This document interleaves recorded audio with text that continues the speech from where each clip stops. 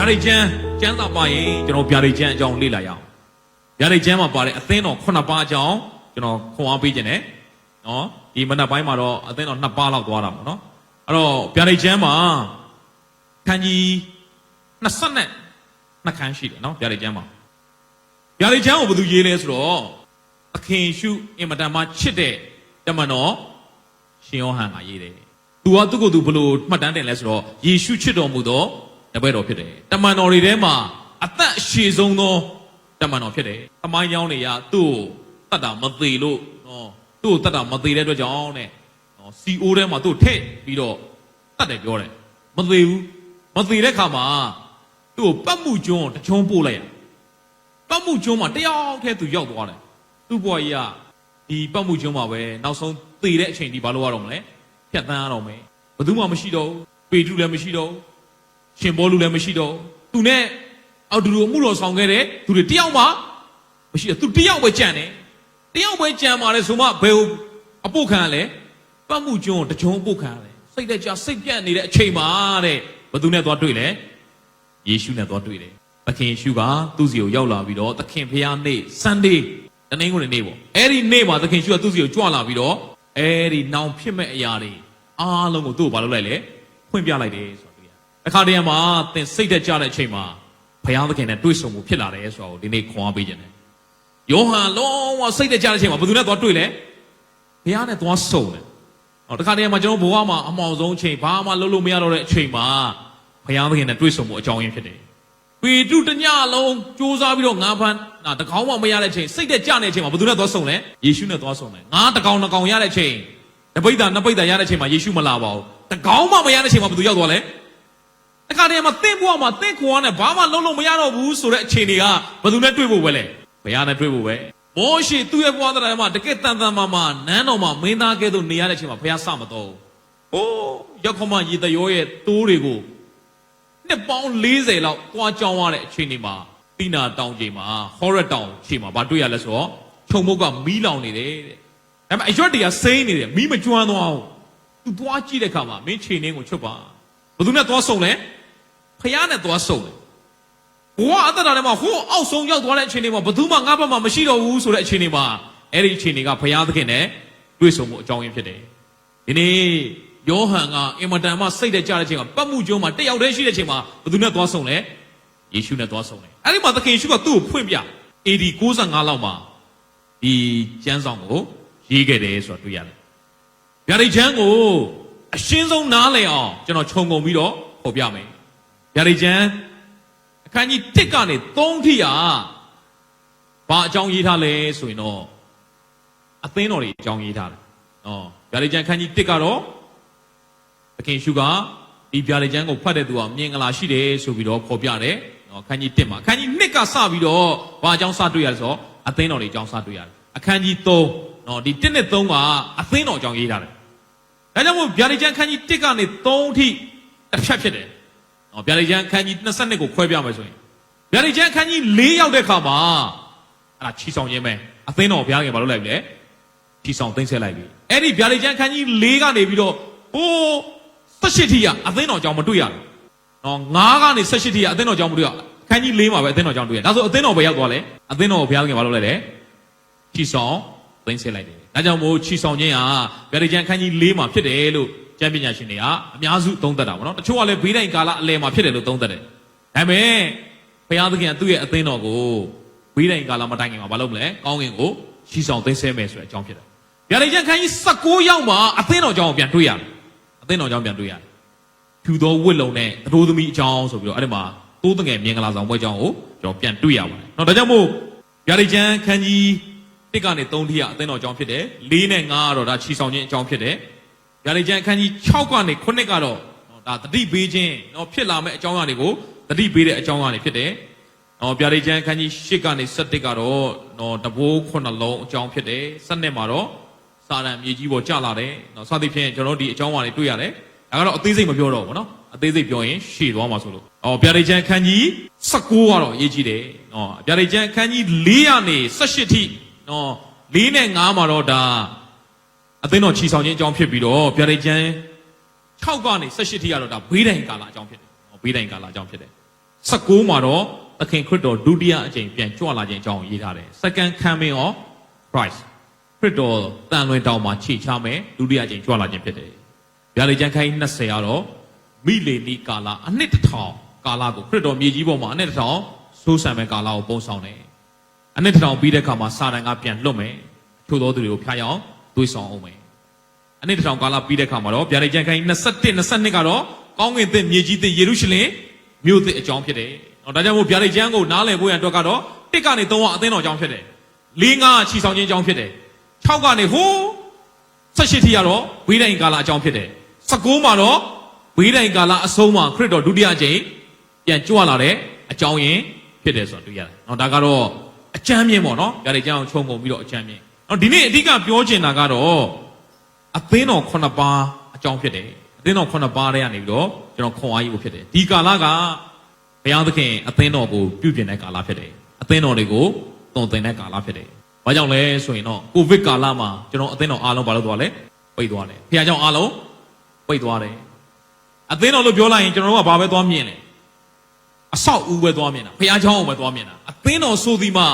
ယုံကြည်သူအစုဝေးကိုဘာလို့ခေါ်လဲ။အသင်းတော်လို့ခေါ်တယ်။ဒီနေ့အသင်းတော်ကိုပြုပြင်နေတဲ့ကာလလို့ပြောတဲ့အခါမှာဘုရားသခင်ဒီကာလမှာဘယ်သူတွေကိုပြုပြင်နေလဲ။ယုံကြည်သူတိုင်းကိုဘာလုပ်နေရလဲ။ပြုပြင်နေတဲ့ကာလဖြစ်တယ်။ပြုပြင်ခြင်းကိုခံတဲ့ကာလဖြစ်တယ်ဆိုတော့တွေ့ရတယ်။ဘာကြောင့်လဲသခင်ရှုခရစ်တော်ဘုရားပြန်ကြွလာဖို့အင်မတန်မှနီးပြီ။ဒါကြောင့်မို့ဘုရားသခင်ကအသင်းတော်ဒီဟူသောတတိုးသမီးကိုဘာလုပ်နေလဲပြင်ဆင်နေပြီ။ပြင်ဆင်နေတဲ့ကာလဖြစ်တယ်။ဒါကြောင့်မို့သင်ရဲ့အသက်တာလဲဒီနှုတ်ကပတ်တော်အားဖြင့်ကိုယ့်ရဲ့အသက်တာကိုဘာလုပ်ဖို့လို့လဲပြင်ဆင်ဖို့ဖြစ်တယ်။အသင်းတော်9ပါးရှိတယ်။ပထမတစ်ပါးအိဖတ်အသင်းတော်ဖြစ်တယ်။အိဖတ်အသင်းတော်ကတော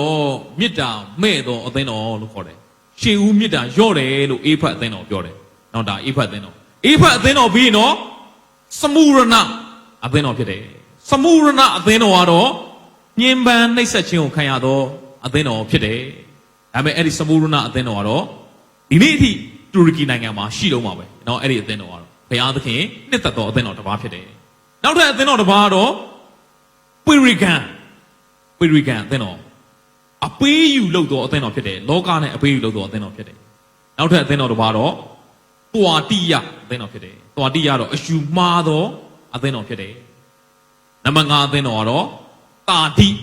အသင်းတော်ကတော့သေနေသောအသင်းတော်ဖြစ်တယ်နံပါတ်6အသင်းတော်တစ်ပါးတော့ဖီလာဒယ်ဖီအဲ့ဒီအသင်းတော်ကတော့ဘုရားသခင်နှစ်သက်တဲ့အသင်းတော်ဖြစ်တယ်အသင်းတော်9ပါးမှာဘုရားနှစ်သက်တဲ့အသင်းတော်2ပါးတော့စမုရဏနဲ့ဘူးပြောတဲ့ဖီလာဒယ်ဖီအသင်းတော်ဖြစ်တယ်ဖီလာဒယ်ဖီအသင်းတော်ကတော့အခုတည်းရှိတော့မှာပဲเนาะအခုတည်းသူ့ရဲ့မြို့ဟာတူရကီနိုင်ငံမှာရှိတော့မယ်ဆိုကျန်တဲ့မြို့တွေကတော့အားလုံးပျက်စီးသွားဆိုတော့တွေ့ရတယ်เนาะဖီလာဒယ်ဖီအသင်းတော်ကတော့เนาะဘုရားသခင်နှစ်သက်သောအသင်းတော်ဖြစ်တယ်เนาะဖီလာဒယ်ဖီအသင်းတော်တော့ဘုရားသခင်ဟာနှစ်သက်တယ်လို့ခေါ်ပြတယ်အဲ့ဒီအသင်းတော်ကတော့သစ္စာရှိသောအသင်းတော်ဖြစ်တယ်ဘာအောင်စောင့်ရှောက်လဲဆိုဘုရားရဲ့နှုတ်ကပတ်တော်ကိုစောင့်ရှောက်တယ်လို့ကျမ်းစာရေးတယ်နောက်ဆုံးအသင်းတော်ကတော့လော်ဒီကီအသင်းတော်ဖြစ်တယ်လော်ဒီကီအသင်းတော်ကတော့မပူမအေးတဲ့အသင်းတော်ဖြစ်တယ်ဂျွန်ရှာစရာအသင်းတော်လို့ပြောတယ်နော်ဒီအသင်းတော်9ပါးကတချို့ကဒီအသင်းတော်တစ်ပါးချင်းစီရတဲ့ဒီတမိုင်းကြောင်ခေတ်ကာလတစ်ခုချင်းစီမှာသွားတယ်လို့တချို့ကခံယူတယ်တချို့ကကြောင့်အသင်းတော်9ပါးခေတ်ကာလအတိုင်းကိုရည်ညွှန်းနေတာဖြစ်တယ်လို့ဖော်ပြတယ်အဲမို့ဒီအသင်းတော်9ပါးစီကနေကျွန်တော်တို့ကြားရမယ့်သတင်းစကားကကျွန်တော်ရဲ့အသင်းတော်တွေကျွန်တော်ရဲ့အသက်တာတွေကိုပြင်ဆင်ဖို့ဖြစ်တယ်ဒီနေ့ယုံကြည်သူတိုင်းနဲ့ဆိုင်အသင်းတော်တစ်ပါးချင်းစီရဲ့သတင်းစကားကဒီနေ့ကျွန်တော်အသက်တာကိုပြုပြင်ပြောင်းလဲဖို့ဖြစ်ပါတယ်ဒါကြောင့်မို့ဒီနေ့မှာအိဖတ်အသင်းတော်ရှေးဦးမြစ်တာရော့သောအသင်းတော်အကြောင်းကိုလေ့လာဖို့ဖြစ်တယ်နော်ဒါကြောင့်မို့အိဖတ်အသင်းတော်အကြောင်းပွားရအောင်အိဖတ်အသင်းတော်ကတော့ကျွန်တော်ကျမ်းစာထဲမှာရှင်ဘောလူကိုယ်တိုင်ဖော်ပြတဲ့အသင်းတော်ဖြစ်တယ်နော်အိဖတ်အသင်းတော်အိဖတ်မြို့ရဲ့နောက်ခံသမိုင်းမှာတော့အိဖတ်မြို့မှာအင်မတန်မှထင်ရှားတဲ့နတ်ဖျားတစ်ခုရှိတယ်အဲ့ဒါတော့အာတေမိနတ်ဖျားဖြစ်တယ်နော်အာတေမိနတ်ဖျားအုပ်ဆိုးတဲ့ဒီအာတေမိနတ်ဖျားကိုကိုးကွယ်တဲ့ဒီအိဖတ်မြို့မှာရှင်ဘောလူကအင်မတန်မှတကယ်ကိုရဲဝံ့စွာနဲ့တရားဟောခဲ့တယ်ဆိုတဲ့အကြောင်းကိုကျွန်တော်တွေ့ရတယ်နော်ဒါဒီအိဖတ်မြို့ရဲ့အကြောင်းပေါ့ဒါကြံခန်းကြီး2အပိုင်ငယ်1ကိုဖတ်ကြည့်အောင်အိဖတ်မြို့၌ရှိသောအသင်းတော်၏တမန်ကိုဤသို့ရေး၍မှားလိုက်လောလက်ရလက်၌ကျဲ9လုံးကိုကန်၍ရွှေမီးက9လုံးအလယ်၌ သွာလာသောသူ၏အမိန့်တော်ကသင်၏အကျင့်ကျင့်ခြင်းပင်ပန်းစွာလှုပ်ဆောင်ခြင်းပြီးခံခြင်းကိုအသည်ဧဖရတ်မြို့၌ရှိသောအသင်းတော်တမန်ကိုရေး၍မှာလိုက်လောလက်ရလက်၌ကျေခုနှလုံးကိုကင်နေရွှေမွေးကခုနှလုံးအလယ်၌သွာလာသောသူ၏အမိန့်တော်သူကအသင်းတော်တစ်ပါးကိုပြောတဲ့အခါမှာပုံစံ၅မျိုးပြောပါတယ်ပထမတစ်ကစကားပြောသောသူသခင်ရှုကသူ့ကိုယ်သူဘာလုပ်လဲလဲသူဘယ်သူလဲဆိုတော့မိတ်ဆက်တယ်နံပါတ်1နော်ဒါအသင်းတော်တိုင်းမှာအဲ့တိုင်းပဲအဲ့ပုံစံသွားတယ်နံပါတ်2ကအဲ့ဒီသူဘယ်သူလဲဆိုတော့ယေရှုကမိတ်ဆက်ပြီးတဲ့အခါမှာအဲ့အသင်းတော်ရဲ့ကောင်းမြတ်ခြင်းတွေကိုချီးမွမ်းတယ်ဘာတွေကောင်းလဲဆိုတော့ချီးမွမ်းတယ်အရင်ဆုံးသခင်ရှုကအပြစ်မတင်ဘူးချီးမွမ်းပြီးတဲ့အခါမှာအဲ့ဒီအသင်းတော်မှာမှားယွင်းနေတဲ့အရာကိုအပြ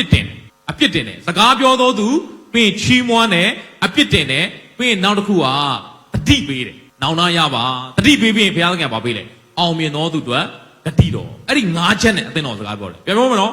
အသင်းတော်တွေကိုဘုရားသခင်ပြောတဲ့အခါမှာနံပါတ်1သူဘယ်သူလဲဆိုတော့အရင်ဆုံးမိတ်ဆက်ပေးတယ်နံပါတ်2အဲ့ဒီအသင်းတော်ရဲ့ကောင်းတဲ့အရာတွေကိုချီးမွမ်းတယ်တချို့အသင်းတော်တွေမှာချီးမွမ်းစရာမရှိဘူးနံပါတ်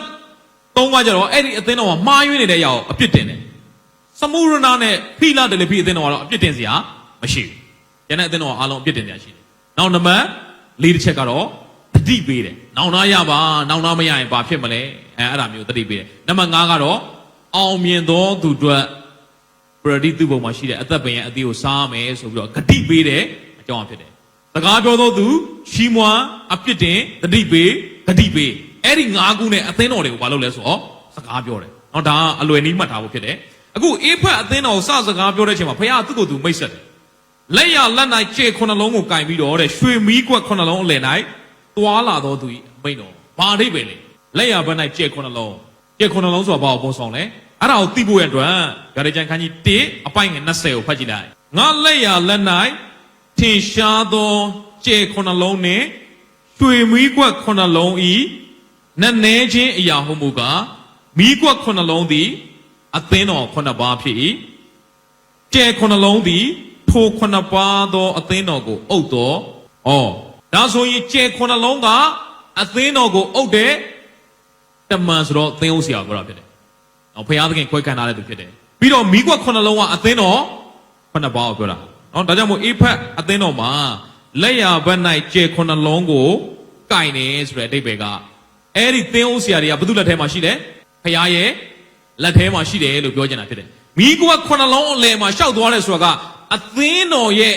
ဘ ਹੁ ပြုတ်ချက်ကဘယ်သူပဲလဲအဲ့ဒီခုနှလုံးအလယ်မှာယေရှုရှောက်သွားတယ်ဆိုတာအသင်းတော်ရဲ့ဘ ਹੁ ပြုတ်ချက်ကဘယ်သူပဲဖြစ်ရမယ်ယေရှုပဲဖြစ်ရမယ်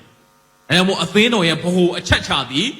သခင်ယေရှုပဲဖြစ်ရမယ်ဆိုတဲ့အတိတ်ပဲဖြစ်ပါတယ်အဲဒါမို့အသင်းတော်မှာဘယ်သူအကြီးဆုံးလဲလို့မေးရင်ကျွန်တော်ဘယ်လိုဖြေမလဲဥက္ကဋ္ဌလားအတွင်းမူလားဘန္နာဒိန်းလားသင်းအုပ်ဆရာလားနော်အသင်းတော်ကဘယ်သူကြီးဆုံးလဲဒီကျမ်းစာကိုကြည့်တဲ့အခါမှာကျေခုနှလုံးကဘယ်သူလက်ထဲမှာရှိတယ်သခင်ယေရှုလက်ထဲမှာရှိတယ်တော့အသင်းတော်မှာအကြီးဆုံးကဘယ်သူပဲလဲယေရှုပဲဒါမှမဟုတ်ကျွန်တော်အသင်းတော်မှာကျွန်တော်အမြဲတမ်းသုံးသင်တယ်အသင်းတော်မှာအားလုံးကအစီကံပဲဖြစ်ရသင်းဦးဆရာလည်းအစီကံပဲဆန္ဒစကူဆရာမလည်းအစီကံပဲလူငယ်လည်းအစီကံပဲကျွန်တော်အားလုံးကအသင်းတော်မှာဘာပဲလဲအစီကံပဲတခါတည်းမှာကျွန်တော်တို့ကအသင်းတော်မှာကိုကြီးမြတ်တယ်လို့ထင်တယ်တကယ်တော့အသင်းတော်မှာကြီးမြတ်ဆုံးသောဘ ਹੁ အချက်ချာဘယ်သူပဲလဲယေရှုပဲဖြစ်တယ်ဒါကြောင့်မို့အသင်းတော်မှာပတ်စံကင်တဲ့ဘန္နာတွေကလည်းအကြီးဆုံးမဖြစ်အောင်အသင်းတော်မှာဥက္ကဋ္ဌကလည်းအကြီးဆုံးဖြစ်အောင်အတွင်းမှုကလည်းအကြီးဆုံးဖြစ်အောင်သင်းဦးဆရာလည်းအကြီးဆုံးဖြစ်အောင်အသင်းတော်မှာအကြီးဆုံးကဘယ်သူပဲလဲအားလုံးသောသူများသည်အစေခံတတ်တာဖြစ်သည်အားလုံးကဘာပဲလဲအစေခံပဲဘာကြောင့်ကျွန်တော်ဒီစကားပြောလဲဆိုတော့ကျွန်တော်တို့ကိုးကွယ်တဲ့ဖခင်ကဘာပဲလဲအစေခံတဲ့ဖခင်ဒါမှသခင်ရှုကပြောနော်ငါသည်သူတို့ဘာကိုစေစားခြင်းကမလာဘူးတဲ့သူတို့ဘာရဲ့အစေကိုခံခြင်းက၎င်းမိမိအသက်ကိုစွန့်၍လူများကိုရွေးခြင်းက၎င်းဤလောကသို့ကြွားလာတယ်လို့မိန့်တော်မူတယ်။နော်ဒါကြောင့်မို့ဒီမှာရှိတဲ့လူငယ်အစေခံတွေနော်ကျွန်တော်တို့အင်ကြီးအဝါရောင်ဝတ်ထားတဲ့သူပဲအစေခံမဟုတ်ပါဘူးကျွန်တော်တို့အားလုံးလည်းပါပဲလေအစေခံပဲဖြစ်တယ်။ကျွန်တော်တို့ကိုးကွယ်တဲ့ဖခင်ကအစေခံဖြစ်မှာတော့ကျွန်တော်တို့ကလည်းဘာမို့လို့လဲ။နော်ကျွန်တော်မိတ်ဆွေကိုရဲဝင်းထုနဲ့ကျွန်တော်တို့ပြောပြီးတဲ့အခါမှာတော်သေးတယ်။ဘုရားသခင်ကလူကိုမြေမှုန့်နဲ့ဖန်ဆင်းလို့ရွှေမှုန့်နဲ့သာဖန်ဆင်းတော့ဘလောက်ထိမာနကြီးမလဲမသိဘူးဟာလူကဂုံပြုတ်ခံကျင်တာကိုယ်ဘာဖြစ်လဲအကြီးမြတ်ဆုံးနေရာလိုချင်တာဒီနေ့သင်ရတတ်တာထဲမှာလေသင်ကိုးကွယ်တဲ့ဖခင်ကအစေခံတဲ့ဖခင်ဖြစ်တယ်သင်လည်းဘာလုပ်လိုက်ပါအသင်းတော်မှာသင်အစေခံတော်သူဖြစ်ပါစေ ဒါကြောင့်မို့သခင်ရှုကသူ့ကိုယ်သူမိတ်ဆက်တဲ့ခါမှာအဲ့ဒီကျေခုနှလုံးကငါလက်ထဲမှာရှိတယ်နော်အားလုံးကိုငါချုပ်ကင်ထားတာဒါကြောင့်မို့အသင်းတော်မှာအကြီးဆုံးကယေရှုပဲဖြစ်ရမယ်ဘယ်သူမှမဖြစ်ရအောင်အသင်းတော်မှာဗဟိုပြုချက်ကဘယ်သူမှမဖြစ်အောင်သခင်ရှုပဲဖြစ်ရမယ်အိဖတ်အသင်းတော်အဲ့လိုအရင်ဆုံးမိတ်ဆက်တယ်နံပါတ်1ကိုဖတ်ကြည့်အောင်နံပါတ်1ရဲ့အဆုံးပိုင်းလေးမှာဘယ်လိုရေးထားလဲသင်အကျင့်ချင်းပင်ပန်းစွာလှုပ်ဆောင်ခြင်းသီးခံခြင်းကိုငါသိတယ်အိဖတ်အသင်းတော်ကဘာလုပ်လဲအကျင့်ပြီးတဲ့ခါမှာဘာလုပ်လဲပင်ပန်းစွာတကယ်ကိုစူးစမ်းပန်းစားအမှုတော်ဆောင်တဲ့အသင်းတော်တစ်ပါးဖြစ်တယ်ပင်ပန်းစွာဘာလုပ်လဲလှုပ်ဆောင်နေတဲ့သီးခံခြင်းကိုဘာလုပ်လဲငါသိတယ်မင်းဘလောက်လှုပ်လဲမင်းဘလောက်သီးခံလဲမင်းဘလောက်အမှုတော်ဆောင်လဲဆိုတာဘာလုပ်လဲမင်းဘလောက်အကျင့်ကောင်းလဲဆိုတာငါသိတယ်တဲ့ငါသိပါတယ်တဲ့အိဖတ်အသင်းတော်မှာရှိတဲ့ယုံကြည်သူတွေဒီနေ့ဒီအသင်းတော်ဟာအိဖတ်အသင်းတော်တော့မဟုတ်နော်သင်အတွက်လည်းဒီနေ့စကားပြောနေတာဖြစ်တယ်သင်ရဲ့အကျင့်ချင်းသင်ရဲ့သီးခံခြင်းကိုဘုရားသခင်ကဘာလုပ်လဲငါသိတယ်အပိုင်းငယ်2မှာသင်သည်မတရားသောသူတို့ကိုလက်မခံနိုင်ကြောင်းကို၎င်းတမန်တော်မဟုတ်ပဲတမန်တော်ဖြစ်အောင်ဆောင်သောသူတို့ကိုစစ်ဆေး၍လှည့်ပြားသောသူဖြစ်သည်ဟုသိကြောင်းကို၎င်းအေဖတ်အသင်းတော်ကဘသူကတမန်တော်အစ်စ်လဲဘသူကတော့အတူရောင်လဲ तू သိလားမသိလားသိတယ်အဲ့ဒါလဲ तू သိပြန်အောင်အဲ့ဒါလဲ तू သိတယ် तू ခွဲခြားပိုင်းခြားနားလည်နိုင်တယ်ဘသူကတော့တကယ်စစ်မှန်စွာဖျားမှုတော်ဆောင်နေတယ်ဘသူကတော့ဒါစစ်မှန်တဲ့အမှုတော်ဆောင်မဟုတ်ဘူးလေ तू ကောင်းကောင်းသိတယ်ပြီးတဲ့အခါမှာနံပါတ်3ဘာပြောလဲခံဒီနဲ့ပြည့်စုံရင်ခံဒီဆိုတာတီးခံခြင်းနဲ့လည်းပြည့်စုံတယ်တဲ့ငါဤနာမကြောင့်ဆင်းရဲခံ၍အာမလျှော့ကြောင်းကိုလည်းငါသိတယ်သခင်ယေရှုရဲ့နာမကြောင့်ဒုက္ခဆင်းရဲခြင်းရောက်တဲ့ခါမှာလည်းအာမလျှော့ဘူးတဲ့စူးစမ်းပန်းစားအမှုတော်ဆောင်နေတယ်ဆိုတာလည်းဘုရားသခင်ကမလုပ်ပါလဲငါသိပါတယ်တဲ့မင်းလှုပ်ဆောင်ချက်တွေတိတ်ကောင်းတယ်ကွာငါသိတယ်နံပါတ်4လာပြီချီးမွမ်းပြီးတဲ့ခါမှာဘာလုပ်ပြီလဲအပြစ်တင်ပြီအပြစ်တင်စရာရှိတယ်အဲ့ဒါဘာလဲသို့တော်လေမင်းတလောက်ကောင်းတယ်အကျင့်တွေအရင်ကောင်းတယ်လှုပ်ဆောင်မှုတွေရှိပါတယ်သို့တော်လေသင်သည်ရှေးဥစွာသောချစ်ချင်းမေတ္တာရော့ပြီဟုသင်တိုင်းအပြစ်တင်စရာအေးဖတ်အသင်းတော်ကလှုပ်ဆောင်မှုတွေကောင်းလားအင်မတန်မှအမှုတော်ဆောင်တဲ့အင်မတန်မှသီးခံတဲ့အင်မတန်မှဖျားအမှုတော်တွေမှာပါဝင်တယ်ဒါပေမဲ့ဘာရော့နေလဲရှေးဥစွာသောချစ်ချင်းမေတ္တာရောနေတယ်ဖျားကိုချစ်တဲ့မေတ္တာဘာလို့သွားပြီလဲရောသွားပြီသူတို့ရဲ့လှုပ်ဆောင်ချက်တွေကောင်းတော်ညာလဲလှုပ်ဆောင်ချက်တွေမှာဘာမပါတော့ဘူးလဲမေတ္တာမပါတော့ဘူးမေတ္တာမပါရင်လေအရာရာအသက်မဲ့သွားတယ်မေတ္တာမပါရင်ဘာဖြစ်သွားလဲအသက်မပါတော့အသက်မဲ့သွားတယ်ဖျားမနစ်သက်ဘူးဒါကြောင့်ဖာရီရှဲကျွန်တော်စသချင်းပြောပါတယ်ဖာရီရှဲတွေကဖျားအလုံးမလုံးလို့နှုတ်ကပတ်တော်မလိုက်လျှောက်လို့ပညာတရားတွေမလိုက်လျှောက်လို့ကောင်းကြီးမရတော့မဟုတ်လှုပ်ရင်းနဲ့ဖျားအလိုတော်လမ်းနေဘာလို့နေရလဲလွဲချော်နေတာဘာလို့လွဲချော်သွားလဲနှလုံးသားမှားသွားတယ်ဘာမပါဘူးလေမေတ္တာမပါဘူးအလုံးသက်သက်ပဲဒီနေ့သင်ရဲ့အသက်တာထဲမှာကျမ်းစာဖတ်နေခြင်းဆုတောင်းနေခြင်းဖျားအတွက်လုပ်နေခြင်းကအလုံးသက်သက်ပဲလားမေတ္တာပျောက်သွားပြီလားသင်ရဲ့အသင်းတော်မှာတူးချင်းစီတိုင်းမှာဒီနှုတ်ကပတ်တော်ဟာစကားပြောလဲရှိတယ်သို့တော်လည်းသင်သည်ရှေးဥစွာသောချစ်ချင်းမေတ္တာရော့ပြီဟုသင်၌အပြစ်တင်စရာရှိတယ်လှုပ်ဆောင်မှုတွေပရိုဂရမ်တွေအစီအစဉ်တွေကိုပဲဦးစားပေးတဲ့အခါမှာဘာရော့လာလဲမေတ္တာရော့သွားတယ်ဘုရားကိုချစ်တယ်မေတ္တာရော့သွားတယ်ဒါကြောင့်မို့တဲ့ထို့ကြောင့်သင်သည်မရွေးမလျော့မီအရင်နေရအရက်ကိုအောင်းမေးလို့ဒါသတိပေးတာမင်းမရွေးရောမီတဲ့မင်းငကိုဘုရားကိုချစ်တဲ့မေတ္တာအတိုင်းပြန်အသက်ရှင်ပါဒါကြောင့်မို့သင်ကအိဖတ်အသင်းတော်ကဲ့သို့ဘုရားကိုချစ်တဲ့မေတ္တာရော့ပြီဆိုရင်ပြန်ပြီးတော့နောင်နာရလိုက်ပါပြန်ပြီးတော့အရင်နေရဘုရားရဲ့မေတ္တာနဲ့သင်ဆက်ပြီးတော့အသက်ရှင်ပါနောင်နာရလို့ဒီသင်းတော်ဘုရားဘာပြောလဲနောင်နာရပါဒီနေ့ကျွန်တော်လည်းဘာလုပ်ရမလဲနောင်နာရမယ်လှုပ်ဆောင်ချက်တွေတိတ်ကောင်းတယ်ဘာမပါလို့လဲမေတ္တာမပါတော့ဒီနေ့ဒီသတင်းစကားကအေးဖတ်အသင်းတော်အပြင်ကျွန်တော်ဘုရားသခင်စကားပြောတယ်ယုံကြည်သူတွေလှုပ်ဆောင်ချက်တွေအရင်ကောင်းပါလေဒါပေမဲ့မေတ္တာရော့သွားပြီနောင်နာရပါဘုရားသခင်ရဲ့မေတ္တာအဲကြောင့်ကျွန်တော်တို့မြန်မာပြည်ကြီးမှာကျွန်တော်အသင်းတော်တွေကိုဘုရားသခင်ပြုပြင်နေတဲ့ကာလဖြစ်တယ်အသင်းတော်ကိုပြုပြင်နေဆိုတော့ဘုရားကျောင်းကိုသွားမမြင်ပါနဲ့ဂိုင်းကနအဖွဲ့အစည်းတွေကိုသွားမမြင်ပါနဲ့ယုံကြည်သူတိုင်းကိုဘုရားသခင်မလုပ်နေတဲ့ကာလလဲပြုပြင်နေတဲ့ကာလဖြစ်တယ်ဒီနေ့သင်ရဲ့အသက်တာထဲမှာလှုပ်ဆောင်ချက်တွေသိတ်ကောင်းတယ်အေးဖတ်အသင်းတော်ကဲ့သို့ချစ်ချင်းမေတ္တာရော့နေတော့အရင်နေရာအရက်ကိုပြန်တတိရပါနောင်နာရပါရှေးဥစွာသောအကျင့်ကိုကျင့်တော်သို့မဟုတ်ရင်သင်ရှိရာသို့အလင်မြန်ငါလာမည်နောင်နာမရလင်သင်မိကွက်ကိုနေရာမှငါတွေ့ပြီဒီအသင်းတော်ပြောတယ်နောင်နာမရရင်မင်းရဲ့မိကွက်ကိုငါဘာလုပ်လိုက်မလဲတွေ့ပလိုက်မယ်အေးဖတ်အသင်းတော်ပျောက်သွားပြီအခုမရှိတော့အေးဖတ်အသင်းတော်ဟာမရှိတော့အေးဖတ်မျိုးဟာ တူရကီမှာကြည့်မယ်ဆိုရင်တော့ဘာပဲကြံလဲတော့ဒီအသင်းတော်9ပါးတူရကီမှာရှိခဲ့တယ်အခုချိန်ဆိုတူရကီမှာအဲ့အသင်းတော်9ပါးလုံးရှိတယ်ဒါပေမဲ့တချို့ကတော့တိုင်နေပဲရှိတော့တယ်နော်ပျက်စီးတယ်မြို့ပြက်အနေထားပဲရှိတော့တယ်တချို့အသင်းတော်တွေကတော့အခုတည်းဘာလို့တော့မလဲရှိတော့မှစမုရနအသင်းတော်အခုတည်းမြို့နာမည်ပြောင်းသွားတယ်ရှိတော့မှဖီလာဒယ်လဖီရှိတော့မှအဲ့နှစ်ခုကတော့အသင်းတော်မှာရှိတယ်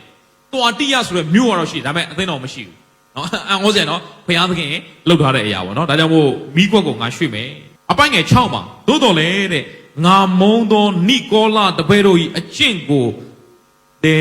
ဲမုံသည်ဟုပြောစရာရှိတယ်ဒါပေမဲ့ဒီအဖတ်အသင်းတော်မှာကောင်းတာတခုကတော့ငါမုံတဲ့နိကောလတပည့်တွေရဲ့အကျင့်ကိုတဲ့မင်းလဲဘာလို့လဲမုံတယ်ဆိုတော့ပြောစရာတော့ရှိပါတယ်ဒီတခုကတော့မင်းမဆိုးဘူးတဲ့ကျမ်းစာမှာဘုရားသခင်ပြောလဲငါမုံတဲ့နိကောလရဲ့အကျင့်တယ်အော်နိကောလဆိုတာဘာလ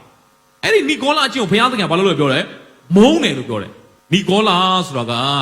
ပြန်ပြီးတော့ကျွန်တော်လေ့လာတဲ့အခါမှာနိကောလဆိုတာ overcome people အခြားသောလူတွေအပေါ်မှာကြော်စောလွှမ်းမိုးချုပ်ကင်တဲ့လူစားတစ်မျိုးကိုနိကောလအကျင့်လို့ခေါ်တယ်အသင်းတော်ထဲမှာအဲ့လိုလူတွေရှိတယ်အသင်းတော်ထဲမှာသူများရဲ့အထက်မှာနေပြီးတော့ဘာလို့ချင်လဲချုပ်ကင်ခြင်းတယ်လွှမ်းမိုးခြင်းတယ်သူများရဲ့အထက်မှာပစားပေးတာကိုခံခြင်းတယ်နေရာလိုခြင်းတယ်အဲ့ဒီအကျင့်မျိုးကဘာအကျင့်လဲနိကောလအကျင့်ဘုရားသခင်ချစ်တယ်လို့ပြောလားမုန်းတယ်လို့ပြောလားနိကောလအကျင့်ကိုငါဘာလုပ်လဲဒါကြောင့်ဘတော်မှသင်ကကြော်စောကိတ်ထိသူများအထက်မှာနေခြင်းတဲ့သဘောသူများကိုချုပ်ကန်ခြင်းတဲ့သဘောချဲလဲခြင်းတဲ့သဘောမရှိပါနဲ့ဘုရားမုန်းတဲ့အကျင့်ဖြစ်တယ်အသင်းတော်မှာသင်ကချဲလဲခြင်းတဲ့သဘောတွေချုပ်ကန်ခြင်းတဲ့သဘောရှိပြီဆိုတော့ဒီနေ့နောင်နာရဖို့ဘုရားသခင်စကားပြောနေပြီအဲ့ဒီသဘောဘုရားသခင်လုံးဝမကြိုက်ဘူးအဲ့ဒီချုပ်ကန်ခြင်းတဲ့သဘောချဲလဲခြင်းတဲ့သူများရဲ့အထက်မှာနေခြင်းတဲ့သဘောဘုရားလုံးဝမကြိုက်ဘူးနိကောလရဲ့အကျင့်ကိုဘာလို့လဲငါမုန်းတယ်လို့ပြောတယ်ဝိညာဉ်တော်သည်အသင်းတော်တို့ဟာအဘယ်သို့မိန့်တော်မူသည်ကိုနားရှိတော်သူမည်သည်ကကြားပါစေအကျဉ်သူသည်အောင်မြင်၏ထိုသူသည်ငါဤဖျားသခင်ပရတိတုဥယျာဉ်၌ရှိသောအသက်ပင်အသီးကိုစားစေခြင်းကငါခွင့်ပေးပြီအကျဉ်သူဟာအောင်မြင်နေဆိုရင်ဘုရားသခင်ပြောတဲ့နှုတ်ကပတ်တော်တိုင်းရှေးဦးမြတ်တာမလျော့ဘဲနဲ့ဘုရားအမှုတော်ကိုချစ်ချင်းမြတ်တာအပြည့်နဲ့လှုပ်ဆောင်မယ်ဆိုရင်ပရတိတုဘုံမှာရှိတဲ့အသက်ပင်ရဲ့ဘာကိုစားရမလဲအသီးကိုစားမယ်ဒါပုံဆောင်ချက်ဖြစ်ပါတယ်။အိုးပရတိတုဘုံရောက်မှအသက်ပင်ရဲ့အသီးကိုစားရမယ်ဆိုတော့ကျွန်တော်တို့ကထာဝရအသက်ရတာမဟုတ်သေးဘူးလားလို့ကျွန်တော်မေးကုန်မေးတယ်။အသက်ပင်ရဲ့အသီးကိုစားရမယ်ဆိုတာကပုံဆောင်ချက်ဖြစ်တယ်။ဘာရမယ်ဆိုတာပုံဆောင်ချက်လဲဆိုတော့ထာဝရအသက်ရှင်မယ်ဆိုတော့ဘာလို့လဲပုံဆောင်ချက်ပရတိတုဘုံမှာဘုရားသခင်ရဲ့ကောင်းကင်နိုင်ငံမှာသင်ကထာဝရအသက်ရှင်သွားတော့မယ်ဆိုတဲ့အသက်တာကိုဘာလို့ချင်းဖြစ်လဲပုံဆောင်ချက်ဖြစ်ပါတယ်။ဟိုးပရတိတုရောက်မှဟိုအသီးသွားစားရမယ်လို့အဲ့လိုဓာတ်ရိုက်အနက်မပြန်ဘူးအင်မတန်ရေးကြဒါကသင်ရဲ့အသက်တာကိုဘုရားသခင်ဘယ်တော့မှမသေးမနာမအိုတဲ့နော်ထာဝရအသက်ရှင်မယ်ဆိုတဲ့အရာကိုပုံဆောင်ခြင်းဖြစ်တယ်။ကောင်းပြီ။အေးဖတ်အသင်းတော်မှာကျွန်တော်ခွန်အားယူစရာအကြောင်းတွေရှိနေတယ်။အဲ့ဒါကတော့သိအများကြီးမဟုတ်ပါဘူး။တစ်ချက်ပဲ။အဲ့ဒါကတော့ဘာလဲဆိုရင်တော့ဘာပဲလုပ်လို့ချစ်တဲ့စိတ်နဲ့လုပ်ပါ။မေတ္တာသဘောမလျော့ပါစေနဲ့။ကျွန်တော်တို့ရဲ့လှုပ်ဆောင်ချက်တွေမှာလေအဲ့ဒီနှလုံးသားမမှန်တော့ဘူးဆိုရင်အဲ့ဒါပြဿနာတက်ပြီ။ဒါကြောင့်မို့အေးဖတ်အသင်းတော်ကအကျင့်လားပင်ပန်းဆိုတာလှုပ်လားတီးခန့်လားအကုန်ကောင်းတယ်နော်အကုန်ကောင်းတယ်ဒီလောက်ကောင်းတဲ့အသင်းတော်ဒီလောက်ပြည့်စုံတဲ့အသင်းတော်တော်တော်ရှားတယ်ဒါပေမဲ့ဘာရောနေလဲခြေဦးမြတ်တာရောနေတယ်ဖះအောင်ချစ်တဲ့မြတ်တာရောသွားပြီဒါကြောင့်မို့ဒီမှာကျွန်တော်အစီခံတာပဲဖြစ်ပါသေးနော်နှုတ်ကပတ်တော်နားထောင်တာပဲဖြစ်ပါသေးကျွန်တော်တို့ဘာပဲလုပ်လို့ဖះအောင်ချစ်တဲ့စိတ်နဲ့လုပ်တတ်ပါသေးသင်အလူငွေထည့်တာဘာအတွက်ထက်လဲဖះသခင်စီကကောင်းကြီးတွေပြန်ရစေခြင်းလို့တခုခုပြန်ရဖို့အတွက်တခုခုလုပ်ပြီးဆိုရင်အဲ့ဒါချစ်တဲ့စိတ်နဲ့လောက်တာမဟုတ်အဲ့ဒါဘာသဘောဖြစ်သွားလဲလားကျွန်းသဘောဖြစ်သွားတယ်ဘာသဘောလဲဘုရားသခင်ကကျွန်းသဘောနဲ့အသက်မရှင်စေခြင်းဘူးချစ်တဲ့စိတ်သဘောနဲ့ပဲဘာလို့စေခြင်းလဲအသက်ရှင်စေခြင်းနဲ့ကျွန်တော်တတိထားမိတာမသိခါနန်ပြည်ဝင်ခံနီးမှာဣသရေလလူမျိုးတွေကိုဘုရားသခင်တခုလောက်ခိုင်းတာရှိတယ်ယောရှုကိုဥဆောင်ပြီးတော့ခါနန်ပြည်နယ်နမိတ်ကိုရောက်လာပြီးယေရီခေါမြို့ရိုးကြီးကိုဖျက်ပြီးတော့ခါနန်ပြည်ဝင်ပြီးတော့ခါနန်စပါးကိုစားခံနီးမှာဘုရားသခင်ဘာလုပ်ခိုင်းလဲယောရှုမတ်စာခန်းကြီးကသူတို့ယော်ဒန်မြစ်ကိုမြေပေါ်မှာလမ်းလျှောက်ပြီးတော့ဘာလုပ်လာလဲဖြတ်လာတယ်နော်ဗြိဉ္ဉ်တက်တာကိုလေဝိသားယေဘရဟိတ်တွေကထမ်းပြီးတော့အလယ်မှာရက်နေတဲ့အခါမှာမြစ်ရေရပါတော့လဲကွဲသွားတယ်နော်မြစ်တစ်ဖက်ကိုရေပေါ်မှာလမ်းလျှောက်မြစ်တစ်ဖက်ကိုရောက်တဲ့အချိန်မှာဘုရားသခင်ကသူတို့ကိုဘာလုပ်ခိုင်းလဲသလားအရှိပြားလှီးခိုင်းတယ်ဘာလုပ်ခိုင်းလဲဘာကြောင့်လဲဆိုဣသရေလတမျိုးသားလုံးကတောထဲမှာနှစ်ပေါင်း40လဲတဲ့အချိန်မှာအရေပြားမလီးရသေးဘူး ဒါအာဗြဟံနဲ့ချုပ်ဆိုထားတဲ့ဗြိဉ္ဉ်ဖြစ်တယ်ငါဟာမင်းရဲ့ဖခင်ဖြစ်တယ်မင်းကလည်းငါရဲ့လူဖြစ်တယ်အဲ့ဒီအမှတ်လက္ခဏာနေနဲ့မင်းဘာလို့ရမလဲအရေးပြားလီးရဟိုအဲဂုတုမှာကြုံခံခဲ့တဲ့သူတွေကတော့အရေးပြားလီးတယ်ဒါပေမဲ့အဲ့ဒီလူတွေကမရှိတော့အဲ့ဒီလူတွေကတောထဲမှာအကုန်သေးကုန်ပြီလူဟောင်းဆိုလို့2ယောက်ပဲရှိတယ်ဘာလို့လဲယောရှုနဲ့ကာလတ်ကျန်တဲ့သူတွေကအရေးပြားမလီးရသေးဘူးဒါကြောင့်ဘုရားသခင်ကအရေးပြားလီးပါဟာနန်ပြည်ကိုမိုးဝင်ခင်မှာဘာလို့အရေးပြားလီးခိုင်းလဲအရေးပြားလီးပြီးသွားတဲ့အခါမှာဘုရားစကားတစ်ခွန်းပြောတယ်ယောရှုမတ်စာခန်းကြီး9အပိုင်ငယ်8ကနေ9မှာလူအပေါင်းတို့သည်အရေးပြားလီးမြင်္ဂလာကိုခံပြီးမှအနာမပြောက်မီတိုင်အောင်တက်ထဲ၌နေကြ၏ထာဝရဘုရားကလည်းအေဂုတုပြည်နှင့်ဆိုင်သောကဲ့ရဲ့စရာအကြောင်းကိုသင်တို့မှယနေ့ငါပယ်ရှင်းပြီဟုယောရှုအားမိန့်တော်မူ၏တို့ဖြစ်၍ထိုရက်ကိုဂီလကာလဟုယနေ့တိုင်အောင်ခေါ်ဝေါ်သည်ဘုရားသခင်ကပြောလဲအရေးပြားလီးခြင်းမြင်္ဂလာကိုခံပြီးပါတဲ့အနာမပြောက်မီတိုင်အောင်တို့တက်ထဲမှာနေကြတယ်အဲ့ဒီနေတဲ့ချိန်မှာဘုရားကနှုတ်ကပတ်တော်တစ်ခုဆေလွတ်တယ်ထာဝရဘုရားကလည်းအေဂုတုပြည်နဲ့ဆိုင်သောကဲ့ရဲ့စရာအကြောင်းကိုသင်တို့မှယနေ့ငါပါလုပ်ပြီမင်းတို့ကဘာနဲ့မဆိုင်တော့ဘူးလေ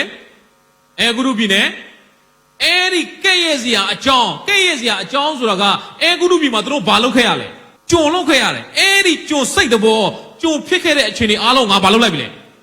ပယ်ရှင်းလိုက်ပြီဒီနေ့မင်းတို့ကကြုံမဟုတ်တော့ကြုံအမျိုးမဟုတ်တော့ငါရဲ့သားသမီးတွေဖြစ်တယ်မင်းကသားဖြစ်တယ်အဲ့ဒါကိုဘုရားသခင်ကဘာလို့စေချင်လဲသိစေချင်တာဒါကြောင့်အရေးပြားလီကြီးမြင်္ဂလာကိုပေးရတဲ့အဓိပ္ပာယ်ကမင်းတို့ကအေဂုတုပြည်နဲ့မဆိုင်တော့ဘူးအဲ့ဒီကဲ့ရဲ့စရာအကြောင်းတွေကိုငါဘာလုပ်လိုက်ပြီလဲပယ်ရှင်းလိုက်ပြီဘာကြောင့်ဘုရားသခင်ဒီလိုလုပ်ရတာလဲကြုံစိတ်တဘောနဲ့ခါနန်ပြည်ဝင်လို့မရအောင်ကြုံစိတ်တဘောနဲ့ဘာဝင်လို့မရအောင်လဲဘုရားသခင်ကြုံစိတ်တဘောနဲ့ခါနန်ပြည်ဝင်စေခြင်းကြုံဆိုတာကတစ်ခုလုံးမှာတစ်ခုရတာခါနန်ပြည်ရောက်လို့စဘာဆိုင်ရတဲ့အချိန်မှာဣသရေလလူမျိုးတွေစိတ်ထဲမှာဘုရားကျွေးတာမဟုတ်ဘူးကွာငါတို့စဘာဆိုင်လို့ဘာလို့လဲငါတို့စားရတာငါတို့အလုပ်လုပ်လို့ငါတို့စားတာငါတို့ကြောက်ရှာလို့ငါတို့စားရတာငါတို့ကုမ္ပဏီမှာအလုပ်လုပ်လို့ငါတို့စားရတာအဲ့ဒီစိတ်တဘောဘုရားကမရှိစေခြင်းဘူးမင်းတို့လုပ်လို့မင်းတို့စားရတာမဟုတ်တော့အဲ့ဒါကြုံစိတ်တဘောတဲ့သားကဲ့သို့သောဘုရားသခင်ကျွေးလို့စားသားသမီးဆိုတာလေအလုပ်လုပ်လို့စားတာမဟုတ်မိဘကျွေးလို့ဘာလို့ရလဲဘာမှပူစရာအကြောင်းအဲ့ဒီသဘောစိတ်သဘောမျိုးရှိစေချင်တာဘုရားဒါကြောင့်မို့လေဘုရားသခင်နှစ်ပေါင်း40လုံးလုံးဣသရေလလူမျိုးတွေကိုတောထဲမှာဘာနဲ့ကျွေးမွေးခဲ့လဲမန္နာမုန်းနဲ့ကျွေးမွေးခဲ့တာဘာအလုံးမလုပ်အောင်နော်စဘာလည်းမဆိုင်ရအောင်စဘာလည်းမသိရအောင်ဘယ်အပင်မှလည်းမဆိုင်ရအောင်တောထဲမှာနှစ်40လုံးလုံးဘုရားသခင်ကသူတို့ဘာလုပ်ခဲ့လဲကျွေးမွေးခဲ့တယ်ဘာအဓိပ္ပာယ်လဲမင်းတို့ကိုတဲ့ဘုရားသခင်ကတောထဲမှာနှစ်40လုံးလုံးကျွေးမွေးခဲ့တယ်ခါနန်ပြည်ရောက်တော့မှစဘာဆိုင်ရတော့ကိုလုံးလုံးကိုစားရတယ်ဆိုတဲ့သဘောမျိုးစိတ်ထဲမှာမရှိစေဖို့ဘုရားဘယ်တော့တောင်သင်လိုက်ရတယ်နှစ်40တောင်သင်လိုက်ရတယ်ဒီနေ့သင်ရတဲ့မှာသင်လုံးလုံးထမင်းစားရတာလားသင်ပတ်စံရှာလို့ပတ်စံရတာလားကျွန်တော်အဲ့စိတ်သဘောထားရင်မှားသွားပြီအဲ့ဒါကြုံရဲ့စိတ်သဘောဖြစ်တယ်ဘုရားသခင်ကဘယ်လိုစိတ်သဘောလုပ်စေချင်တာလဲသားကဲသူခါနန်ပြည်ရောက်ရင်မင်းတို့စဘာဆိုင်ရမှာကျင်းနေပါပဲဒါပေမဲ့ဘုရားကျေးဇူးတော်ကြောင့်စားရတယ်ဆိုတော့ဘာမလုပ်ပါစေနဲ့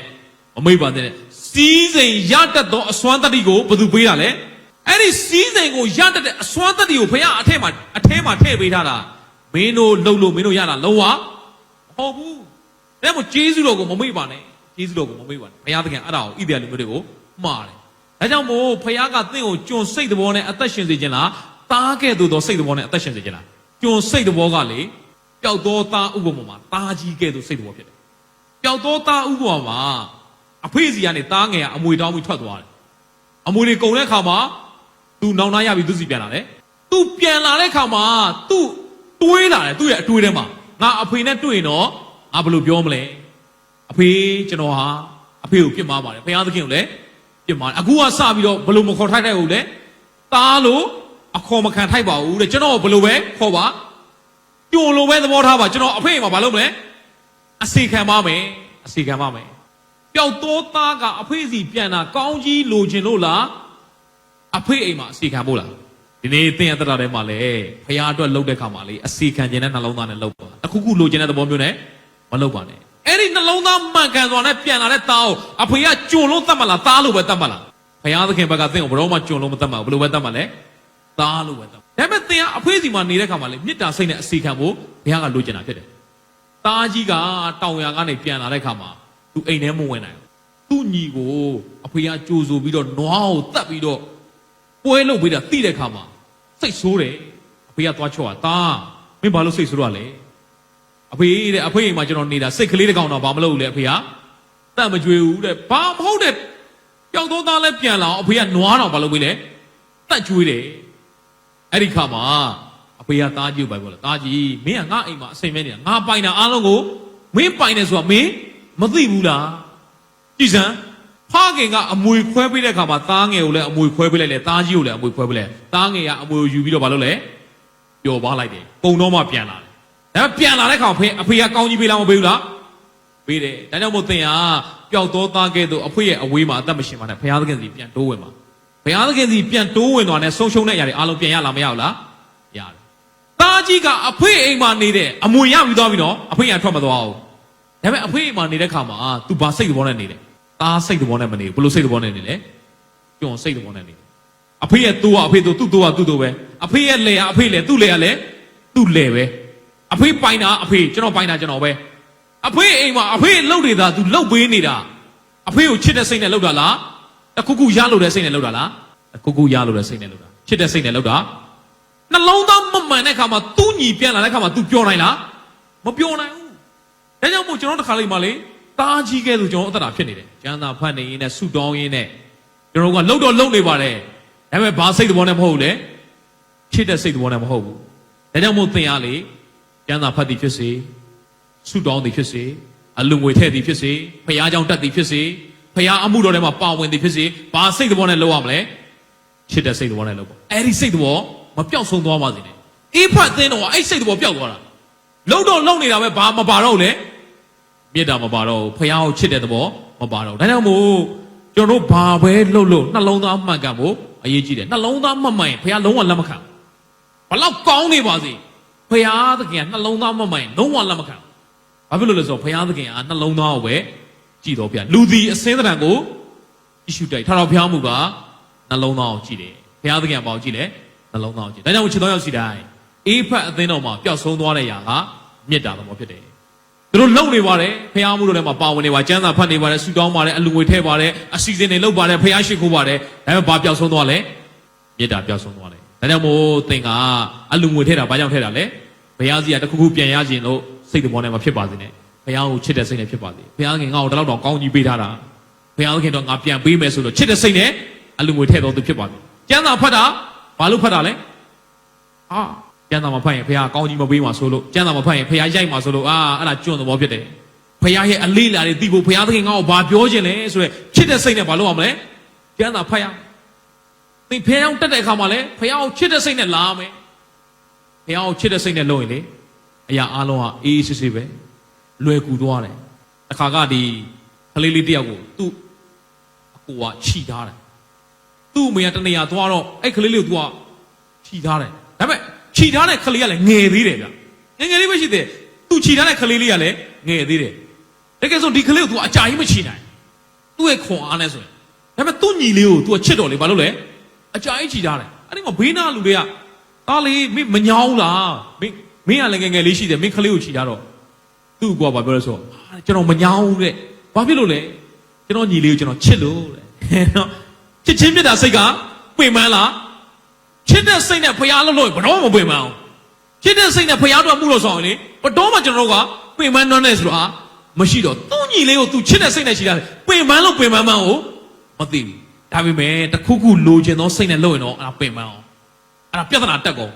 ်အသင်းတော်မှာသင်ဟာချစ်တဲ့စိတ်နဲ့အစီခံတတ်တော်သူဖြစ်ပါသည်ဘုရားသခင်တို့အစီခံတာသိကောင်းပါတယ်ဘုရားတို့လှုပ်တာသိကောင်းပါတယ်ဒါပေမဲ့မေတ္တာမပိုင်တော့အရာရာအချီးနှီးပဲဆိုပြရဒါကြောင့်မို့ကျွန်တော်ဘာပဲလို့နှလုံးသားမှန်ကန်စွာနဲ့လှုပ်ဆောင်ဖို့အတွက်ဒီနေ့ခွန်အားပေးခြင်းနဲ့ကျွန်တော်တို့နောက်ထပ်အသင်းတော်တစ်ပါးသွားမယ်အသင်းတော်9ပါးဆိုတော့နောက်ထပ်အသင်းတော်တစ်ပါးတော့စမုရဏအသင်းတော်ဖြစ်တယ်စမုရဏအသင်းတော်ကတော့ညင်ပန်နှိပ်စက်ခြင်းကိုခံရသောအသင်းတော်ဖြစ်တယ်အေဖတ်အသင်းတော်ကတော့မေတ္တာလျော့သောအသင်းတော်ဖြစ်တယ်စမုရဏအသင်းတော်ကတော့ညင်ပန်နှိပ်စက်ခြင်းကိုခံရသောအသင်းတော်ဖြစ်တယ်စမုရဏဆိုတဲ့အနာမည်အဓိပ္ပာယ်ဘာကိုယူထားလဲဆိုတော့မုရံကိုယူထားတယ်မုရံကျွန်တော်သိရနော်အခင်ရှုကိုလာပြီးတော့ပညာရှိတွေကလက်ဆောင်ယူလာတဲ့ခါမှာပါလဲမုရံဆိုတဲ့ရပါမုရံဆိုတာအမွေးကြိုင်လူတွေသေသွားတဲ့ခါမှာအဲ့ဒီမုရံကိုဘာလုပ်ပေးရလဲမုရံစီနဲ့လိမ့်ပေးအရင်မွေးတာအဲ့ဒီမ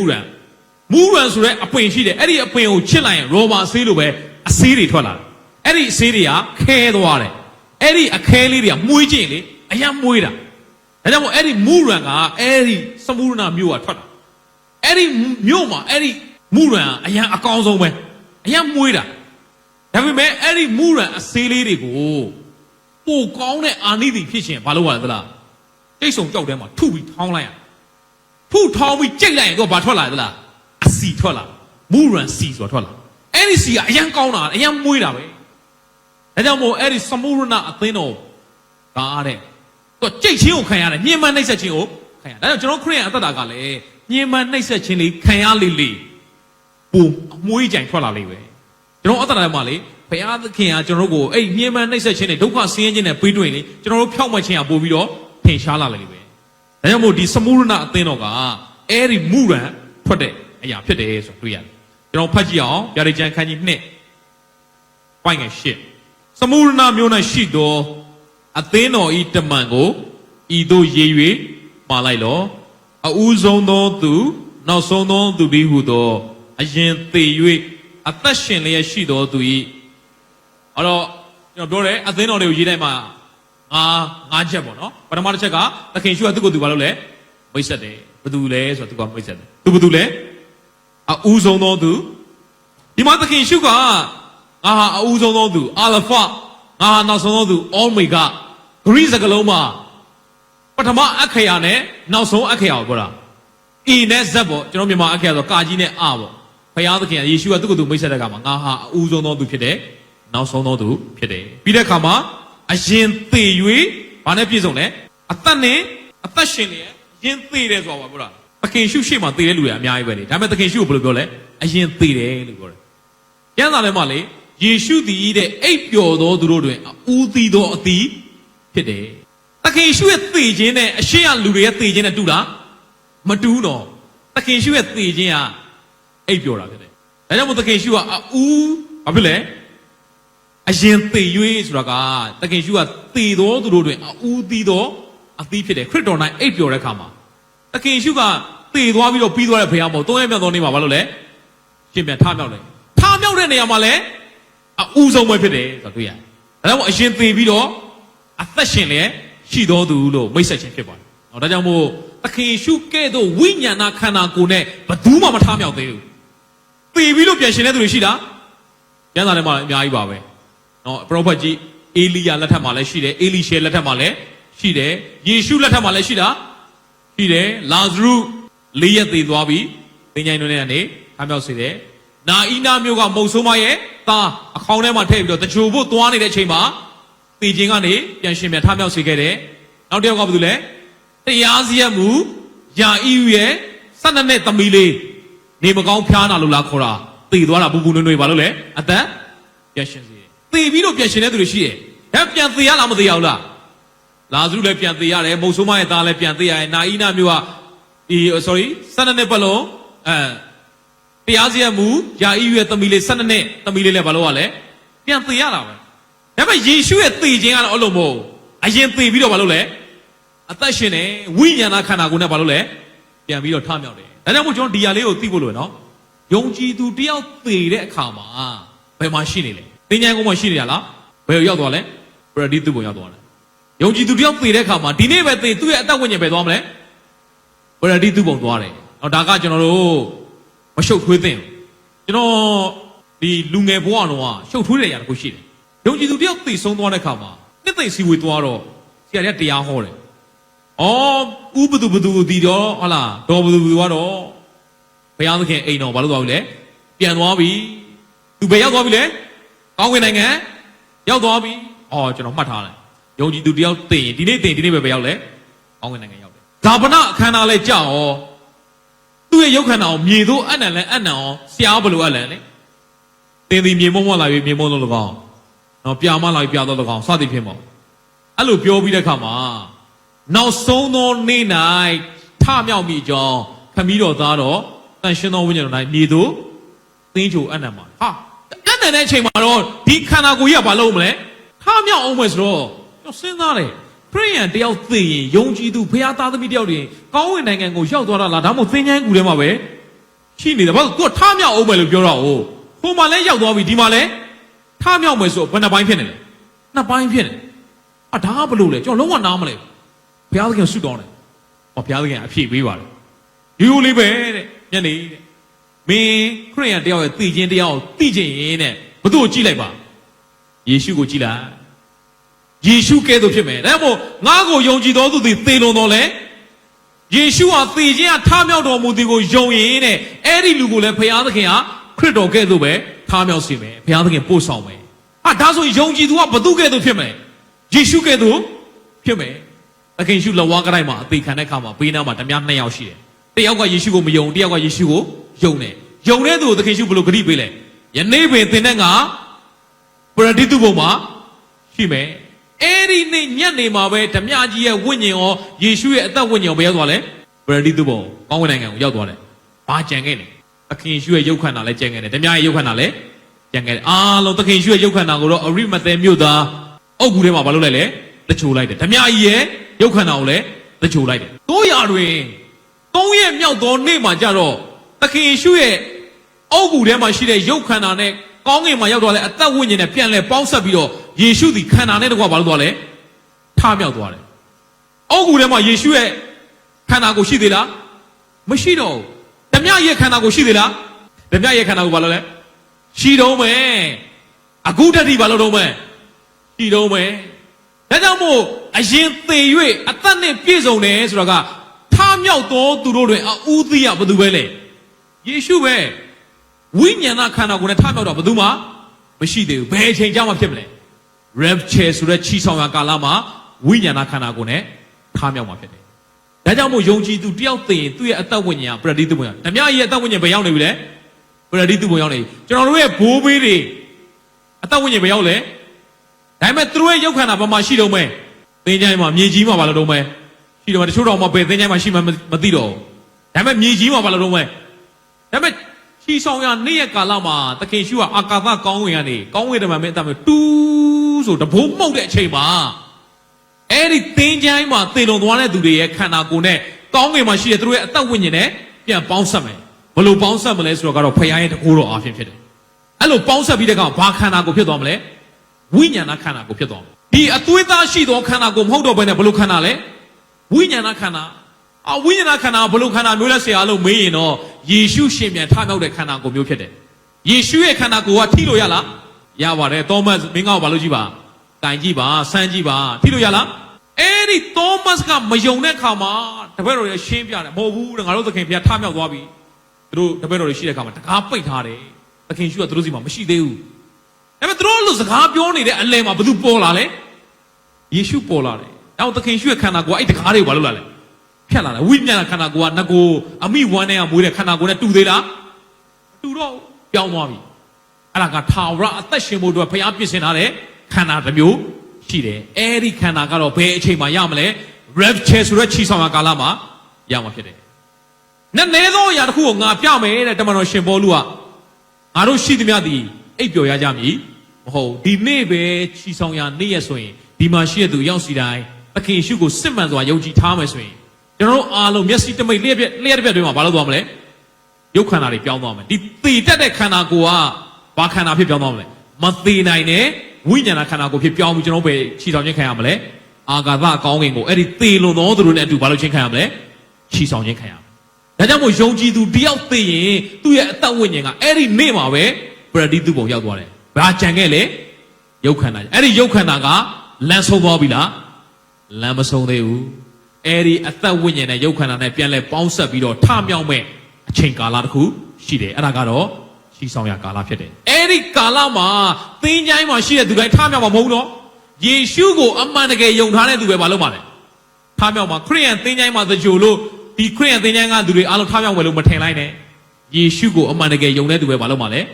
ထမြောက်မှာဖြစ်တယ်ဒါဆိုရင်ဆရာအခြားသခင်ယေရှုကိုမယုံတဲ့သူတွေသေသွားတဲ့ခါမှာရောဒီမေးခွန်းရှိတယ်တရေဖြစ်သွားတာလားဟောပြန်လာပြီးတော့ခြောက်တာလားသင်္ချိုင်းထဲမှာပဲရှိနေတာမဟုတ်ပါဘူးအခြားသောသခင်ရှုကိုမယုံတဲ့သူတွေရဲ့သေလွန်သွားတဲ့ခါမှာလည်းသူတို့ကတရေမဖြစ်သွားပါဘူးပြန်မလာပါဘူးလူဝင်စားဆိုတာမရှိပါဘူးတရေဆိုတာစာတမဏေရဲ့လှည့်စားခြင်းဖြစ်တယ်တရေရှိတာယုံလားယုံလားမယုံလားဆိုတာညဘက်အပေါ့သွားရင် မသွားရဲဘူးနော်ဘာရှိလဲတရေရှိတယ်မြင်တော့မမြင်အောင်တရေရှိတယ်ဆိုတော့ဘာလို့လဲဘုရားသခင်ရှိတယ်ဆိုတာယုံလားတိတ်မယုံကျင်တယ်လို့ပဲနော်တရေရှိတာကြောင့်လေအထွေထူးသင်စရာမလို့အဲ့ဒီတရေဆိုတာကသေသွားတဲ့သခင်ရှုကိုမယုံတဲ့ဝိညာဉ်ကပြန်လာခြောက်တာမဟုတ်တော့ကြာဆင်းသွားတဲ့ကောင်းကင်တမန်သုံးစုတစုစာနာမဏတ်နဲ့ပါသွားတဲ့သူတွေကဘာဖြစ်သွားလဲဝိညာဉ်ဆိုးတွေဖြစ်သွားတယ်သူတို့ကလှည့်စားတာဝိဇ္ဇာကိုယုံတဲ့သူကိုဝိဇ္ဇာနဲ့လှည့်စားတယ်သိပ္ပံကိုယုံတဲ့သူကိုဘာနဲ့လှည့်စားလဲသိပ္ပံနဲ့ဂျိုသားရှိတယ်အဲ့ဒါဘယ်သူရဲ့လှည့်စားခြင်းပဲစာနာမဏတ်ရဲ့လှည့်စားခြင်းပဲဒီနေ့စာနာကကျွန်တော်တို့ဘာလို့လဲလှည့်စားတာမင်းမလှည့်စားဒါကြောင့်မို့အထင်းနဲ့လာဇရုဥပမာကြည့်ပါအခင်ရှုကိုယုံတဲ့လာဇရုကောင်းကင်နိုင်ငံရောက်သွားတယ်အာဗြဟံရင်ကရောက်သွားတယ်အထင်းပဲရောက်သွားလဲမရဏနိုင်ငံပဲရောက်သွားလဲငဲရောက်သွားလဲပြန်လာပြီးတော့တရေပြန်ဖြစ်တယ်ဘာညာရှိလားအခင်ရှုဥမာပေးတာအရှင်းဆုံးပါပဲနောက်ဒါကြောင့်မို့ကျွန်တော်တို့ယုံကြည်သူတွေဒီအောင်နားလည်ဖို့အင်မတန်ရေးကြည့်တယ်ခရစ်တော်ကသူ့ကိုယ်သူမိတ်ဆက်တဲ့ခါမှာငါသည်အဦးဆုံးသောသူနောက်ဆုံးသောသူဖြစ်တယ်နော်အရင်သိ၍အသက်ရှင်လျက်ရှိတယ်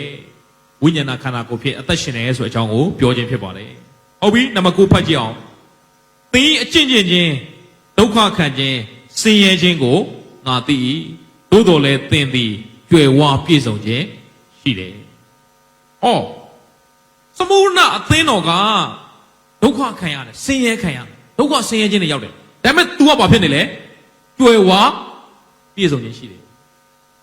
ဒါအရင်ရေးကြည့်သွားနော်။လူအမြင်မှာဆင်းရဲတော်ကြလဲဖယားအမြင်မှာသမုဒ္ဒနာအသင်းတော်တွေကဘာလို့အသင်းသားတွေကဘာဖြစ်နေလဲကြွယ်ဝနေ။ဒါကြောင့်မို့သင်ဟာလူအမြင်မှာဘလို့ပဲရှိရေးမကြည့်ပါဘူးလောကမှာလူတွေသင်ကိုဘလို့မြင်လဲရေးမကြည့်ဘူးဖယားသခင်ကသင်ကိုဘလို့မြင်လဲဆိုတာရေးကြည့်တယ်ဖယားရှိမှသင်ဟာဆင်းရဲတော်သူလားကြွယ်ဝတော်သူလားဖယားရှိမှသင်ဟာကြွယ်ဝတော်သူဖြစ်ပါစေဒီနေ့သင်ရဲ့အခြေအနေကဘန်ထဲမှာပတ်စံမရှိကောင်းဖြစ်မယ်သင်ရဲ့အခြေအနေကအကျွေးတွေနဲ့ဖြစ်ကောင်းဖြစ်မယ်ဒါပေမဲ့သင်အရေးကြီးတာလေဖယားရှိမှကြွယ်ဝတော်သူဖြစ်ဖို့အရေးကြီးတယ်သင်ရဲ့အခြေအနေကပတ်စံတွေဘလောက်ရှိဖယားရှိမှဆင်းရဲတော်သူဖြစ်နေတတ်တယ်နော်ဒီနေ့ဒီနှုတ်ကပတ်တော်ကအင်မတန်ရေးကြည့်သွားတယ်သမုဒ္ဒနာအသင်းတော်မှာရှိတဲ့သူတွေကတဲ့လူရဲ့အမြင်မှာဆင်းရဲတော်ညာလဲဖယားသခင်အားတဲ့သို့တော်လဲသင်သည်ကြွယ်ဝပြည့်စုံခြင်းရှိတယ်။ဘာကြွယ်ဝတာလဲဝိညာဉ်ရေးရမှာကြွယ်ဝတယ်။ရုပ်ပိုင်းဆိုင်ရာမှာဆင်းရဲတော်ညာလဲဝိညာဉ်ရေးရမှာကြွယ်ဝတယ်။အဲ့ဒါလို့ပြောလို့ရုပ်ပိုင်းဆိုင်ရာချမ်းသာတဲ့သူကဝိညာဉ်ရေးရမှာဆင်းရဲတယ်လို့မဆိုလိုပါဘူး။ရုပ်ပိုင်းဆိုင်ရာချမ်းသာခြင်းဆင်းရဲခြင်းထက်ဝိညာဉ်ရေးရကြွယ်ဝခြင်းကပိုရေးကြည့်တယ်။ရုပ်ပိုင်းဆိုင်ရာကြွယ်ဝခြင်းမကြွယ်ဝခြင်းထက်ဝိညာဉ်ရေးရကြွယ်ဝခြင်းဟာပိုပြီးတော့အရေးကြီးတယ်ဆိုတွေ့ရတယ်။ဒါကြောင့်မို့ဒီမှာသူဆက်ပြောတယ်ယူဒလူဖြစ်ရောင်ဆောင်၍ယူဒလူမှန်မဟုတ်စာတန်ဤအပေါင်းအသင်းဖြစ်တော်သူတို့ဤကဲ့ရဲ့ခြင်းကိုလည်းငါသိတယ်မင်းတို့ကိုတဲ့ယူဒလူဖြစ်ရောင်ဆောင်တဲ့သူတွေရဲ့ကဲ့ရဲ့ခြင်းကိုလည်းငါသိပါတယ်ဖျားသားသမီးအစ်စ်မဟုတ်တဲ့သူတွေကလည်းမင်းတို့ဘာလုပ်နေလဲကဲ့ရဲ့နေတယ်အဲ့ဒါကိုငါသိတယ်သူဘာပြောလဲသင်သည်ခံရမိရာတစ်စုံတစ်ခုကိုများမကြောက်နဲ့သင်တို့သည်စုံစမ်းခြင်းကိုခံရမိကြောင်းမာနသည်သင်တို့တွင်အချို့တို့ကိုထောင်ထဲ၌လှောင်ထား၍သင်တို့သည်ဆယ်ရက်ပတ်လုံးဆင်းရဲဒုက္ခကိုခံရကြလိမ့်မည်။ပေသည့်တိုင်အောင်သစ္စာဆောင်လောတို့ဖြစ်တွင်အတ္တတရဖူကိုအားပေးမည်။တတိထားမိလားမသိဘူး။သမုဒ္ဒနာအသင်းတော်မှာအပြစ်တင်တဲ့စကားတစ်လုံးမှရှာမတွေ့ဘူး။သမုဒ္ဒနာအသင်းတော်မှာယေရှုကသူ့ကိုယ်သူမိတ်ဆက်တယ်ပြီးတဲ့ကောင်ကဘာလုပ်လဲ။ချီးမွမ်းတယ်။မင်းရဲ့ဆင်းရဲတော်ညာလဲမင်းကကြွယ်ဝပြည့်စုံနေရှိတယ်။ပြီးတော့မင်းကိုသူများတွေကဲ့ရဲ့တာကိုလည်းငါသိပါတယ်။သူ့ကိုဘာပဲလုပ်လဲ။အပြစ်တင်ခြင်းမရှိဘာပဲလုပ်လဲချီးမွမ်းတယ်တတိပေးခြင်းတော့ရှိမင်းဘာလုပ်မလဲဆယ်ရက်ပတ်လုံးမင်းဘာလုပ်မလဲစုံစမ်းခြင်းကိုခံရမယ်ဆယ်ရက်ဆိုတဲ့အရာကတော့အတိုင်းတာအချိန်ကာလတစ်ခုဆိုလိုခြင်းဖြစ်တယ်ဒီကျမ်းစာကိုရေးတဲ့ချိန်မှာ Domitian Nero-Roman Domitian Empire ဒီ Roman ဘုရင်ပေါ့ရောမဘုရင် Nero ပြီးရင် Domitian အဲ့ဒီ Domitian အင်မတန်မှရက်ဆက်တယ် Nero လည်းရက်ဆက်တယ်အဲ့ဒီ Domitian ကနေရည်လိုက်ရင်10ယောက်ရှိတယ်ရောမဘုရင်10ယောက်လက်ထက်မှာအကြီးကျယ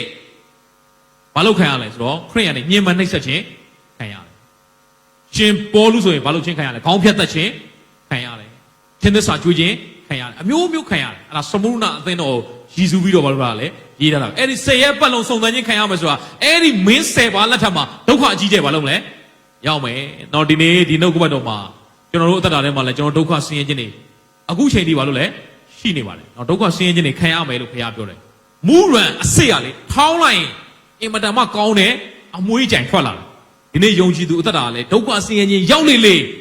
ဖခင်ရဲ့ဘုန်းတော်ဘာလို့လဲလဲထင်ရှားလေလေပဲမီးနေသာမကြသွားရင်ဖခင်ဘုန်းတော်သိမထင်ရှားဘူးရှာဒရက်မေရှက်အဘိနေကောမီးနေရောက်သွားတဲ့ခါမှာဖခင်ဘုန်းတော်ပို့ပြီးတော့ဘာလို့သွားလဲထင်ရှားသွားတယ်မီးနေသာမကြရင်လေဖခင်ဘုန်းတော်သိထင်ရှားမို့မီးနေရောက်သွားတဲ့ခါမှာလေပြန်ထွက်လာတာမီးမလောင်ဘူးတဲ့စပိန်တော်ဘာမလုပ်လဲမီးမလောင်မီးကိုအနံ့တော့အဲ့တော့ဖခင်သခင်တခါတည်းမှာဒုက္ခဆင်းရဲခြင်းတွေကိုရောက်သွားစေတယ်ဆိုတာကသူ့ရဲ့ဘုန်းတော်ထင်ရှားစေဖို့ဖြစ်တယ်မီးတဲကိုရောက်သွားစေတယ်ဆိုတာမီးလောင်ပြီးတော့ဆုံးရှုံးစေဖို့လားဖခင်ဘုန်းတော်ထင်ရှားဖို့လားဒီနေ့သင်ရဲ့အတ္တကိုဘုရားသခင်ဒုက္ခဆင်းရဲခြင်းနဲ့ပေးတွေ့တယ်ဆိုတာကဆုံးရှုံးတော့မဟုတ်ပါဘူးအမွေးအကြိုင်မူရန်အစီကိုထောင်းလိုက်တဲ့အခါမှာအမွေးအကြိုင်ထွက်လာသလိုပဲဒုက္ခဆင်းရဲခြင်းတွေ့တဲ့အခါမှာဘုရားဘုန်းတော်ထင်ရှားဖို့ဖြစ်တယ်ဒိုင်လဆုတောင်းရဲ့သားနဲ့ဘယ်ထဲရောက်သွားလဲသင်တွေတွင်းထဲရောက်သွားတယ်ဆုတောင်းအားကြီးလို့ဒုက္ခရောက်တာဒိုင်လပဲကျွန်တော်လက်တစ်ခါတည်းမှာဆုတောင်းအားကြီးရင်ဒုက္ခမရောက်ဘူးထင်တာဒါဘုရားသခင်ကဘယ်ထဲကိုပို့လိုက်လဲရှင်တွေတွင်းထဲကိုရှင်တွေတွင်းထဲကိုဘုရားသခင်ပို့လိုက်တယ်ဆိုတာကရှင်တွေကြိုက်ပြီးသေဖို့လားဘုရားဘုန်းတော်ထင်ရှားဖို့လားရှင်တွေတွင်းထဲရောက်သွားတယ်ဆိုတာကဘုရားဘုန်းတော်ထင်အင်မတန်မှစာလောင်နေတဲ့ရှင်တွေအကြိုက်မခံရဘူးတဲ့အစားမခံရဘူးအဲ့ဒီရှင်တွေကလေအရန်စာလောင်နေတဲ့ရှင်တွေဖြစ်တယ်ဒိုင်လောက်ကြောက်ချတဲ့ဝင်ကြီးတွေကိုချလိုက်ဩတဲ့အောက်တောင်မကြသေးဘာလို့လဲရှင်တွေကကြိုက်စားတယ်ဆိုတော့ကျမ်းစာထဲမှာကျွန်တော်တွေ့ရတယ်ဒါပေမဲ့ဒိုင်လောက်မကြိုက်ဘူးတော့ဩစရာကြီးဖခင်ကတပ်သေးထူခြင်းတဲ့ခါမှာသူ့ရဲ့ဘုန်းတော်ထင်ရှားစေခြင်းတဲ့ခါမှာကျွန်တော်တို့ကိုဘယ်တဲ့ကိုတွန်းပို့လိုက်လဲအဲ့ဒီစုံစမ်းခြင်းတွေကိုတွန်းပို့လိုက်တယ်အဲ့ဒါကဆုံးရှုံးသွားစေဖို့မဟုတ်ပါဘူးကျွန်တော်ပြောပြမယ်ပြဿနာမရှိရင်နမိတ်လက္ခဏာမရှိဘူး no problem no miracle ပြဿနာမရှိရင်ဘာမရှိလဲနမိတ်လက္ခဏာမရှိဘူးကာနာမျိုးမြင်ကလာဆောင်မှာစပြည့်ရည်သာမကုန်ဘူးဆိုရင်အသက်တော်စပြည့်ကဖြစ်လာမှာဟုတ်ဘဝအသက်တာထဲမှာဒုက္ခဆင်းရဲခြင်းတွေကြုံလာတဲ့အခါမှာဘုရားသခင်ကအသက်တော်အမှုပြုဖို့ဖြစ်တယ်အာမင်ဒီနေ့ကျွန်တော်မြန်မာပြည်ကြီးမှာကျွန်တော်တို့ရဲ့အသက်တာထဲမှာအသင်းတော်ထဲမှာဒီဒုက္ခဆင်းရဲခြင်းတွေကိုဘုရားခွင့်ပြုတယ်ဆိုတာဘုရားသခင်အသက်တော်ရပါလို့ဖို့လဲလှုပ်ဆောင်ဖို့ဖြစ်တယ်ဒါကြောင့်မို့ကာနာမျိုးမြင်ကလာဆောင်မှာစပြည့်သာမကုန်သွားခဲ့ရင်အသက်တော်စပြည့်ဆိုတာဖြစ်လာမှာမဟုတ်ဘူးဣသရေလလူမျိုးတွေအေရုံပင်လယ်နဲ့သာပိတ်မမိဘူးဆိုရင်ပင်လယ်ဒီနှချမ်းကွဲခြင်းဆိုတာဖြစ်လာမှာဟုတ်ဒုက္ခအခက်ခဲတွေဆိုတာဘုရားဘုန်းတော်ထင်ရှားစေဖို့ဖြစ်တယ်ဒါကြောင့်မို့သင်ဘဝအသက်တာထဲမှာစမုရဏအသင်းတော်ကဲ့သို့ဒုက္ခဆင်းရဲခြင်းတွေကြုံလာပြီဆိုရင်တော့တာ၍မွေးကြိုင်တော့ယနံ့ဘာလို့တော့မလဲထွက်လာတော့မယ်အဲ့ဒီဒုက္ခဆင်းရဲခြင်းတွေကဘုရားဘုန်းတော်ဖြစ်တယ်ဒါကြောင့်မို့သေသည့်တိုင်အောင်သစ္စာဆောင်လို့တို့ဖြစ်လင်အတ္တတရခုကိုငါပေးမယ်အဲကြောင့်မို့ကျွန်တော်ဘုရားတရားမှာဘုရားသခင်ပေါ်မှာသစ္စာရှိပါယောဘကြီးကဒုက္ခဆင်းရဲခြင်းကြုံတဲ့ခါမှာတဲ့သစ္စာရှိတယ်တဲ့ဒါကြောင့်မို့အဆုံးသတ်မှာဘုရားသခင်ကပြင်ဆင်တာလေနှစ်ဆတော့ကောင်းကြီးမြင်ကလားပြင်ဆင်တာလေသင်ရဲ့ဘဝတရားထဲမှာဒုက္ခဆင်းရဲခြင်းနဲ့ကြုံတဲ့ခါမှာဘုရားပေါ်မှာသစ္စာမဲ့မသွားပါနဲ့ယုံကြည်ခြင်းစိတ်မပြတ်သွားပါနဲ့ဘုရားနဲ့ဆက်သွားပါအဆုံးသတ်မှာဘုရားကနှစ်ဆတော့ကောင်းကြီးမြင်လာပါဦးဒါလေပြင်ဆင်ထားတယ်ဘုရားအဲကြောင့်မို့စမုဏအသင်းတော်လေသေသည့်တိုင်အောင်သစ္စာဆောင်တော့တို့ပြုလင်အတ္တတရခုကိုငါပေးမယ်အဆုံးသတ်မှာတရဖူကစောင့်နေတယ်တဲ့မင်းတို့ကငါပြင်ဆင်ပြီးသားတဲ့မင်းဘက်ကဘာလုပ်လိုက်အောင်လဲသေသည့်တိုင်အောင်ဘာလုပ်ဖို့လဲဘုရားဘုံမှာသစ္စာရှိဖို့ပဲယုံကြည်ခြင်းစိတ်မပြတ်သွားနဲ့ဘုရားကိုဆက်မျှော်လင့်ပါကောင်းတဲ့အရာကိုဆက်လုပ်ပါလူတွေပေါ်မှာမေတ္တာထားပါချစ်ချင်းမေတ္တာစိတ်တော်နဲ့ဆက်အစီခံပါအဆုံးသတ်မှာဘုရားသခင်ကောင်းကြီးမင်္ဂလာပြင်ဆင်ထားတယ်ဝိညာဉ်တော်သည်အသင်းတော်တို့အားအဘယ်သို့မိန့်တော်မူသည်ကိုနားရှိတော်သူမည်သည်ကကြားပါစေအောင်မြင်သောသူကိုဒုတိယသေခြင်းမငင်းစေရအောင်မြင်သောသူဘာမငင်းစေရအောင်လဲဒုတိယသေခြင်းပထမသေခြင်းဆိုတာရုပ်ခန္ဓာနဲ့အသက်ဝိညာဉ်နဲ့ကွဲကွာသွားတာအဲ့ဒါပထမသေခြင်းဖြစ်တယ်အခုကျွန်တော်ကြုံတွေ့နေရတဲ့သင်္ချိုင်းကုန်းမှာအတုပသွားချတဲ့သေခြင်းအဲ့ဒါပထမသေခြင်းဒုတိယသေခြင်းဆိုတာပိုးမသေမီးမငိမ့်မရဏနိုင်ငံမှာသေမဲ့ဘာလို့လဲသေခြင်းတစ်မျိုးရှိတယ်အဲ့ဒါကတော့ထာဝရသေခြင်းလို့လည်းခေါ်တယ်ဒုတိယသေခြင်းလို့ခေါ်အဲ့ဒီဒုတိယသေခြင်းကကျွန်တော်ညှင်းဆဲလို့ရသေးလားမရတော့ပထမသေခြင်းတော့မှကျွန်တော်တို့ကိုမနိုင်တော့ကျွန်တော်ကသေတယ်လို့မခေါ်ဘူးဘယ်လိုပဲခေါ်လဲခရစ်တော်နိုင်ဘာလို့ယုံကြည်သူတယောက်သေတဲ့အခါမှာအသက်ဝိညာဉ်ကဘုရားသခင်စီရောက်သွားတယ်ရုပ်ခန္ဓာကမြေကြီးထဲမှာရောက်တော့ညာလဲလမ်းမဆုံးဘူးအဲ့ဒီရုပ်ခန္ဓာကဝိညာဏခန္ဓာကိုဖြစ်ပါလို့မှလဲပြန်လဲထမြောက်မှာဒါကြောင့်မို့ပထမသေခြင်းတော့ကျွန်တော်တို့ကိုမနိုင်တော့ဘူးအိုသေမင်းသီးလက်နက်သည်အဘယ်မှာရှိသနည်းအိုမရဏနိုင်ငံသီးအောင်ခြင်းခွင့်သည်အဘယ်မှာရှိသနည်းသခင်ယေရှုခရစ်တော်အားဖြင့်အဲ့ဒီသေခြင်းကအောင်ခြင်းနိုင်ဘာလို့သွားပြီလဲနစ်မြုပ်သွားပြီတဲ့ဒါကြောင့်မို့ ငါတို့သခင်ယေရှုခရစ်တော်အားဖြင့်ငါတို့ကအောင်ခြင်းခွင့်ကိုပေးတော်မူသောဘုရားသခင်ကျေးဇူးတော်သည်ကြီးလာတော်တကားကျွန်တော်ကအောင်မြင်တော်သူဖြစ်တယ်အောင်မြင်အောင်ကြိုးစားမှလားအောင်မြင်တော်သူဖြစ်တာလားဒီနေ့တချို့ခရိယန်တွေကနားမလဲအောင်မြင်သူဖြစ်ဖို့ကြိုးစားတာတကယ်တော့အောင်မြင်သူဖြစ်အောင်ကြိုးစားမှုသင်ကအောင်မြင်တော်သူဖြစ်ပြီးသားဖြစ်တယ်ဘယ်သူအားဖြင့်ယေရှုခရစ်တော်အားဖြင့်သင်ကအောင်မြင်သောအသက်တာနဲ့ဆက်အသက်ရှင်ရမှာဖြစ်တယ်အောင်မြင်သူဖြစ်အောင်ကြိုးစားမှာမဟုတ်တော့အောင်မြင်သူဖြစ်အောင်ဘုရားကလှုပ်ပေးပြီးသွားပြီသင်ကအောင်မြင်သောအသက်တာနဲ့ဘာလုပ်ရမှာလဲဆက်အသက်ရှင်ရမှာအဲ့ဒီအောင်မြင်သောအသက်တာနဲ့ဆက်အသက်ရှင်မှုအတွက်သင်အထဲမှာတန်ရှင်သောဝိညာဉ်တော်ကိုဘုရားသခင်ကဘာလို့ထားပြီလဲထည့်ထားပြီလေနေ့ရက်စနေမှာသင်ကအောင်မြင်သောအသက်တာနဲ့ဆက်အသက်ရှင်သွားမှာအဲ့ဒီအောင်မြင်သောသူကိုဒုတိယသေခြင်းကညှင်းဆဲလို့လောကမှာလည်းအောင်မြင်တယ်ထာဝရကာလမှာလည်းအောင်မြင်သောသူဖြစ်တယ်ဆိုပြီးဒါကြောင့်မို့ချစ်တော်စီတိုင်းဒီစမုရဏအသင်းတော်ကနေတစ်ချက်ခွန်အားယူအောင်တစ်ချက်ပဲအဲ့တစ်ချက်ကတော့ပါလဲဆိုရင်တော့ဘုရားရှိတော်၌ကြွယ်ဝတော်သူဖြစ်ပါသည်ဘုရားရှိတော်၌သင်ဟာဘုရားရှိတော်၌ကြွယ်ဝတော်သူလားဆင်းရဲနေတော်သူလားအဲ့ဒါရမ်းရေးကြည့်တယ်လောကမှာဆင်းရဲခြင်းချမ်းသာခြင်းရေးမကြည့်ဘူးဒါဘုရားရဲ့အမြင်မှာသင်ဟာကြွယ်ဝတော်သူလားဆင်းရဲတော်သူလားဖျားရှိမှကြွယ်ဝတော်သူဖြစ်ပါတယ်စမုရအသင်းတော်ကလူတွေရဲ့အမြင်မှာဘာမှမရှိဘူးချို့တဲ့ဆင်းရဲသေးတော်ညာလဲဖျားရှိမှဘာလို့တော်သူလဲကြွယ်ဝတော်သူဖြစ်တယ်ရှင်လုကာခရစ်ဝင်ခန်းကြီး7အပိုင်းငယ်73ကနေ15အောင်ရင်ဖတ်အောင်ရှင်လုကာခရစ်ဝင်ခန်းကြီး7အပိုင်းငယ်73မှ15လူစုဝေး၌ပါတော်သူတယောက်ကအရှင်ဘုရားကျွန်ုပ်အကိုသည်အမွေဥစ္စာကိုကျွန်ုပ်အား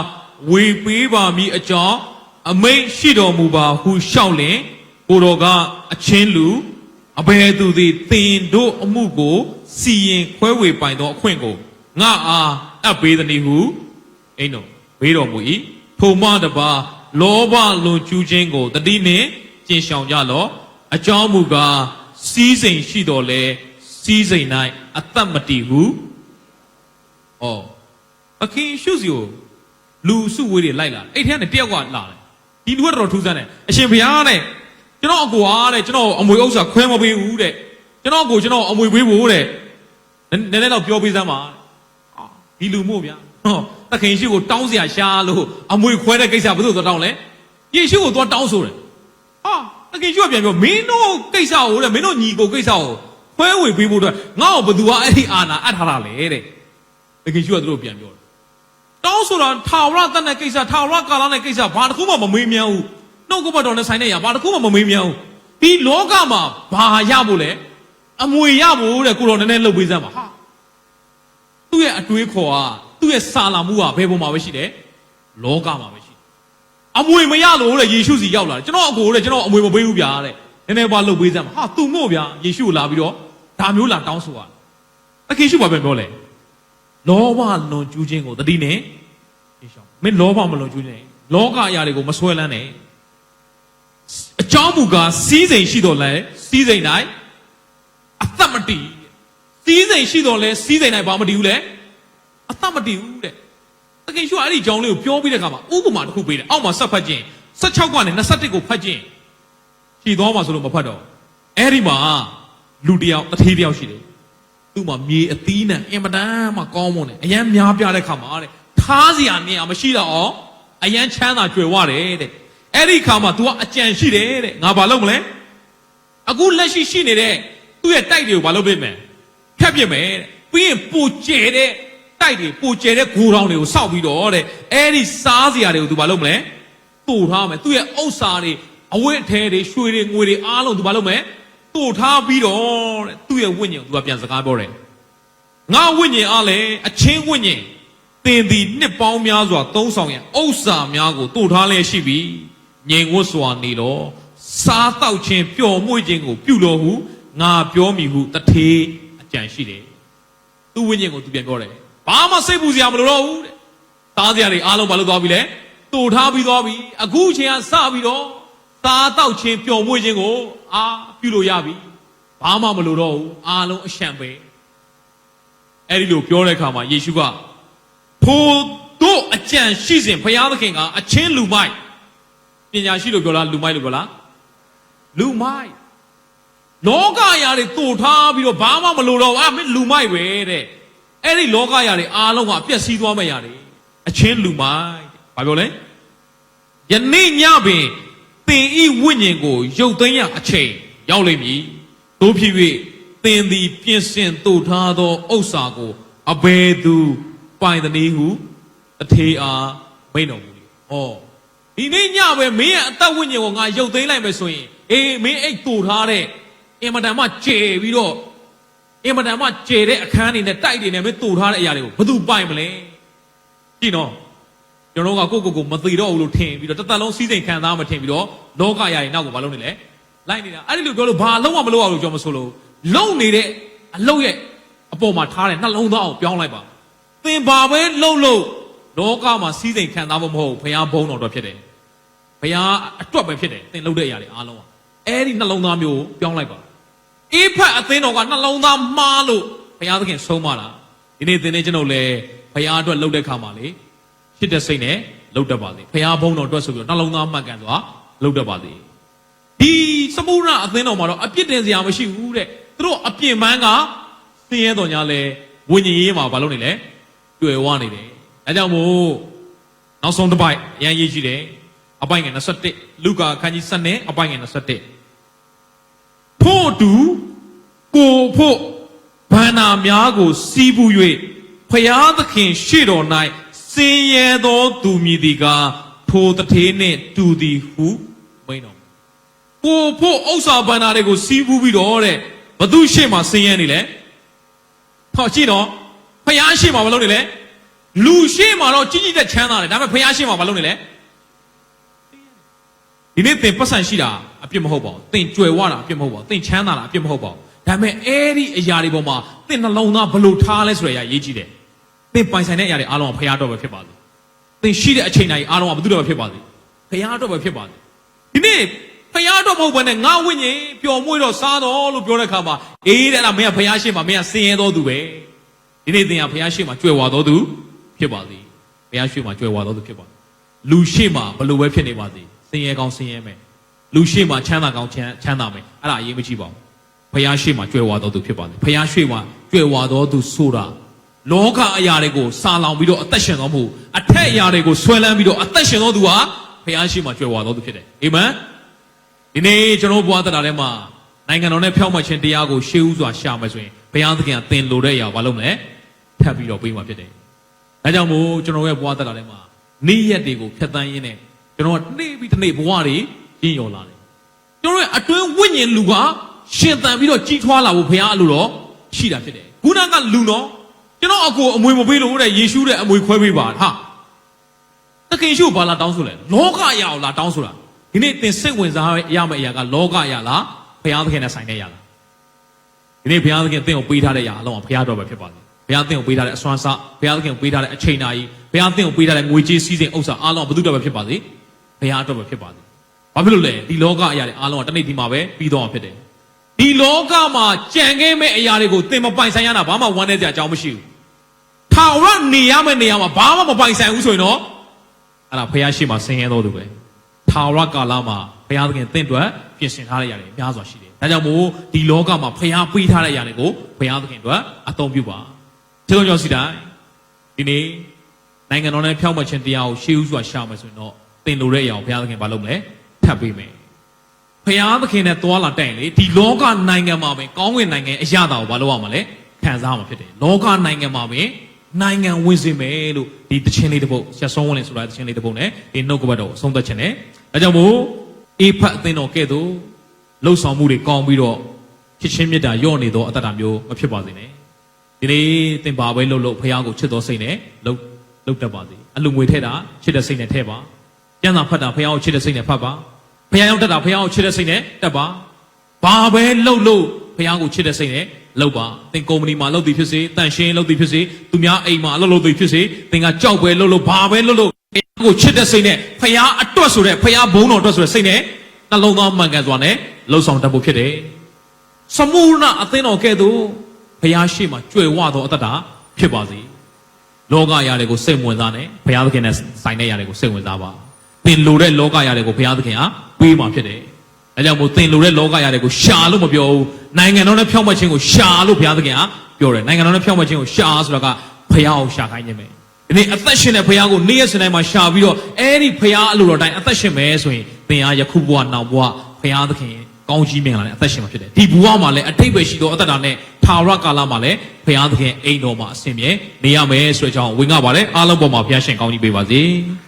ဒီနေ့ညနေမှာတော့အသင်းတော်တစ်ပါးအပြင်ခွန်အားကြီးကိုဖြစ်တယ်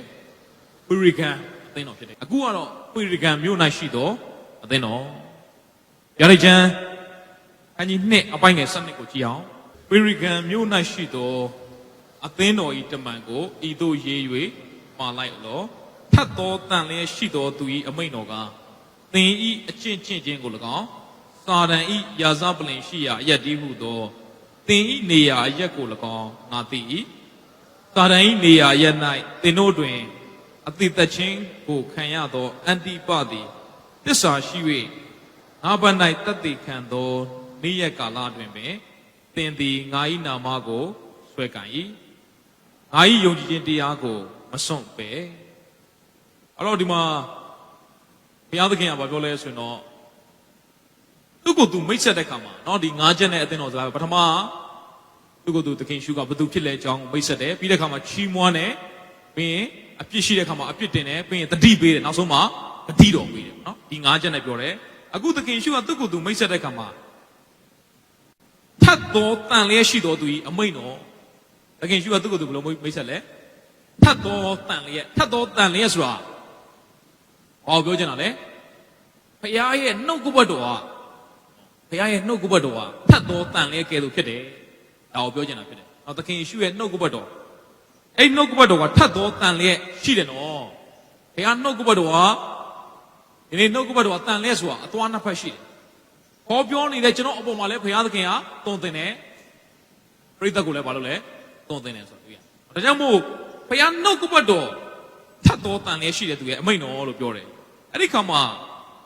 သူအရင်ဆုံးဘုရားသခင်ကချီးမွမ်းတယ်ဘင်းအကျင့်ချင်းကို၎င်းစာတန်ဤယာဇပလင်ရှိရာအရက်စာတန်ဤယာဇပလင်ဆိုတာကအဲ့ဒီဝေကန်မြို့မှာဘာရှိလဲဆိုတော့ရုပ်ထုကိုးကွယ်ခြင်းကိုအဓိကကိုးကွယ်တဲ့နေရာဖြစ်တယ်ဆိုတွေ့ရစာတန်ရဲ့ယာဇပလင်ရှိတယ်တို့ရတွင်အဲ့ဒီမှာဘုရားသခင်ဘက်မှာသစ္စာရှိတဲ့လူတစ်ယောက်ရဲ့နာမည်အကြောင်းရေးထားတယ်သူ့နာမည်ကတော့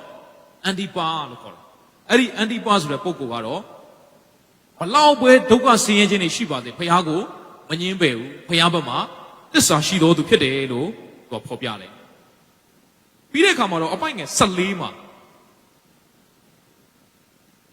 ယုံကြည်ခြင်းတရားကိုမစွန့်ပယ်ဘူးသူအချင်းချင်းချင်းကိုဘုရားသိတယ်ဒါပေမဲ့အပိုင်ငယ်14ရောက်တဲ့အခါမှာသို့တော်လေဣသရေလအမျိုးသားတို့ဒီရုပ်ထုရှိမှပူဇော်သောရစ်ကောင်ကိုစားခြင်းက၎င်းမတရားသောမိထုံကိုပြုခြင်းက၎င်းထိမိ၍လဲเสียအရာကိုသူတို့ရှေ့၌ချထားရမည်ကြောင်း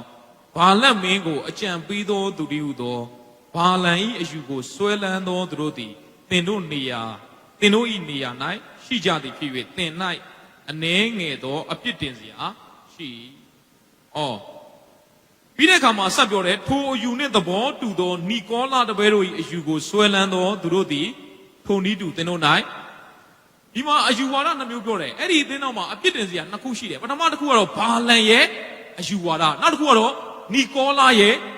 အယူဝါဒနီကောလာတပည့်တွေရဲ့အယူဝါဒဘာလန်ရဲ့အယူဝါဒဆိုတာဘာလဲဒါပထမတစ်ခုကျွန်တော်ဘာလန်ကြောင့်ကြားဘူးလိမ့်မယ်တောလေအကျမ်းအခန်းကြီး25လောက်ကိုကြည့်တဲ့အခါမှာဘုသူ့ကြောင့်တွေ့ရလဲဆိုတော့ဘာလန်ကြောင့်တွေ့ရဘာလန်ကိုဘသူကလာခေါ်လဲရှင်ဘုရင်ဘာလက်မင်းကလာခေါ်တယ်လာခေါ်တဲ့အကြောင်းရင်းကဣသရေလလူမျိုးတွေကိုဘာလုပ်ဖို့လဲသလားကျိန်ဆဲဖို့ဣသရေလလူမျိုးတွေသွားတဲ့နေရာတိုင်းမှာသူတို့ကိုဘယ်သူမှတိုက်လို့မနိုင်ဘူးအဲကြောင့်မို့ဣသရေလလူမျိုးတွေကိုနိုင်ခြင်းရင်သူတို့ဖျားရဲ့ကျိန်ခြင်းကိုသူတို့ပေါ်မှာတက်ရောက်တော့မှာဘာလုပ်မှာလဲနိုင်မှာအဲကြောင့်မို့ကျိန်ဆဲပေးပါဘာလန်ကိုတောင်းဆိုတယ်ဘာလန်ကငါလိုက်လို့မရဘူးတဲ့ငါဖျားသခင်ရဲ့လူဖြစ်တယ်ဖျားပြောခိုင်းတဲ့စကားပဲငါပြောရတာပထမမလိုက်ဘုရားသခင်လည်းပြောတယ်ဘာလန်မင်းလိုက်မသွားနဲ့တော့မင်းသွားမဲ့လမ်းဘုရားလို့တော့လမ်းမဟုတ်ဒါပေမဲ့ तू သူ့ကိုဘယင်ကဘာနဲ့လာပြီးတော့ခေါ်လဲဆိုတော့နောက်တစ်ခေါက်မှာလက်ဆောင်တွေပစ္စည်းတွေစီးစိမ်တွေလည်းပါလာအောင်ဘာလန်လိုက်ချင်အောင်ဘုရားက तू ထပ်မေးတယ်ဘုရားသခင်ကျွန်တော်လိုက်ရမလားဘုရားသခင်ကပြောတယ်လိုက်သွားတဲ့အဲ့ဒီလိုက်သွားဆိုတာကတကယ်သွားစီခြင်းလို့လားဟုတ် တကားတော့လိုက်သွားတော့ဒါပေမဲ့ဘုရားသခင်တော်လိုက်သွားစေချင်လားကျွန်တော်တို့လူတယောက်ကစားနေမဲစားတဲ့လားစားနော်နော်အဲ့ဒါတကယ်စားစေချင်လို့လားမဟုတ်ဘူးလေတကလုံးကတော့စားနော်လို့ပြောတာဒါပေမဲ့စားသိလားနေမဲစားအဲ့ဒါဆိုဘာဖြစ်သွားလဲသူ့ရဲ့သဘောတဘာဝကတကယ်စားခြင်းဆိုဘုရားသခင်လည်းဘာလဲလိုက်သွားဆိုတာမျိုးကတကယ်လိုက်စေခြင်းလို့ဟုတ်ဘာလဲရဲ့နှလုံးသားထဲမှာအဲ့ဒီလောကအရာတွေဆွဲလန်းတဲ့ခါမှာ तू ဘာလို့သွားလဲလိုက်သွားတဲ့ခါမှာတဲ့ဘုရားကဘသူနဲ့စကားပြောလဲမြင်းနဲ့စကားပြောတယ်မြင်းကို तू ကရိုက်တာအဲ့မြင်းတဲ့မသွားဟိုးဘက်ခြံစည်းကိုတွင်းလိုက်ဒီဘက်ခြံစည်းကိုတိုးလိုက်ဆိုတော့မင်းတဲ့သွားလေမြင်းကထစကားပြောတာဘာလို့ငါ့ကိုရိုက်တာလဲအမင်းစီမှာဒီလောက်ကောင်းကောင်းအစီခံမင်းတဲ့မှာမသွားတာတဲ့သွားရင်းနဲ့အရှင်သိတာကြာပြီအောင်းဝိတ္တမှာဗာမိုးထားလဲဒါနဲ့မိုးထားတယ်မြင်းကလွတ်တယ်သူ့လေပင်ကအမှပါလဲမြင်းပေါ်မှာထိုင်နေတဲ့ဘာလန်ရဲ့လေပင်ကပြတ်သွားမှာအဲမြင်းကမသွားဘူးကျန်းသာထဲမှာတလိษံစကားပြောတာကျွန်တော်ဒီတခန်းတွေးရတယ်နော်တလိษံတော့ဘာလို့ရလဲဘသူ့ကိုပြန်သုံးသင်ရလဲဖျားနဲ့အဆက်ရှိပါလေဆိုရဲ prophet ကိုဘာလို့ရလဲကြည့်တော့ဖျားနဲ့အဆက်ရှိတဲ့ prophet ကိုဘသူကပြန်သုံးသင်ရလဲတလိษံပြန်သုံးသင်ရကြည်စမ်းတခါတရံလေလောကအရာအမောင်ဖုံးသွားတဲ့ခါမှာလေဖျားအတန်ဖျားအလိလောင်ဘီယူမဆိုင်ပြီးတော့ဘုရားကမသွားစေခြင်းရတာနဲ့လောကရာတွေတက်မှတ်ပြီးတော့သွားလိုက်တဲ့ခါမှာတလိษံတော်ပြန်ဆုံးမသူဒါဘုရားနဲ့အဆက်ရှိတယ်ဘာလန်အဲ့ဒီဘာလန်ကကျိန်စဲကိုသွားတာဘုရားသခင်ကမင်းငါပြောခိုင်းတဲ့စကားပဲပြောရမယ်နော်တောင်းမတက်ဣသရေလမျိုးတွေဘာလို့လဲကျိန်စဲကိုပါဇက်ကနေဘာပဲထွက်လဲကောင်းကြီးပဲထွက်တယ်ဣသရေလမျိုးတွေကောင်းကြီးပေးတာတခုပြီးတခုဘင်းရစိတ်ဆိုတော့မင်းကိုခေါ်လာတာဘာလို့ဖို့လဲကျိန်စဲဖို့အခုကမင်းကဘာပဲလုပ်နေလဲကောင်းကြီးပဲပေးနေတယ်ဣသရေလလူမျိုးကိုကျိန်ဆဲလို့ရလားမရဘူးဘာဖြစ်လို့လဲအာဗြဟံနဲ့ချုပ်ထားတဲ့ပရိညင်ဖြစ်တယ်အာဗြဟံနဲ့ဘုရားသခင်ဘယ်လိုချုပ်ဆိုထားလဲမင်းကိုကောင်းကြီးပေးသောသူကိုငါကောင်းကြီးပေးမင်းကိုကျိန်ဆဲသောသူကိုသင်သည်ကောင်းကြီးခံရသောအမျိုးဖြစ်တယ်အဲ့မို့ဣသရေလမျိုးသည်ဘာပဲခံရလဲကောင်းကြီးခံရတာ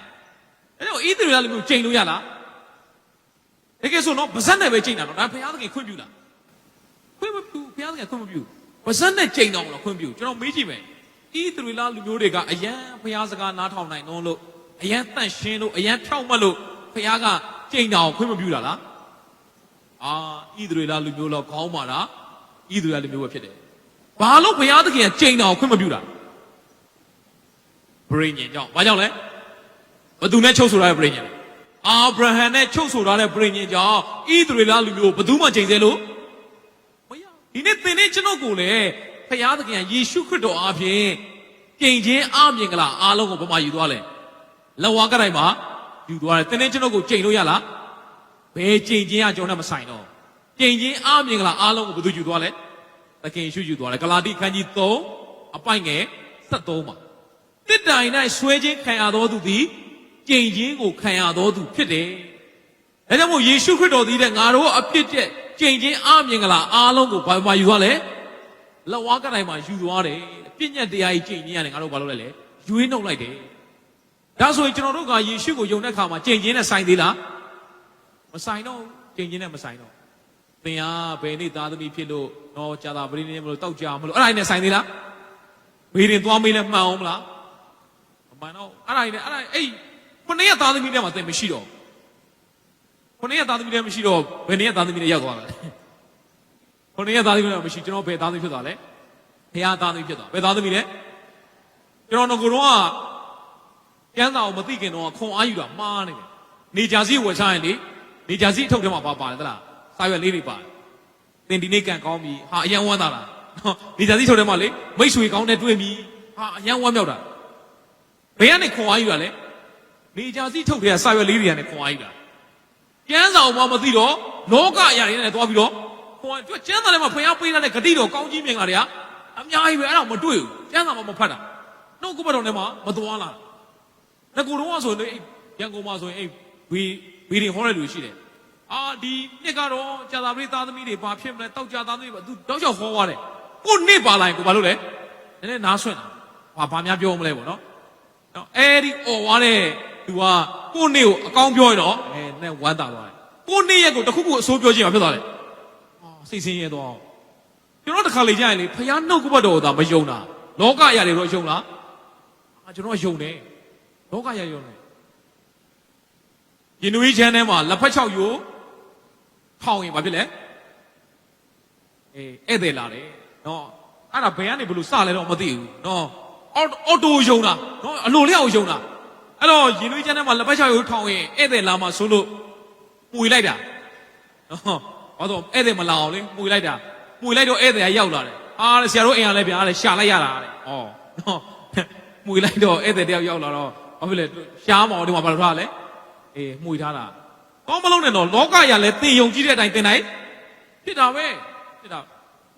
နောက်တစ်ခါလက်ဖက်ချရုပ်ထောင်တော့မှုတာတော့မှဧည့်သည်လာဒီခါချိုးပြီးတော့ဘာလုပ်လိုက်လဲလွတ်ပလိုက်တယ်တိတ်မကြပါဘူးဧည့်သည်တယောက်ရောက်လာ6 6ကျိုးနေဧည့်သည်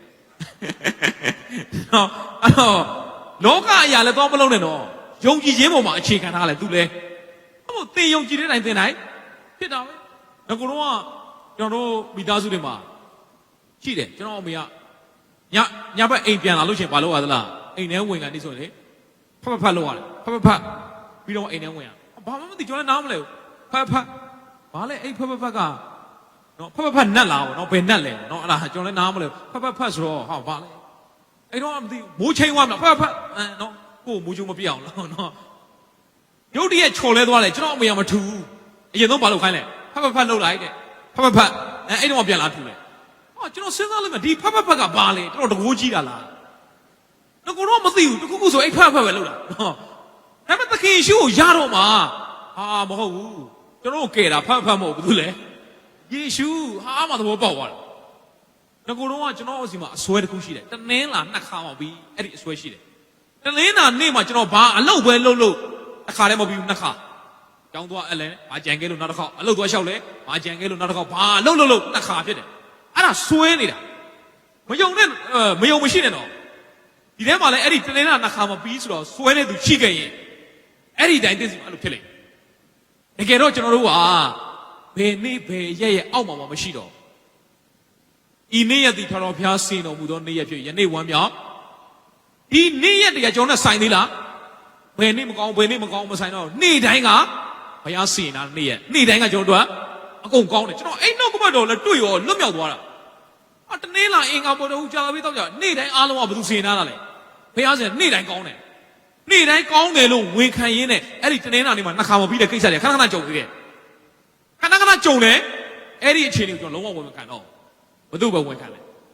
ဘုရားသခင်ပဲဝန်ခံတော့တယ်ဒါကြောင့်ကျွန်တော်တို့စီတိုင်းလူကဆွဲနေတဲ့အဆွဲချက်တချို့ကစမ်းလေးကိုဆွဲတယ်တနေ့ကိုဆွဲတာတနေ့ကိုဘယ်မှမသွားဘာမှမလုပ်တော့ဘူးနော်တနေ့ကိုဆိုရင်နော်အဲ့ဒါလည်းပြဿနာဗျနော်ရန်ကုန်မှာတင်းဝင်နေဘယ်မှမသွားအောင်ဆိုဖျက်ချောင်းတော့မရောက်တော့ကျောင်းသွားဖို့ကားစီးရတာဟုတ်နော်တင်းဝင်နေဘယ်မှမသွားဆိုဖျက်ချောင်းတော့ရောက်မှာမဟုတ်တော့အဲ့မို့ကျွန်တော်တို့ကနင့်ကိုကိုးကွယ်တာမဟုတ်ဘူးနင့်ကိုဖန်ဆင်းတယ်ဘယ်သူကိုးကွယ်တာလဲဖျားကိုကိုးကွယ်တာအဲ့ဒါမမားဖို့ရေးကြည့်တယ်နင့်ကိုဆွဲလမ်းမဟုတ်ဘယ်သူဆွဲလမ်းမို့လဲဖျားကိုဆွဲလမ်းဖို့ဖြစ်တယ်ဒါကြောင့်မို့သင်က9ရက်သားသမီးတွေမှာမပါတော့သင်ကဘယ်သူသားသမီးဖြစ်သွားလဲဖျားသားသမီးဖြစ်သွားတယ်အဲ့ဒီကြင်ချင်းအမင်္ဂလာအားလုံးကိုဘယ်သူကလက်ဝါးကတိုင်းမှာယူသွားလဲဒါဆိုသင်ကဘာနဲ့မဆိုင်တော့ကြင်ချင်းနဲ့ဘာနဲ့မဆိုင်လားဂလာတိ3:14မှာအာဗြဟံခံရသောကောင်းကြီးမင်္ဂလာသည်ယေရှုခရစ်အားဖြင့်တပါးမျိုးသားတို့၌သက်ရောက်သည်ဖြစ်၍အာဗြဟံကိုပေးတဲ့ကောင်းကြီးကကျွန်တော်တို့ဘုံမှာရောက်လာတယ်ကြည်စံအာဗြဟံကြီးကိုပေးတဲ့ကောင်းကြီးကဒီနေ့သင်တဲ့ကျွန်တော်ဘုံမှာရောက်လာတယ်ဘယ်သူအားဖြင့်လဲယေရှုအားဖြင့်အဲ့ဒီနှုတ်ကပတ်တော်ကိုမသိရင်လေကျွန်တော်တို့ကကြင်ချင်းအောက်မှာရှိတယ်လို့ကိုယ့်ကိုယ်သွားထင်တယ်တကယ်တော့ကျွန်တော်ကကြင်ချင်းနဲ့မဆိုင်တော့ကျွန်တော်ဘာနဲ့မဆိုင်လဲကောင်းကြီးနဲ့မဆိုင်သင်ကိုသူများတွေကဘလို့မကောင်းတာပဲကြံစီလို့ရလားဣသရေလလူမျိုးကြိမ်ဖို့သွားတာကြိမ်လို့အခွင့်ရှိလားမရှိဘူးဣသရေလလူမျိုးတွေကောင်းလို့လားဘာကြောင့်လဲဗြိဉ္ဉ်ကြောင့်ဖြစ်တယ်ဒီနေ့သင်နဲ့ကျွန်ုပ်ကလည်းယေရှုခရစ်တော်ရဲ့အသွေးတော်အားဖြင့်စာချုပ်ချုပ်ထားတဲ့ဗြိဉ္ဉ်လူဖြစ်တယ်အဲကြောင့်ကျွန်တော်တို့ကဘာမှထိခိုက်လို့မရဘူးသင်ယုံကြည်ရင်သင်ကလွတ်မြောက်တာဖြစ်တယ်နောက်ကဘက်တော်ကယုံကြည်အကျိုးရှိတယ်မယုံကြည်တော့အကျိုးမရှိဘူးယုံကြည်တဲ့သူတွေတော့ပဲအကျိုးရှိတာဒါကြောင့်ကျွန်တော်တို့စီတိုင်းအဲ့ဒီဘာလန်ကသွားကျိန်သေးတော့ညာလဲပါဇက်ကနေဘာပဲထွက်လဲကောင်းကြီးတွေပဲထွက်တဲ့ခါမှာသူ့ကိုလက်ဆောင်ပေးဖို့လေဟိုဘယင်ဘာမှမပေးတော့ဘာလန်စိတ်မကောင်းသူလိုချင်တဲ့လက်ဆောင်တွေပါလဲမရတဲ့ခါမှာဘာလန်ကအကြံတစ်ခုပေးအဲ့ကြံရမ်းကောင်းတယ်ဣသရေလလူမျိုးတွေကိုပျက်စီးစေခြင်းရင်တဲ့ချက်ပဲ ကိုးကွယ်မှုမှားယွင်းအောင်လုပ်ရမယ်ဘသူအကြံပေးလိုက်လေဘာလက်မင်းကိုအကြံပေးဘလို့ခိုင်းလိုက်သလားအဲ့ဒီဘီဒရန်အမျိုးသမီးတွေရှိတဲ့နတ်ဖျားเจ้าမှာဣသရေလမျိုးတွေကိုခေါ်ဖိတ်ခိုင်းလိုက်ပြီးတဲ့အခါမှာအဲ့ဒီအမျိုးသမီးတွေကြိုက်တယ်လို့မှားယွင်းခွင့်ရှိတယ်အဲ့ဒီနတ်တင်ထားတဲ့ရစ်ပူထော်လာတဲ့အစားအစာတွေကိုဣသရေလမျိုးတွေကိုဘာလို့ခိုင်းလိုက်လဲစားခိုင်းလိုက်တယ်ဣသရေလလူမျိုးတွေကအဲ့ဒီချိန်မှာဘာမှားသွားပြီလဲကိုးကွယ်ခြင်းမှားသွားဘသူရဲ့အကြံအောင်မြင်သွားလဲဘာလန်ရဲ့အကြံအောင်မြင်သွားလဲကိုးကွယ်ခြင်းမှားတဲ့ခါမှာဣသရေလလူမျိုးတွေကိုဖျားဖျက်ဆီးတာဖျားဖျက်ဆီးတာကျမ်းစာထဲမှာတို့ရတွင်အဲ့ဒီအထဲမှာမှလူတယောက်ကဖျားဘက်မှာရက်တည်တယ်အဲ့ဒီလူကဖျားဘက်မှာရက်တည်ပြီးတော့ဖျားအဲ့ဒီလိုကိုးကွယ်ခြင်းမှားယွင်းတဲ့သူနှံနဲ့ထိုးပြီးတော့တတ်လိုက်တဲ့ခါမှာတဲ့ဖျားသခင်သူတို့စီမှာဘေးကိုဘာလို့သွားစေလဲငြိမ်သွားစေတယ်ဆိုတော့ကျွန်တော်ကျမ်းစာထဲမှာတွေ့ရတယ်။နော်ဒါကြောင့်မို့ဘာလန်ရဲ့အကြံပေးချက်ကကိုးကွယ်ခြင်းမှာဘာလို့သွားစေဖို့မှားသွားစေဖို့မတရားသောဒီရုပ်ထုဆင်းထုဒီလောကအရာတွေနဲ့ပတ်သက်ဖို့အတွက်ဘာလန်ဣသရေလလူမျိုးတွေကိုဘာလုပ်လိုက်တာလဲမှားယွင်းစေဖို့အကြံပေးလိုက်တယ်ဖတ်ကြည့်အောင်နော်အဲ့ဒီကျမ်းပိုက်တောလေယာကျမ်းခန်းကြီး31အပိုင်ငယ်6တောလေယာကျမ်းခန်းကြီး31အပိုင်ငယ်16ဣသရေလအမျိုးသားတို့သည်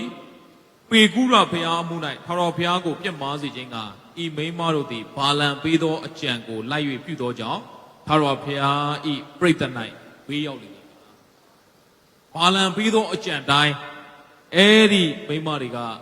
သရေလလူမျိုးတွေကိုခေါ်ဖိတ်ပြီးတော့နတ်ဘုရားကျောင်းထဲမှာရစ်ပူဇော်ထားတဲ့အစားအစာတွေစားခိုင်းသူတို့နဲ့အတူအိတ်ခွင့်ပေးလိုက်တဲ့ခါမှာမှားယွင်းသွားတယ်တောလဲကျန်ခိုင်း25အပိုင်ငယ်1ကိုဖတ်ကြည့်အောင်1နှစ်ဣသရေလအမျိုးသားတို့သည်ရှိတင်ရက်၌နေသောအခါအချို့တို့သည်မောဘမိန်းမတို့နှင့်မတရားသောမိထုံကိုပြုကြ၏ထိုမိန်းမတို့သည်မိမိတို့ဖျားရှိမှရစ်ပူဇော်ရာပွဲသို့ဣသရေလလူတို့ကိုခေါ်သွားသဖြင့်ယောက်ျားတို့သည်ရစ်သားကိုစား၍ထိုဖျားရှိမှဥချကြ၏မှားယွင်းမှုဘာလန်ရဲ့အကြံတော်အောင်မြင်သွားတယ်ဣသရေလလူမျိုးတွေကိုပျက်စီးစေခြင်းရင်တစ်ခုပဲရှိတယ်သူ့ဖျားနဲ့သူ့နဲ့ကိုပြဿနာတောင်းတယ်လုပ်လိုက်အောင်မအောင်လုပ်လိုက်တယ်ကိုးကွယ်ခြင်းကိုမအောင်လုပ်ခိုင်းလိုက်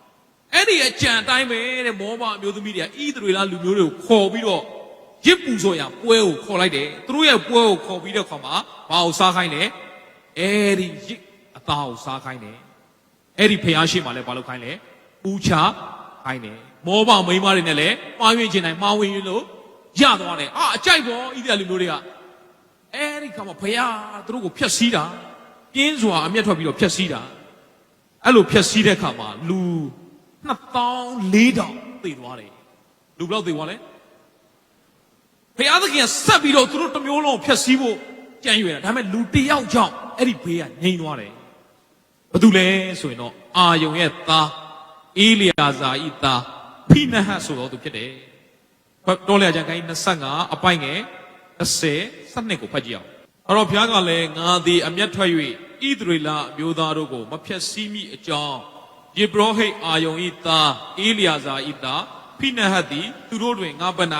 စိတ်အားကြီး၍ငါအမျက်ကိုသူတို့မှလွှဲပြီးတို့ဖြစ်၍သင်ပြောရမည်ကငါဤချမ်းသာပြိညင်ကိုသူ့အားဖိနဟတ်ဆိုတဲ့လူတယောက်ကြောင့်အဲ့ဒီဘေးငြိမ်းသွားတယ်အဲ့ဒီဖိနဟတ်ကလှန်ရှည်ကိုယူပြီးတော့ဣသရေလအမျိုးသားတယောက်ကမောဘအမျိုးသမီးနဲ့သူ့ရဲ့တဲထဲမှာမှားယွင်းအောင်တွေ့တဲ့ခါမှာအဲ့ဒီမောဘအမျိုးသမီးကိုလည်းတတ်ပလိုက်တယ်မိဒွန်မျိုးသမီးကိုလည်းတတ်လိုက်တယ်ဣသရေလအမျိုးသားကိုလည်းသူဘာလုပ်လိုက်လဲတတ်လိုက်တယ်အဲ့ဒီချိန်မှာဖခင်ရဲ့အမျက်တော်ကငြိမ်းသွားတယ်ဆိုပြီးဒီမှာအဓိကပြောချင်တာကတော့ဘာလန်ရဲ့အကြံတော်အောင်မြင်သွားတယ်ဒါပေမဲ့အဲ့ဒီဘာလန်ကနောက်ဆုံးဘာနဲ့ပဲအသိဆုံးသွားလဲဆိုရင်တော့ဓာတ်နဲ့ပဲသိဆုံးသွားသူ့သူများဓာတ်နဲ့ထိုးတက်လို့သိသွားတယ်ဆိုကျမ်းစာထဲမှာတွေ့ရတယ်ဒါကြောင့်မို့ဒီဖြာလေးချမ်းမှာဘာလန်ရဲ့အယူဆိုတာကဖျားနဲ့ကိုးကွယ်ခြင်းမှာမှားယွင်းမှုရန်အတွက်ပေးသောအကြံအဲ့ဒီအယူကိုဆွဲလန်းသောသူဟာဘယ်ထဲမှာရှိလဲဆိုတော့အသင်းတော်ထဲမှာရှိတယ်ဒီနေ့ကျွန်တော်တို့ရဲ့အသက်တာထဲမှာဖျားနဲ့မှားယွင်းမှုရန်အတွက်ကိုးကွယ်ခြင်းမှာမှားဖို့ရန်အတွက်ဖျားကိုမကိုးကွယ်ဘဲနဲ့အခြားသောအရာတွေကိုကိုးကွယ်ဖို့ရန်အတွက်အဲ့ဒီဘာလန်ရဲ့အယူရှိပြီဆိုရင်တော့အဲ့ဒါပျက်စီးခြင်းပဲနော်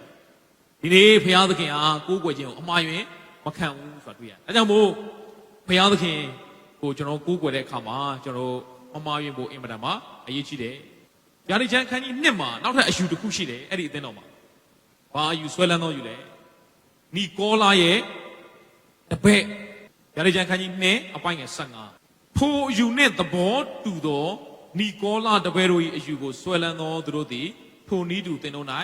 ရှိကြ၏အဲ့ဒီအယူနဲ့သင်တူတဲ့နီကော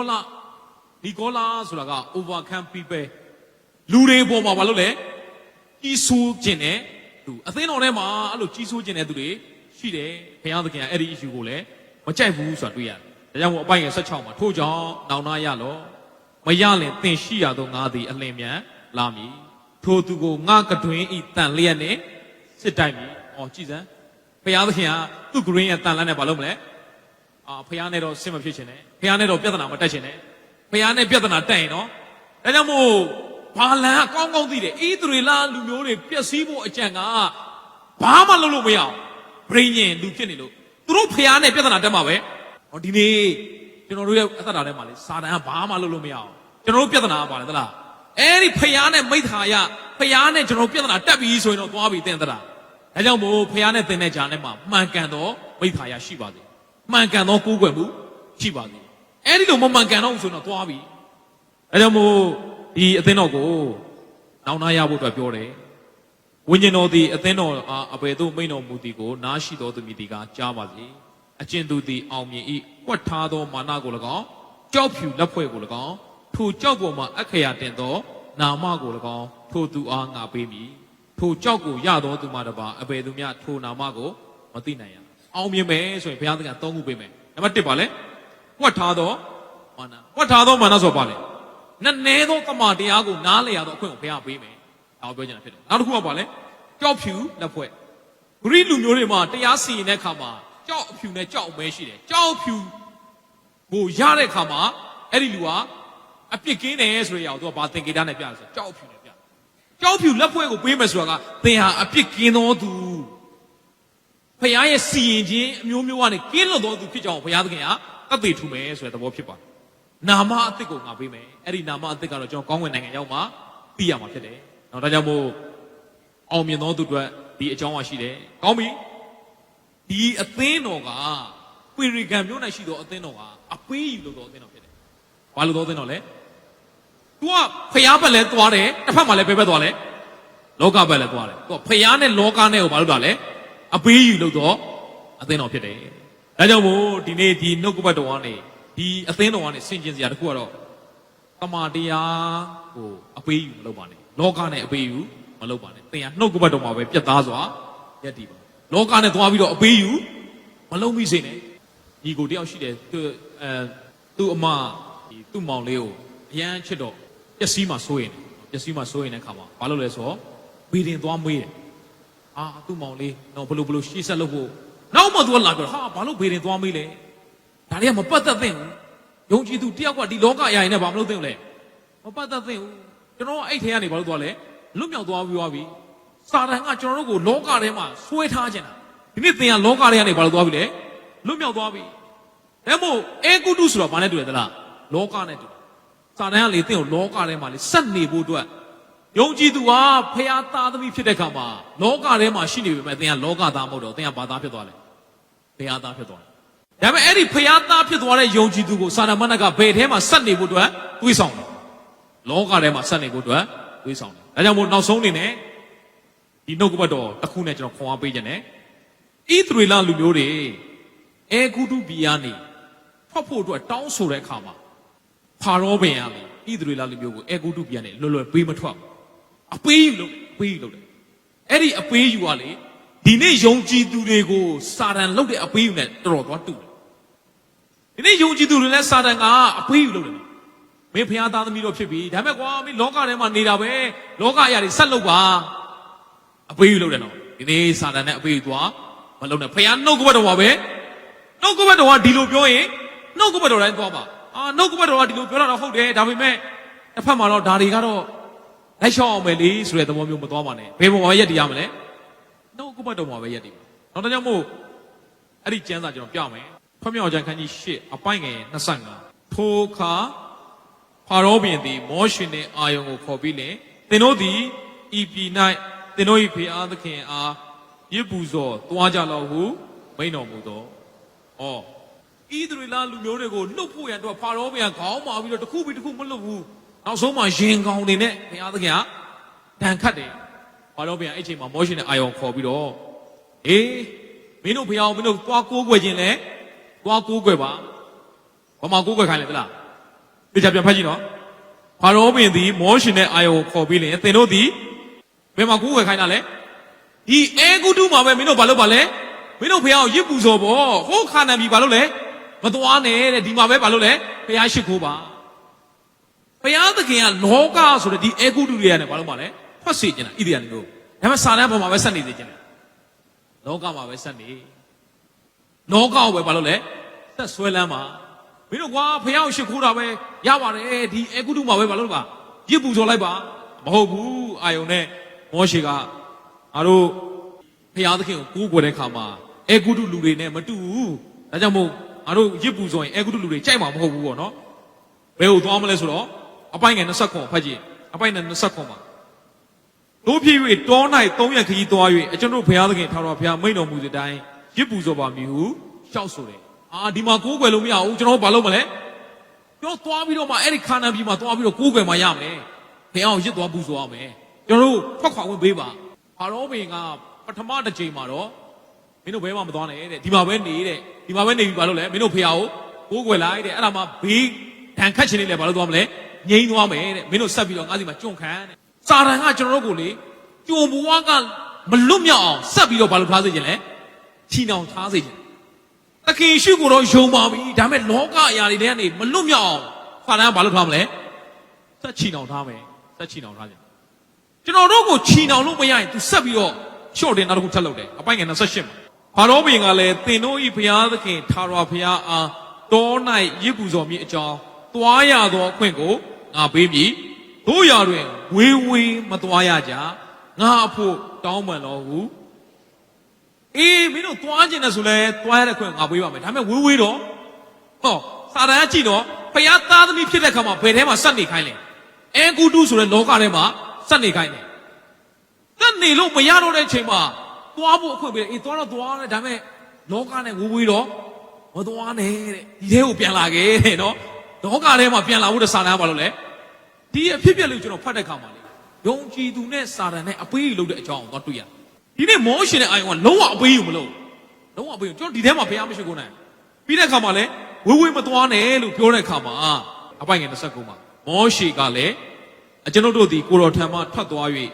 ရင်ရဲတို့သည်ဖာရောဘင်နဲ့သူ၏ကြုံများလူများတို့ထံမှနှက်ဖြန်နေသွားရမည်အကြောင်းဖာရောဘုရားကိုတောင်းပန်ပါမည်တို့ရတွင်ဣသရေလလူတို့သည်ထာဝရဘုရားအားရစ်ပူဇော်ရမည်အကြောင်းနောက်တစ်ပတ်စီတား၍လှည့်စားတော်မူပါနှင့်ကိုရှောက်ပြီးမှဖာရောဘင်ထံမှထွက်သွား၍ထာဝရဘုရားကိုတောင်းပန်လေ၏ထွက်သွားဖို့ပြောတဲ့ခါမှာမပေးဘူးခွင့်မပေးဘူးဖာရောဘင်စိတ်နှလုံးဘာလို့လဲပြန်ခိုင်းမာလာတယ်တဲ့ပြန်ခိုင်းမာလာပြီးတော့နောက်ထပ်ဘေးဒဏ်တစ်ခုထပ်တွေ့ပြန်ဖွင့်မြောက်ခြင်းအခန်းကြီးအပိုင်ငယ်9မှာကြည့်နော်ထာဝရဘုရားကလည်းသင်သည်ဖာရောဘင်ထံသို့ဝင်၍ငါလူတို့သည်ငါအားဝတ်ပြုရမည်အကြောင်းသူတို့ကိုလွတ်တော်မလွတ်ဘူးစီတာသေးလေအဲ့တော့ဖာရောဘင်ပြန်ခေါင်းပါပြီမလွတ်တော့ပြန်မလွတ်ဘူးတဲ့မင်းတို့ဒီအဲဂုတုပြန်နေမလွတ်နိုင်ပထမတစ်ခါကတော့ဒီမှာပဲဖျားရှိခိုးတဲ့နည်းနည်းလေးရှော့ပေးလိုက်တယ်သွားခြင်းသမားဆိုလဲအဝေးမသွားနဲ့တဲ့နည်းနည်းပဲသွားအခုနောက်တစ်ခေါက်ထပ်တောင်းဆိုတယ်ဖွင့်မြောက်ခြင်းခိုင်း30အပိုင်ငယ်8မောရှေနဲ့အာယုန်ကိုတဖန်ဖာရောဘင်ထံသို့တွင်းပြန်၍သင်တို့ဘုရားခင်ထာဝရဘုရားအားဝတ်ပြုခြင်းကသွားလောတို့ရွာတွင်သွားရသောသူတို့သည်အဘယ်သူနည်းဟုမေးလျင်မောရှေကကျွန်တော်တို့သည်သူငယ်သူအိုသားသမီးသိုးနွားပါလျက်သွားပါမည်အကြောင်းမူကားထာဝရဘုရားရှိတော်၌ပွဲခံရပါမည်ဟုဆိုပြန်လေတော့အာရောမင်းကသင်တို့နှင့်သူငယ်များကိုငါလွတ်သည့်အတိုင်းထာဝရဘုရားသည်သင်တို့၌ရှိပါစေသောတတိပြုမကောင်းသောအကြံကိုကြံသည်တကားထို့သောမဖြစ်ရအရင်တောင်းလျှောက်တဲ့ဒီတိုင်းယောက်ျားဖြစ်သောသူတို့သာသွား၍ထာဝရဘုရားအားဝတ်ပြုကြဟုမိန့်တော်မူသဖြင့်သူတို့ကိုအထံတော်မှာနှိမ်ကြတယ်မင်းတို့ပထမပြောတော့ကြတော့ဒီလိုမဟုတ်ဘူးတဲ့အခုကျတော့တမျိုးတဲ့အကုန်သွားမယ်ဆိုတော့လက်မခံနိုင်ဘူးဘယ်သူပဲသွားအောင်မလဲယောက်ျားတွေပဲသွားမယ်ဘယ်သူတွေထားခဲ့ခလေးတွေမိန်းမတွေမင်းတို့တလိမ့်ဆန်တွေအားလုံးမလုပ်ခဲ့အားကြကြည့်စာတန်ကလေကျွန်တော်တို့ကိုသွေးဆောင်လို့မရဘူးဆိုရင်မိသားစုကိုဘယ်ထဲမှာသွေးဆောင်တာလဲလောကထဲမှာကြံခဲ့ဖို့သွေးဆောင်တာလေကျွန်တော်တို့ကတော့ဘုရားအတွက်စက္ကန့်နေပြီးတော့မိသားစုကဘယ်ထဲမှာကြံခဲ့လဲလောကထဲမှာကြံခဲ့တယ်ဒီနေ့စာတန်ရဲ့သွေးဆောင်ခြင်းကတော့အပေးယူစာတန်ကကျွန်တော်တို့ကိုသွေးဆောင်ကျွန်တော်တို့ကိုသွေးဆောင်လို့မရရင်မင်းဝေးတော့မတော်ပါနဲ့ဝေးသွားလို့မရရင်ကဲမင်းသွားခြင်းသွားတဲ့မင်းကလေးတွေ မိမတွေအားလုံးမလုပ်ခဲ့လေထားခဲ့နောက်ဆုံးစာတန်ရဲ့သွေးဆောင်ခြင်းဖွင့်မြောက်ခြင်းခိုင်း30အပိုင်းငယ်24ထိုအခါဖာရောဘုရင်သည်မောရှေနှင့်အာယုန်ကိုခေါ်၍ထာဝရဘုရားအားဝတ်ပြုခြင်းကတွားကြလော့တို့ရာတွင်သိုးနွားများကိုထားခဲ့ကြစေသူငယ်များကိုခေါ်ကြစေဟုမိန့်တော်မူတယ်။အော်ဒီတစ်ခေါက်မှာတော့ကဲမင်းတို့ကလေးတွေမိန်းမတွေခေါ်သွားခြင်းခေါ်သွားတဲ့ဒါပေမဲ့ဘာတွေထားခဲ့သိုးတွေနွားတွေထားရစ်ပူဇော်စရာမရှိအောင်ဘုရားသခင်ကိုရစ်ပူဇော်စရာမရှိအောင်ဘာလို့ထားလဲစာတန်ကပြန်ပြီးတော့အပေးကြီးလုပ်တယ်တခါတည်းမှာကျွန်တော်တို့ကိုစာတန်ကလေလောကထဲမှာသွေးဆောင်လို့မရဘူးဆိုရင်ဝေးမသွားဖို့အတွက်လုပ်တယ်ဝေးသွားလို့မရရင်မိသားစုကိုဆွဲထားတယ်မိသားစုကိုဆွဲထားလို့မရဘူးဆိုရင်ဖယားကိုကိုးကွယ်ဖို့အတွက်ဘာမှမရှိအောင်မလုပ်လိုက်လေစာတန်ကဆက်သွေးဆောင်တယ်ဒီနေ့ဖယားကိုကိုးကွယ်လို့မရအောင်စာတန်ကဘာလုပ်လဲသူဆိုစာတန်ရဲ့ဘာလဲအပေးယူဖြစ်တယ်အဲကြောင့်မို့ပွေရိကန်မြို့၌ရှိတော်အသင်းတော်ကလောကနဲ့အပေးယူလို့တော်အသင်းတော်ဖြစ်တယ်ဒီနေ့ခြေတော်ညွှန်စီတိုင်းကျွန်တော်ဘုရားအသက်တာထဲမှာလောကနဲ့အပေးယူမလုပ်ပါနဲ့ဖယားနှုတ်ကပတ်တော်မှာပဲပြတ်သားစွာယက်တည်ပါဖယားနှုတ်ကပတ်တော်မှာပြတ်သားစွာယက်တည်တဲ့သူကိုဘုရားသခင်ကကောင်းကြီးမြတ်လာပြင်ဆင်တာဘုရားသခင်ကကျွန်တော်ကိုအဲဂုတုထဲမှာမရှိစေခြင်းဘုရားသခင်ကျွန်တော်ဘယ်ကိုပို့မှာလဲခါနန်ပြည်ကိုပို့ဆောင်မှာဖြစ်တယ်ဒါကြောင့်မို့ဘုရားသခင်ကအဲဂုတုပြည်ကနေခါနန်ပြည်ကိုထွက်တဲ့လမ်းမှာဘယ်လမ်းကနေပို့ဆောင်လဲသလားအေဒုံလမ်းကသွားရင်တဲ့သွားလို့ရပါတယ်ဖိလိပ္ပိပြည်လမ်းသွားရင်သွားလို့လွယ်ပါတယ်တဲ့ဒါပေမဲ့ဘုရားသခင်ဖိလိပ္ပိပြည်လမ်းမပို့ဆောင်တဲ့ဘယ်လမ်းကပို့ဆောင်လဲအသွားခတ်တဲ့အေဒုံလမ်းကပို့ဆောင်တယ်အဲ့ဒီအေဒုံလမ်းမှာအရှိမပါကြီးခဲထားလဲပင်လယ်နီခံထားတယ်ဘာလို့ဘုရားသခင်ဒီပင်လယ်နီကိုခွဲပြီးတော့မှအဲဂုတုပြည်ထွက်ခိုင်းတယ်ပြန်လှည့်ကြည့်ရင်ဘာပဲရှိလဲပင်လယ်ပဲတွေ့ရတယ်ဘလို့မှပြန်လာလို့မရအောင်ဘာလို့လဲဘုရားသခင်ကခေါ်ထုတ်လိုက်တယ်ဆိုပြီးအဲကြောင့်ဘုရားသခင်ကတင့်ကိုအဲဂုတုထဲမှာနေကျင်တာမဟုတ်ဘုရားသခင်ကဘယ်ကိုပို့ကျင်တာလဲခါနန်ပြည်ကိုပို့ကျင်တာဖြစ်တယ်တင့်ကိုလောကထဲမှာလောကသားလို့အသက်ရှင်နေတာမဟုတ်ဘုရားသခင်ကဘုရားသားကဲ့သို့သူ့ရဲ့နိုင်ငံတော်ထဲမှာဘာလို့ရှိကြလဲအသက်ရှင်နေကြတာဒါကြောင့်မို့ဣသရေလလူမျိုးတွေကိုလေဘုရားသခင်ကခေါ်ဆောင်လာတဲ့ခါမှာဣသရေလလူမျိုးတွေကသွားနေတာကတော့ခါနန်ပြည်ဒါပေမဲ့သူတို့ရဲ့စိတ်ထဲမှာဘာရောက်နေလဲသလားအဲဂုတုပဲဆွဲလန်းတယ်တခုခုစားစရာမရှိဘူးတခုခုရေမရှိဘူးဆိုဘယ်ပြန်မယ်ပြောလဲအဲဂုတုပဲပြန်မယ်ဘာလို့လဲသူတို့ဘာဝဲဆွဲလန်းနေလဲအဲဂုတုကိုပဲဆွဲလန်းတယ်သွားနေတာတော့ခါနန်ပြည်ဆွဲလန်းတာဒီနေ့ယုံကြည်သူဆိုတာကဘယ်ကိုခရီးသွားနေရတာထာဝရကာလကိုခီးသွားနေရတာရထားတဲ့အသက်ကိုဘာအသက်လဲထာဝရအသက်ဒါပေမဲ့ကျွန်တော်တို့ကဒီလောကကိုပဲဆွဲလန်းနေဘုရားနှစ်သက်မှာစာတန်လည်းဘာကိုပဲဆွဲလန်းဖို့အပေးလို့လေလောကကိုပဲဆွဲလန်းဖို့အပေးလို့တယ်ဒီနေ့သင်တဲ့ကျွန်တော်ကလောကထဲမှာနေပေမဲ့လောကကိုဆွဲလန်းဖို့ဘုရားလို့တော့မရှိကျွန်တော်ဆွဲလန်းရမှာကထာဝရကာလဖြစ်တယ်ဒီနေ့ဘုရားသခင်ကခါနန်ပြည်ကိုပြင်ဆင်လာတာဖြစ်တယ်ခါနန်ပြည်ကအင်မတန်ကောင်းတဲ့နေရာဖြစ်တယ်အဲဂုတုပြည်ကနေထွက်လာပြီးတော့ခါနန်ပြည်ကိုပြင်ဆင်ဖို့ဘုရားပြင်ဆင်ထားတော့ညာလဲဣသရေလလူမျိုးတချို့ကတော့အဲ့ဒီခါနန်ပြည်နဲ့ဘာလို့သွားလဲလွဲချော်သွားတယ်ဘာလို့လွဲချော်သွားလဲဣသရေလလူမျိုးတွေခါနန်ပြည်နာရောက်လာတဲ့ခါမှာဘာတွေသွားတွေ့လဲအင်မတန်ကြီးမားတဲ့ခန္ဓာကိုယ်ကြီးမားတဲ့အာနာကလူမျိုးတွေသွားတွေ့တယ်မောရှေကတချို့ဘယ်နှယောက်ဆေလို့လိုက်လဲ12ယောက်ဆေလို့လိုက်တယ်10ယောက်ကဘာပြန်ပြောလဲတဲ့အဲ့ဒီမှာတဲ့အင်မတန်ကြီးမားတဲ့လူမျိုးတွေရှိတယ်ငါတို့နိုင်မှာမဟုတ်ဘူးတဲ့ငါတို့နိုင်မှာမဟုတ်ဘူးအဲ့ဒီ10ယောက်ပြန်ပြောတဲ့စကားကသက်လိမ်ပြီးပြောတာလားအမှန်တိုင်းပြောတာလားတကယ်ကြီးလို့အာနာကလူမျိုးတွေတကယ်ကြီးလို့ဘာလို့တာလဲတကယ်ကြီးတဲ့အကြောင်းပြောတာကိုမစားတဲ့စပစ်တိဒီမှာကြီးတဲ့စပစ်တိတစ်ခိုင်အောင်အရှိတယောက်နောက်တယောက်ဘာလို့ လဲထမ်းရတယ်ဒီမှာကြီးလို့ကြီးတဲ့အကြောင်းတို့ဘာလို့လဲပြောတာဒါဆိုရင်ကျွန်တော်ပြောပြမယ်10ယောက်ပြောသောစကားသည်အမှန်တရားလားတမန်တရားလားအမှန်တရား10ယောက်ပြောသောစကားဘာတရားလဲကိုမဖြစ်နေတဲ့အမှန်တရားတိုင်းပြန်ပြောတာဟုတ်လားမဟုတ်လားအာနာကလူမျိုးတွေကြီးလို့ကြီးတယ်ပြောတာသူတို့နေတဲ့အိမ်တွေခိုင်ခန့်လို့ခိုင်ခန့်တယ်ပြောတာသူတို့သုံးတဲ့လက်နက်တွေကောင်းလို့ကောင်းတယ်ပြောတာမှန်တဲ့အတိုင်းအောင်မလုပ်တာလေလက်ရှိအခြေအနေတိုင်းအောင်မလုပ်တာလေချပြတာဒီနေ့ခွန်အားပေးခြင်းနဲ့ယုံကြည်သူဆိုတာကအခြေအနေပေါ်မှာဝန်ခံပြီးအသက်ရှင်ရတာပေါ့ယုံကြည်သူဆိုတာအခြေအနေပေါ်မှာဝန်ခံပြီးတော့အသက်ရှင်ရတာပေါ့စာတန်ကကျွန်တော်တို့ဘာနဲ့လှည့်စားမလဲအခြေအနေနဲ့လှည့်စားမယ်အခြေအနေပေါ်မှာဝန်ခံပြီးအသက်မရှင်ပါနဲ့နှုတ်ကပတ်တော်ပေါ်မှာဝန်ခံပြီးတော့အသက်ရှင်ပါပီရီကန်အသင်းတော်ကနှုတ်ကပတ်တော်ကိုအပေးယူလုပ်လိုက်တာဒီနေ့သင်တဲ့ကျွန်တော်ကနှုတ်ကပတ်တော်အပေးယူမလုပ်ပါနဲ့နှုတ်ကပတ်တော်မှာပဲရက်တည်ပါသင်အခြေအနေဘယ်လိုပဲရှိရှိအခြေအနေကိုဝန်မခံတဲ့ဘာကိုဝန်ခံပါနှုတ်ကပတ်တော်ကိုဝန်ခံဒီနှုတ်ကပတ်တော်ဝန်ခံတဲ့တော့2ယောက်ပဲရှိတယ်ဘယ်သူနဲ့ဘယ်သူလဲယောရှုနဲ့ကာလက်ယောရှုနဲ့ကာလက်ကနှုတ်ကပတ်တော်ကိုဝန်ခံတယ်ဟုတ်တယ်တဲ့သူတို့တွေစားတဲ့အစားဘာလို့ကြီးလဲသိလားအဲ့ဒါဘုရားသခင်ငါတို့ကျွေးဖို့ဘာလို့တာလဲစိုက်ထားတာသူတို့နေတဲ့အိမ်တွေဘာလို့ခိုင်ခံ့လဲသိလားအဲ့ဒါငါတို့နေဖို့ဘုရားပြင်ဆင်ထားတာသူတို့ မြို့ရိုးဘာလို့ခိုင်းအဲ့ဒါဘုရားသခင်ငါတို့လုံခြုံစေဖို့ထားတာဟိုမှာသူတို့တူးထားတဲ့ရေတွေအဲ့ဒါငါတို့တောက်ဖို့သူတို့စိုက်ထားတဲ့စပားတွေအဲ့ဒါငါတို့စားဖို့အစင်သစ်ဘုရားသခင်ဟောတာလေပြင်ဆင်ထားတာဘိုးဘေးကြီးအာဗြဟံဣဇက်ယာကုပ်တို့အပြင်ကျိန်ဆိုထားတဲ့ဒီပြည်ကိုယခုပဲမလုပ်လဲသွားသိမ့်မယ်နှစ်ယောက်ကဘယ်ပုံမှာဝင်ခံလဲအချင်းတွေကိုဝင်ခံလားနှုတ်ကပတ်တော်ဝင်ခံလားအဲကြောင့်မို့ယောရှုနဲ့ကာလတ်သည်ဘယ်ပုံမှာရက်တည်လဲတမန်တရားပေါ်မှာရက်တည်တယ်10ယောက်သောသူသည်အမှန်တရားပေါ်မှာရက်တည်တယ်လက်ရှိအချင်းတွေအမှန်ကဟုတ်တယ်အာနာကလူမျိုးတွေကြီးလို့ကြီးတယ်ပြောတာဘလို့မှတိုက်လို့မနိုင်မန်းကိုလာပြောတာဒါပေမဲ့ယုံကြည်သူဘုရားသားသမီးဆိုတော့ကအချင်းတွေကိုဝင်ခံရတာမဟုတ်နှုတ်ကပတ်တော်ဝင်ခံဒါကြောင့်မို့သင်ရတတ်တာထဲမှာနှုတ်ကပတ်တော်ဝင်ခံမှာနှုတ်ကပတ်တော်ကိုဝင်ခံခြင်းကသင်ရတတ်တာကိုအောင်မြင်စေမှာဖြစ်တယ်သင်အချင်းတွေကနေမကောင်းဖြစ်ကောင်းဖြစ်မယ်ဒါပေမဲ့တန်ချက်တော်အပြင်ငါသည်ကျမ်းမာပြီလို့သင်ဝင်ခံသင်အချင်းတွေကအကျွေးတွေနဲ့ဖြစ်ကောင်းဖြစ်မယ်ဒါပေမဲ့ငါဟာကြွယ်ဝတော်သူဖြစ်တယ်ဘုရားသခင်အပြင်ငါဟာကောင်းကြီးမြင်္ဂလာခံတော်သူဖြစ်တယ်ဆိုတာကိုသင်ဝင်ခံကျမ်းစာဒီတိုင်းပဲပြောရလေဂလာတိ3:14မှာအာဗြဟံခံရသောကောင်းကြီးမြင်္ဂလာသည်ယေရှုခရစ်တော်အပြင်တပါးမျိုးသားစီမှာမလို့လေသင်ဟာကောင်းကြီးခံတော်သူဖြစ်တယ်အာမင်ကောင်းကြီးကိုရှာဖွေတော်သူလားကောင်းကြီးခံတော်သူလားကောင်းကြီးခံတော်သူဖြစ်တယ်အခြေအနေကဘာကောင်းကြီးမှမရှိဘူးလို့ခံစားအောင်ခံစားရမယ်အဲ့ဒီအခြေအနေအမှန်တရားကိုဝန်ခံရမှာလားတမန်တရားကပြောတဲ့သင်ဟာကောင်းကြီးခံစားတော်သူဖြစ်တယ်ဆိုတော့ဝန်ခံရမှာတမန်တရားကပြောတဲ့ကောင်းကြီးခံစားသူဖြစ်တယ်ဆိုတော့ဘာလို့ရမလဲဝန်ခံရမယ်ဒါကြောင့်မို့ချက်တော်ရောက်စီတိုင်းကျွန်တော်တို့ငယ်ငယ်တော့အိမ်မှာစားစရာတစ်ခုခုလိုရင်လေအပေါင်ဆိုင်မဲ့တတိယတော့ပေါင်ရင်ကောင်းမလဲတန်အိုးပေါင်ရင်ကောင်းမလားထမိန်ပေါင်ရင်ကောင်းမလားတော့ပေါင်စရာလိုက်ရှာတာပေါင်စရာကုန်ပြီဆိုဘာတတိယလားဘုသူစရာတော့ချင်းကောင်းမလဲဖះအောင်တတိမရအောင်အသက်ရှင်တဲ့ဖះအောင်ကိုးကွယ်ရဲနဲ့အကျွေးတွေပဲကျွန်တော်မိသားစုမှာတရင်ကုန်ကူးမျက်လုံးပြူတဲ့တက္ကပုံရှိတယ်ကျွန်တော်မေပသိမ်ကနေမြောက်ကလာကြောက်တယ်ကုန်ကူးလိုက်တာဟိုမှာလည်းအကျွေးဒီမှာလည်းအကျွေးကျွန်တော်ကြောင်းသား9တန်းဘွားကျွန်တော်အမေကျွန်တော်ကြောင်းလာကြိုးတယ်ကြောင်းဟိုးထိတ်ကနေလာကြိုးကျွန်တော်အရင်ပြောတာအကြောင်းတော့ဆုံးနဲ့စာပွဲပြီးသွားပြီအမေလည်းလာကျွန်တော်ဘေးလွယ်ကြီးကိုကြောပွေးလို့တင်ပြီးကျွန်တော်ပြေးတာအမေတောင်းလာကြိုးတာလား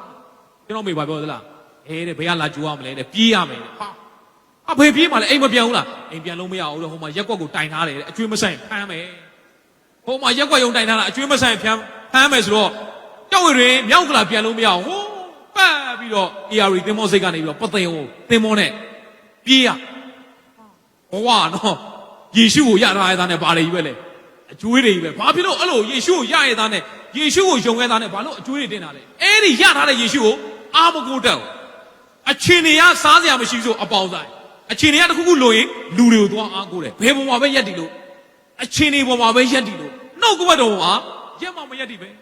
စာငတ်တကောင်ကိုအငတ်မထားတဲ့ဘုရားကျွေးမယ်ဆိုတာကိုဘုရားကျွေးမဲ့အချိန်ဒီမဆောင်ဘူးလေဘုရားပြင်ဆင်မဲ့အချိန်ဒီမဆောင်ကိုယ်စိတ်ကူးနဲ့ကိုယ့်ဘာကိုရှောက်လို့လိုက်တော့ဘာကြီးပဲတင်တယ်အကျွေးတွေပဲတင်တယ်ဒီနေ့သင်အကျွေးတွေကလွတ်ချင်လေသင်ရဲ့အကျွေးတွေရှိတာအကျွေးတွေကလွတ်ချင်ဘုရားနှုတ်ကပတ်တော်တိုင်းရက်တည်ဘုရားအချိန်ကိုစောင့်ဘတော်မှဘုရားသခင်သင်ကိုအကျွေးထဲမှာမထားအောင်သင်အချိန်တွေကဘယ်လိုပဲရှိပါသေးအချိန်တွေကိုဝင်မခံနဲ့နှုတ်ကပတ်တော်ကိုဝင်ခံနှုတ်ကပတ်တော်ကိုဝင်ခံသောယောရှုနဲ့ကာလတ်တာလေဟာနာပြည်ကိုဝင်စားတာဖြစ်တယ်အဲကြောင့်မို့ကျွန်တော်ရောက်စီတိုင်းဒီနေ့နှုတ်ကပတ်တော်ကိုဘယ်တော့မှအပေးယူမလုပ်ပါနဲ့အချိန်တွေပေါ်မှာရက်မတည်နဲ့အချိန်တွေကိုဝင်မခံနဲ့နှုတ်ကပတ်တော်မှာဝင်ခံခြင်းအပြင်ဘုရားသခင်ကောင်းကြီးမြတ်လာခံစားတော်သူများဖြစ်စေမယ့်ကြောင်းဝင်ငှပါတယ်အားလုံးဘုရားရှင်ကောင်းကြီးပေးပါစေအာမင်နေဝင်မသည်နေထွက်တဲ့တိုင်အောင်ဘုရားသခင်ရဲ့ကျေးဇူးတော်ကလုံလောင်းလည်းရှိတယ်ကျေးဇူးတော်ကာလအဆုံးမှာတော့ကျွန်တော်တို့ပြန်လဲသိသိဖို့ယေရှုခရစ်တော်ဘုရားကပြန်လဲကြွလာမှာဖြစ်တယ်ဒါကြောင့်မို့ဒီကာလကကျေးဇူးတော်ကာလရဲ့အဆုံးပိုင်းလေးကိုရောက်ရှိနေတာဖြစ်တယ်ဒါကြောင့်မို့ဘုရားကအ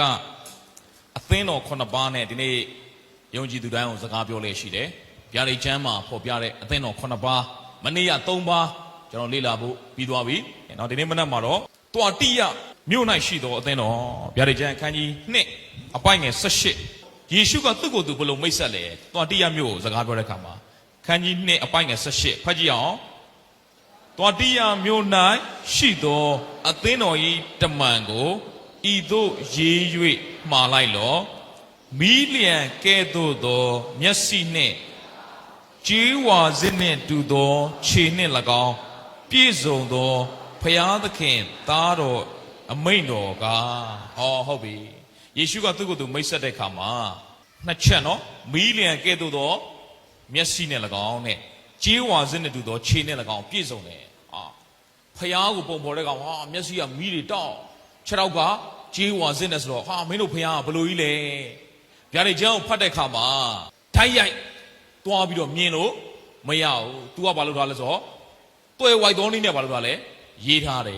။အဲ့ဒီမှာရေးထားတဲ့မီလီယံကဲ့သို့သောမျက်စိဆိုတာဖယားသခင်ကအလုံးစုံတို့ကိုမြင်နိုင်စွမ်းရှိတယ်လို့ပြောချင်တာဖြစ်တယ်။ဖယားရှိမှဘာမှဖုံးထားလို့မရဘူး။သွားတိရမျိုးအသင်းတော်မင်းအသက်တာထဲမှာဘလို့ဖောက်ပြန်နေလဲနော်။သွားတိရအသင်းတော်ရဲ့မှားယွင်းမှုကဖောက်ပြန်သောအသင်းတော်ဖြစ်တယ်။ဒီအသင်းတော်ကဘာအသင်းတော်လဲဖောက်ပြန်အေဖတ်အသင်းတော်ကမေတ္တာရောတဲ့အသင်းတော်စမုရဏအသင်းတော်ကညှဉ်းပန်းနှိပ်စက်ခြင်းကိုခံရတဲ့အသင်းတော်ပရိဂန်အသင်းတော်ကအပေးယူလို့တော့အသင်းတော်သွားတိရအသင်းတော်ကဖောက်ပြန်တော့အသင်းတော်ဒါဒီသွားတိရအသင်းတော်ထဲမှာဖောက်ပြန်ပျက်စီးခြင်းတွေအများကြီးပဲနော်ဒီသွားတိရအသင်းတော်ရဲ့စာကအရှိဆုံးပဲအသင်းတော်9ပါးထဲမှာဘာလို့သူ့ထဲထဲမှာဖောက်ပြန်ပျက်စီးတဲ့ຢာတွေအများကြီးပဲတွေ့ရတယ်ဒီမှာဘုရားသခင်ကသူ့ကိုယ်သူမိတ်ဆက်တဲ့အခါမှာမီးလျံကဲ့သို့သောမျက်စိဆိုတာလေဘုရားရှိမှဘာမှဖုံးကွယ်ထားလို့မရဘူး CCTV လွတ်တဲ့နေရာတွေရှိပါတယ်ဒါပေမဲ့ဘုရားသခင် CCTV ကတော့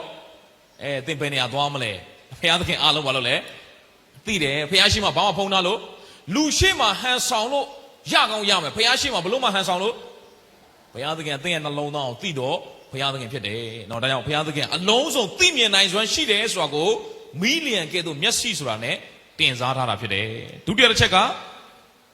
ကြေးဝါစစ်နဲ့တူသောခြေကြေးဝါဆိုတဲ့အဓိပ္ပာယ်ကတရားစီရင်ခြင်းကိုပုံဆောင်တယ်။နော်ဒါကြောင့်မို့ဒီတဲတော်မှာလေမိရှို့ရရစ်ပလင်ပါလေကြေးဝါရစ်ပလင်နော်အဲ့ဒါဘာလို့ဆိုတော့တရားစီရင်ခြင်းအပြစ်စီရင်ခြင်းနော်ဒါကြောင့်မို့သခင်ရှုခရစ်တော်ဘုရားကအေးအားလုံးငါမြင်နေတော့ငါဘာလုပ်မဲ့သူလဲစီရင်မဲ့သူဖြစ်တယ်နော်ဒါတော့သူ့ကိုယ်သူမိတ်ဆက်နေခြင်းဖြစ်တယ်နံပါတ်2တစ်ချက်ဖတ်ကြည့်အောင်သူ့ကိုယ်သူမိတ်ဆက်ပြီးဘုရားသခင်ကဘာလုပ်မလဲချီးမွမ်းမယ်အပိုင်ငယ်19သင်အကျင့်ခြင်းချစ်ခြင်းအမှုဆောင်ခြင်းယုံကြည်ခြင်းတီးခံခြင်းကို၎င်းနောက်ကျင့်သောအကျင့်တို့သည်အရင်ကျင့်သောအကျင့်ထက်သာ၍များကြောင်းကို၎င်းကြည်စံဒီအသင်းတော်ကအများကြီးပဲနော်လှုပ်ဆောင်ချက်တွေကအကျင့်ကျင့်နေတဲ့အေးဖတ်အသင်းတော်လို့မဟုတ်တော့ချစ်ချင်းတော်ရှိသေးတယ်ချစ်ချင်းနဲ့ပြီးတဲ့ခါမှာအမှုတော်လည်းစောင့်နေတဲ့ပြီးရင်ယုံကြည်ခြင်းလည်းရှိသေးတယ်သီးခံခြင်းလည်းနောက်ကျင့်သောကျင့်အရင်ကျင့်တဲ့အကျင့်ထက်တော့သာ၍ဘာဖြစ်လဲများတယ်တော်တော်ပြည့်စုံတဲ့အသင်းတော်ပဲနော်ဒီအသင်းတော်ဒီလောက်ကောင်းတာဖခင်ကဘာလို့အရှိရေးပြီးတော့အပြစ်တင်ရတာလဲဒီအသင်းတော်ကအားလုံးပြည့်စုံတယ်နော်အကျင့်ရှိတယ်ချစ်ချင်းရှိတယ်အမှုတော်ဆောင်ခြင်းတွေရှိတယ်ယုံကြည်ခြင်းရှိတယ်သီးခံခြင်းရှိတယ်နောက်ကျင့်တဲ့အကျင့်ကဟိုးပထမကျင့်တဲ့အကျင့်တောင်ပို့ပြီးတော့များသေးတယ်ဒါကဘုရားသခင်ကသူတို့ဘာလို့လဲဆိုတော့ကောင်းသောຢာတွေကိုချီးမွမ်းတယ်တော်တော်ပြည့်စုံတဲ့အသင်းတော်ဖြစ်တယ်ဒါပေမဲ့သူတို့ဘာတွေအားနေလဲ20ကနေ23ဖတ်ကြည့်အောင်သို့တော်လည်းငါ၏အစေခံကျွန်တို့သည်မတရားသောမေထုံကိုပြုစေခြင်းကရုပ်ထုရှိမှပူဇော်သောရစ်ကောင်ကိုစားစေခြင်းက၎င်းပရောဖက်မဟု၍ကိုခေါ်ဝေါ်သောသင်ဤခင်မောယေဇဗေလသည်တွင်သင်၍မှားယွင်းစေရသောအခွင့်ကိုသင်သည်ပေးသောကြောင့်သင်၌အပြစ်တင်เสียရှိနောင်တရသင့်သောအချိန်ကာလကိုငါပေးတော်လဲသူသည်မိမိမတရားသောမေထုံကိုနောင်တရခြင်းသောစိတ်မရှိထို့ကြောင့်သူကိုအိယာ၌ငါချထားမည်သူနှင့်အတူမတရားသောမေထုံကိုပြု၍ထိုသို့သောအကျင့်ကိုနောင်တမရသောသူတို့ကိုလည်းကြီးစွာသောဆင်းရဲခြင်းသို့ရောက်စေမည်သူ၏သားသမီးတို့ကိုလည်းအသေးတတ်မည်ငါသည်နှလုံးကြောက်ကပ်ကိုစစ်ဆေးတော်မူသောသူဖြစ်ကြောင်းကိုထိုသို့သောအားဖြင့်ခတ်သိမ်းသောအသင်းတော်တို့သည်သိရကြလိမ့်မည်သင်တို့သည်အသီးသီးကျင့်သောအကျင့်နှင့်လျောက်အကျိုးအပြစ်ကိုငါပေးမည်ဒီအသင်းတော်ကအင်မတန်ကောင်းတဲ့အသင်းတော်ဖြစ်တယ်ယုံကြည်ခြင်းလည်းရှိတယ်ချစ်ခြင်းလည်းရှိတယ်အမှုတော်ဆောင်ခြင်းလည်းရှိတယ်သီးခံခြင်းလည်းရှိတယ်အကျင့်ကနောက်ကျင့်တဲ့အကျင့်ကပိုလို့တော့များသေးတယ်ဒါပေမဲ့ဒီအသင်းတော်မှာဘာဖြစ်နေလဲယေဇဗေလအကြောင်းကိုသွားတွေ့ရတယ်ယေဇဗေလကကျွန်တော်ဓမ္မရာဆိုရင်တတိယဆောင်မှာတွေ့ရတယ်နော်အာဟတ်ရဲ့မိဖုရားအာဟတ်ရဲ့မိဖုရားဖြစ်တယ်အာဟတ်ကတပါးသောဒီမိဖုရားကဣသရေလလူမျိုးမဟုတ်တပါးသောမျိုးသမီးဖြစ်တယ်သူ့ကိုယူလိုက်တယ်သူ့ကိုလက်ထပ်လိုက်တဲ့ခါမှာအဲ့ဒီယေဇဗေလကဣသရေလတိုင်းပြည်မှာရုပ်ထုဆင်းတူးတွေနတ်ဖုရားတွေကိုလုပ်ပြီးတော့ဘာလဖုရားတွေကိုကိုးကွယ်ဖို့လုပ်စေတယ် ကျမ်းစာထဲမှာမတရားသောမိထုံလို့ပြောလိုက်ရင်ယုတ်ထုစင်ထုကိုးကွယ်ခြင်းကိုပြောချင်တာဖြစ်တယ်ဖျားကိုမကိုးကွယ်တော့ဘဲနဲ့အခြားသောဖျားနောက်ကိုလိုက်သွားတယ်အဲ့ဒါကိုဘာလို့ခေါ်လဲမတရားသောမိထုံလို့ခေါ်တယ်ဒီယေဇဗေလရဲ့ spirit ပေါ့နော်ယေဇဗေလရဲ့ဝိညာဉ်အဲ့ဒါဘယ်ထဲမှာရှိနေလဲအသင်းတော်ထဲမှာရှိတယ်အဲ့ဒီအသင်းတော်အားလုံးပြည့်စုံတယ်တဲ့ဒါပေမဲ့တစ်ခုပဲတဲ့ယေဇဗေလရဲ့ဝိညာဉ်ကဘာလုပ်နေလဲအဲ့ဒီအသင်းတော်ထဲမှာလှုပ်ရှားနေတယ်အဲ့ဒီယေဇဗေလရဲ့ဝိညာဉ်ဇိုးကလှုပ်ရှားပြီးတော့လူတွေကိုဘာလုပ်နေလဲမှားယွင်းမှုအတွက်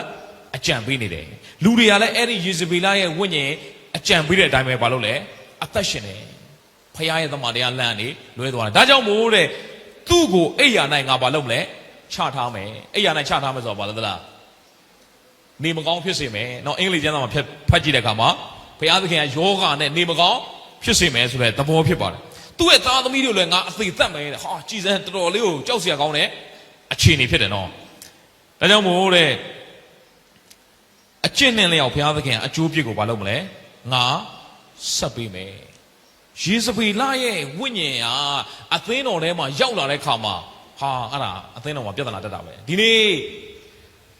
သင်အသက်တာကိုသင်ပြန်ဆန်းစစ်ကြည့်ပါယေဇဗေလရဲ့ဝိညာဉ်ဒီနေ့ကျွန်တော်အသက်တာထဲမှာ तू ကအကြံပေးတယ်နော်ယေဇဗေလက3ခုမှားယွင်းစေတယ်နံပါတ်1ဘာအောင်မှားယွင်းစေတယ်သလားကိုးကွယ်ခြင်းကိုမှားယွင်းစေတယ်ဘာအောင်မှားယွင်းစေလဲဓမ္မရောက်စဉ်တတိယဆောင်အခန်းကြီး16အဲ့ဒီယေဇဗေလကဣသရေလလူမျိုးမဟုတ်ဘူးဇိဒုံအမျိုးသမီးဖြစ်တယ်နော်ဇိဒုံမျိုးသမီးဖြစ်တယ်ဓမ္မရောက်စဉ်တတိယဆောင်အခန်းကြီး16အပိုင်းငယ်30ကနေပြီးတော့32ထိဖတ်ကြည့်အောင်အောမရိသာအာဟတ်သည်မိမိရှေ့မှာဖြစ်ပူးသောသူအပေါင်းတို့ထက်ထာဝရဘုရားရှေ့၌သာ၍ဒုစရိုက်ကိုပြု၏နေဘတ်ဤသာရေရောပေါင်ပြုသောဒုစရိုက်အပြစ်လန်းသို့သာလိုက်လင်တာမညအပြစ်ရောက်မည်ဟုထင်မှတ်လျက်ဇိဒုံမင်းကြီးဧသဘာလသမီးယေဇဗေလနှင့်စုံဖွဲ့၍ဘာလဖျားကိုဝတ်ပြုကိုးကွယ်၏ရှမာရိမြို့တွင်ဘာလဖျား၏ဗိမာန်၌ဘာလဖျားဖို့ရစ်ပလင်ကိုတည်၏အော်ကြည်စမ်းအာဟတ်ကတဲ့ဣသရေလရှင်ပြန်အာဟတ်ကဘသူ့ကိုယူလိုက်လဲအဲ့ဒီယေဇဗေလကိုယူပြီးတဲ့ခါမှာဘာကိုကိုးကွယ်လဲဘာလဖျားကိုကိုးကွယ်တယ်ကြည်စမ်းအဲ့ဒီအာဟတ်ပြုတဲ့ဒုစရိုက်ကဖျားရှိမှာမိမိရှေ့မှာဖြစ်ဖူးသောသူအပေါင်းတို့ထက်ဖျားရှင်ရှေ့မှာတာ၍ဒုစရိုက်ကိုပြုတယ်ဒါမို့ယေဇဗေလရဲ့ဝိညာဉ်ရဲ့အဓိကလှုပ်ဆောင်ချက်ကဘာအောင်မှားယွင်းစေလဲကိုးကွယ်ခြင်းကိုမှားယွင်းစေဒါကြောင့်မို့ကိုးကွယ်ခြင်းဝတ်ပြုကိုးကွယ်ခြင်းမှာအေဂျီရဲ့ဝတ်ပြုကိုးကွယ်ခြင်းအမှန်ဆုံးလားနှစ်ချင်းရဲ့ဝတ်ပြုကိုးကွယ်ခြင်းအမှန်ဆုံးလားအာစီရဲ့ဝတ်ပြုကိုးကွယ်ခြင်းအမှန်ဆုံးလားအင်္ဂလိကန်ရဲ့ဝတ်ပြုကိုးကွယ်ခြင်းအမှန်ဆုံးလားဒီနေ့အာစီညီကိုများကတော့ဗာပြောမလဲငါတို့ရဲ့ဝတ်ပြုကိုးကွယ်ခြင်းမှာအမှန်ဆုံးနှစ်ချင်းတွေကလည်းဗာပြောမလဲငါတို့ရဲ့ဝတ်ပြုကိုးကွယ်ခြင်းမှာအမှန်ဆုံးအေဂျီကလည်းဗာပြောမလဲငါတို့ရဲ့ဝတ်ပြုကိုးကွယ်ခြင်းမှာအမှန်ဆုံးအင်္ဂလိကန်လည်းငါတို့ရဲ့ဝတ်ပြုကိုးကွယ်ခြင်းမှာအမှန်ဆုံးလို့ပြောမှာပဲဝတ်ပြုကိုးကွယ်ခြင်းမှာစတိုင်ကအရေးမကြီးပါဘူးပုံစံကအရေးမကြီးဘူးဝတ်ပြုကိုးကွယ်ခြင်းမှာဗာရေးကြည့်သလားနှလုံးသားအရေးကြီးတယ်ဗာရေးကြည့်လဲနှလုံးသားအရေးကြီးတယ်ဝတ်ပြုကိုးကွယ်ခြင်းမှာကားခုံမှမဟုတ်ပါဘူးငြိမ်နေလဲပြဿနာမရှိဘူးကားခုံတာလည်းပြဿနာမရှိဘူးအဓိကနှလုံးသားမှန်ဖို့ပဲလိုအပ်တာဖြစ်တယ်ငြိမ်နေလဲနှလုံးသားမှန်ဖို့လိုလဲကားခုံလဲနှလုံးသားမှန်ဖို့လိုအပ်တယ်ဒါကြောင့်ဝတ်ပြုကိုးကွယ်ခြင်းမှာဟိုလိုပုံစံလုံးမှဒီလိုပုံစံလုံးမှလုံးဝမဟုတ်ပါဘူးဖခင်ကပုံစံထက်ဘာကိုကြည့်တယ်ဖခင်လဲနှလုံးသားကိုကြည့်တယ်ဖခင်ဖြစ်တယ်အသင်နှလုံးသားမှန်ဖို့အရေးကြီးတယ်နှလုံးသားမှန်ရင်ဘုရားသခင်နှစ်သက်တာဖြစ်တယ်။ဒါကြောင့်မို့ကျွန်တော်တို့ကဘလို့ပုံစံမအမှန်ဆိုတာမျိုးကိုကျမ်းစာထဲမှာလည်းမရေးထားပါဘူး။ယေရှုကကိုးကွယ်တဲ့အခါမှာဘာမှန်ဖို့ပဲသွန်သင်လဲ။နှလုံးသားမှန်ပါစေ။မင်းကိုးကွယ်တဲ့အခါမှာမင်းရဲ့နှလုံးသားမှန်ပါ။ဒါကိုးကွယ်တော်သူရှိသမျှတို့သည်ဘုရားသခင်ကိုနံဝိညာဉ်နဲ့၎င်းသစ္စာနဲ့၎င်းဘာလို့အောင်မလဲ။ကိုးကွယ်ရမယ်။ဘုရားသခင်ကကိုးကွယ်တဲ့အခါမှာဘလို့ပုံစံလုပ်ပါဆိုတာထက်အတွင်းသဘောနဲ့ကိုးကွယ်တတ်ဖို့အတွင်းဝိညာဉ်နဲ့ကနေကိုးကွယ်တတ်ဖို့ဘုရားကဘာလုပ်ပေးလဲ။သင်ပေးတာဖြစ်တယ်။ဒါကြောင့်မို့သင်ဟာဘလို့ပဲလုပ်ပါစေလက်မြောက်သည်ဖြစ်စေလက်ခုပ်တီးသည်ဖြစ်စေကားခုံသည်ဖြစ်စေမကခုံမဲနဲ့ငြိမ်ငြိမ်လေးနေသည်ဖြစ်စေဘာမှန်မို့လို့လဲအပြင်ပုံစံထက်အတွင်းနှလုံးသားမှန်ဖို့အရေးကြီးတယ်အဲ့ဒီယေဇဗေလဝိညာဉ်ကလေအတွင်းနှလုံးသားကိုမှားသွားအောင်သူကလုပ်လိုက်တယ်အတွင်းနှလုံးသားမှားသွားတဲ့ခါမှာလေကျွန်တော်တို့ကပုံစံကိုပဲလိုက်ကြည့်တော့တယ်အပြင်မှန်းကိုပဲလိုက်ကြည့်တော့တယ် ဘုရားသခင်ကကိုးကွယ်ခြင်းမှာဘာကိုအလေးထားတာလဲနှလုံးသားကိုအလေးထားဒါယေဇဗေလရဲ့ဝိညာဉ်ပထမဆုံးလုပ်တဲ့ကိစ္စကဘာလဲကိုးကွယ်ခြင်းကိုမာရွံ့စေတယ်ဒုတိယတစ်ချက်ယေဇဗေလရဲ့ဝိညာဉ်ကဘာလုပ်လဲ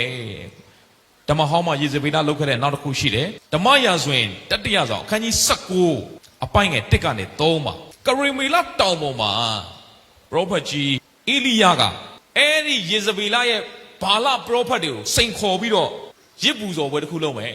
ကောင်းငင်ကမီးကြပြီးတော့ထူးတဲ့ဘုရားကအသက်ရှင်တဲ့ဘုရားဖြစ်တယ်စိန်ခေါ်တာအေလိယလုံးဝပြတ်သားတယ်အင်မတန်မှရေးရင်းတဲ့ပရောဖက်တစ်ပါးဖြစ်တယ်သူတယောက်တည်းတော့ဟိုဘက်ကဘာလပရောဖက်450ကိုသူဘာလုပ်လဲစိန်ခေါ်တာစိန်ခေါ်ပြီးတော့ဘာလပရောဖက်တွေဆူတောင်းတော့ကောင်းငင်ကမီးမကြပါဘူးအဲ့ဒီခါမှာအေလိယဆူတောင်းတဲ့ခါမှာကောင်းငင်ကမီးကြတယ်ဘုရားသခင်ကမီးနဲ့ထူးတယ်အဲ့ဒီဘာလပရောဖက်450ကိုအေလိယဘာလုပ်လိုက်လဲတပ်ပလိုက်အောင်နော်ချောင်းထဲမှာသွားပြီးဘာလုပ်လိုက်လဲတပ်ပလိုက်အောင်အဲ့ဒီယေဇဗေလရဲ့ဘာလပရောဖက်တွေကိုတတ်လဲတတ်အောင်ယေဇဗေလလုံးဝမကျင်တတ်ဘူးအေးတဲ့ငါပရောဖက်တွေသိတယ်လို့တဲ့အဲ့ဒီအေလိယလည်းဘာလုပ်ရမလဲသိစီရမယ်လုံးဝအသက်မရှင်စေရအောင်အဲ့ဒီခါမှာဓမ္မရာဇဝင်တတိယဆောင်အခန်းကြီး19အပိုင်းငယ်1ကနေ3ဖတ်ကြည့်အောင်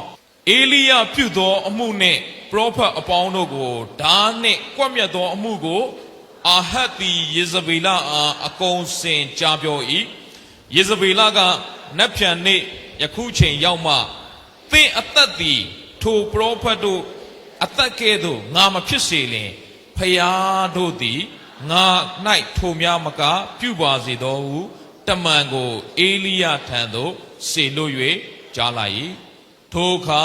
အေလိယသည်ကြောက်သဖြင့်ထ၍အသက်လွတ်အောင်ယူဒခရိုင်ဘေရိရှေဘမြို့သို့သွား၍ထိုမြို့၌